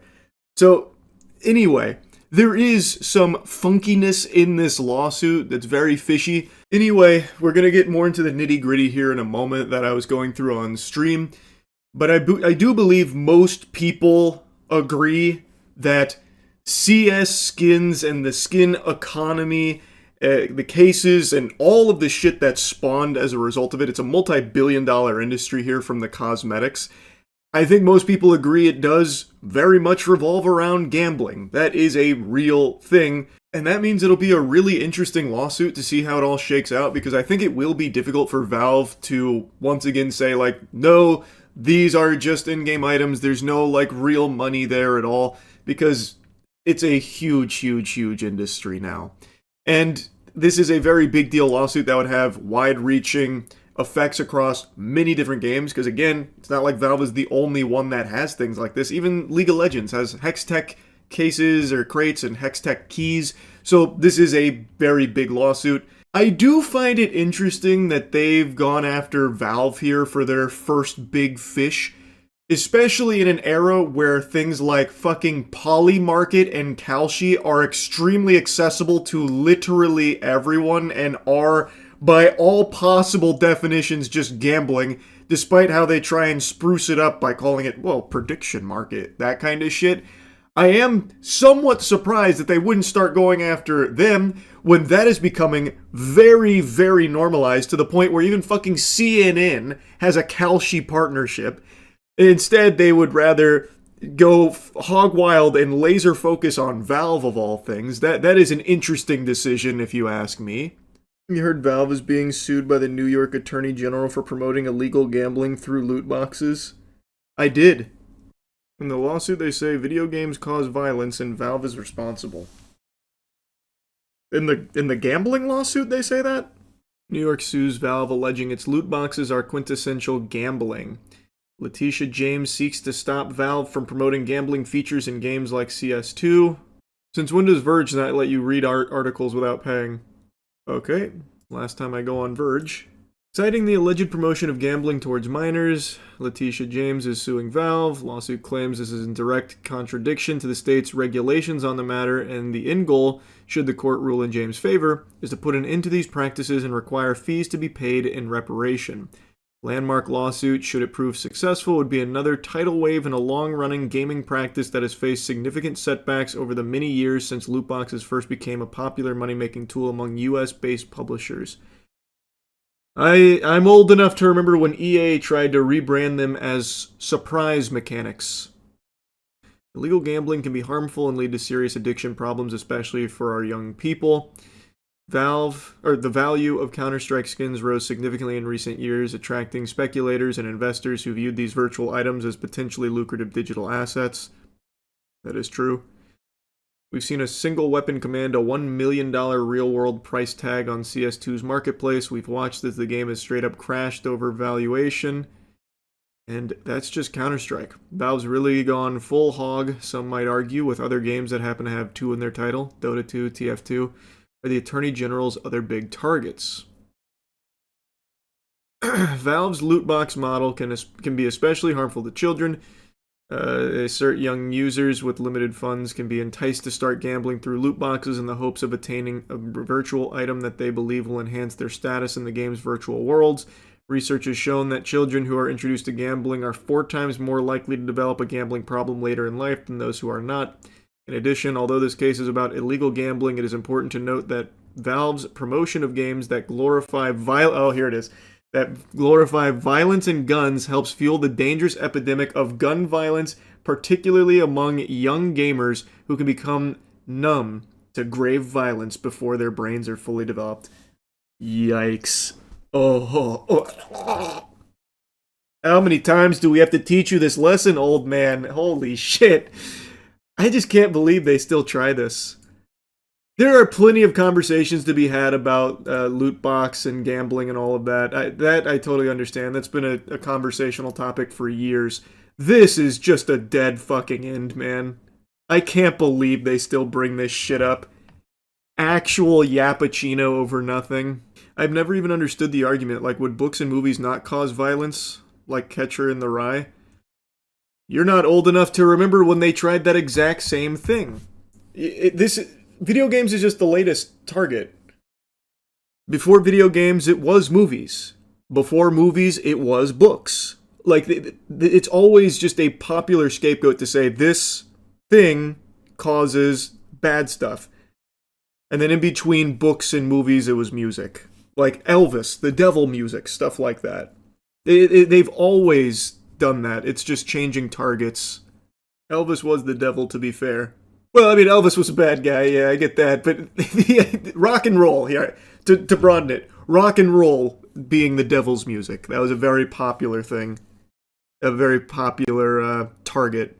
So what are we predicting? A Valve winning sweep? Well, this being thrown in here is complete useless gobbledygook. This is absolute mumbo-jumbo nonsense. I don't even know why it's ham-fisted into this. The actual lawsuit meat is somewhat interesting, and I'm very curious how it shakes out here. This is not the first lawsuit about loot boxes and gambling, specifically about, like, gambling that minors can partake in. Like, mobile games have gone through lawsuits similar to this. And it's never, like, resulted in anything overly huge outside of, like, a couple of areas. So I guess we'll see. I'm very interested in this one. Valve is on a hot streak right now of W's. They just won that other lawsuit like fucking 4 days ago. Like, they've got a lot of momentum here.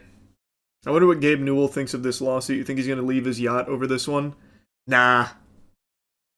Absolutely not. He's too busy out there on the sea, researching, shooting some hoops, grinding. I thought he sold his yacht. Did he get a new one? Do you not know about Gabe Newell and yachts? Dude loves yachts so much, he bought an entire fucking shipyard that produces the yacht that he likes. So now he has a yacht manufacturer for himself. And just got a $500 million research vessel. What was the name of that shipyard, actually? Because I hope he renamed it. Just to make it like Gabe Newell's Fun Factory or some shit. It's a Dutch yacht builder named Ocean Co. He keeps getting sued so much he's escaping the international waters. I bet Gabe Newell doesn't even know that his company has been in these lawsuits. I bet he has no fucking clue. He just gets infinite money checks every probably quarter. I would say he probably gets paid out quarterly or something, maybe. I don't know how they do dividends over there. But he just gets infinite money and he's like, alright, that's cool. Yeah, go back to doing whatever you're doing. I'm busy. Get the fuck off my yacht. Yeah, I have no idea how this one's going to shake out because this is like a very contentious subject. Because, I mean, at the core of it, it is gambling. Very much so. It definitely is. Always has been. Everyone knows that.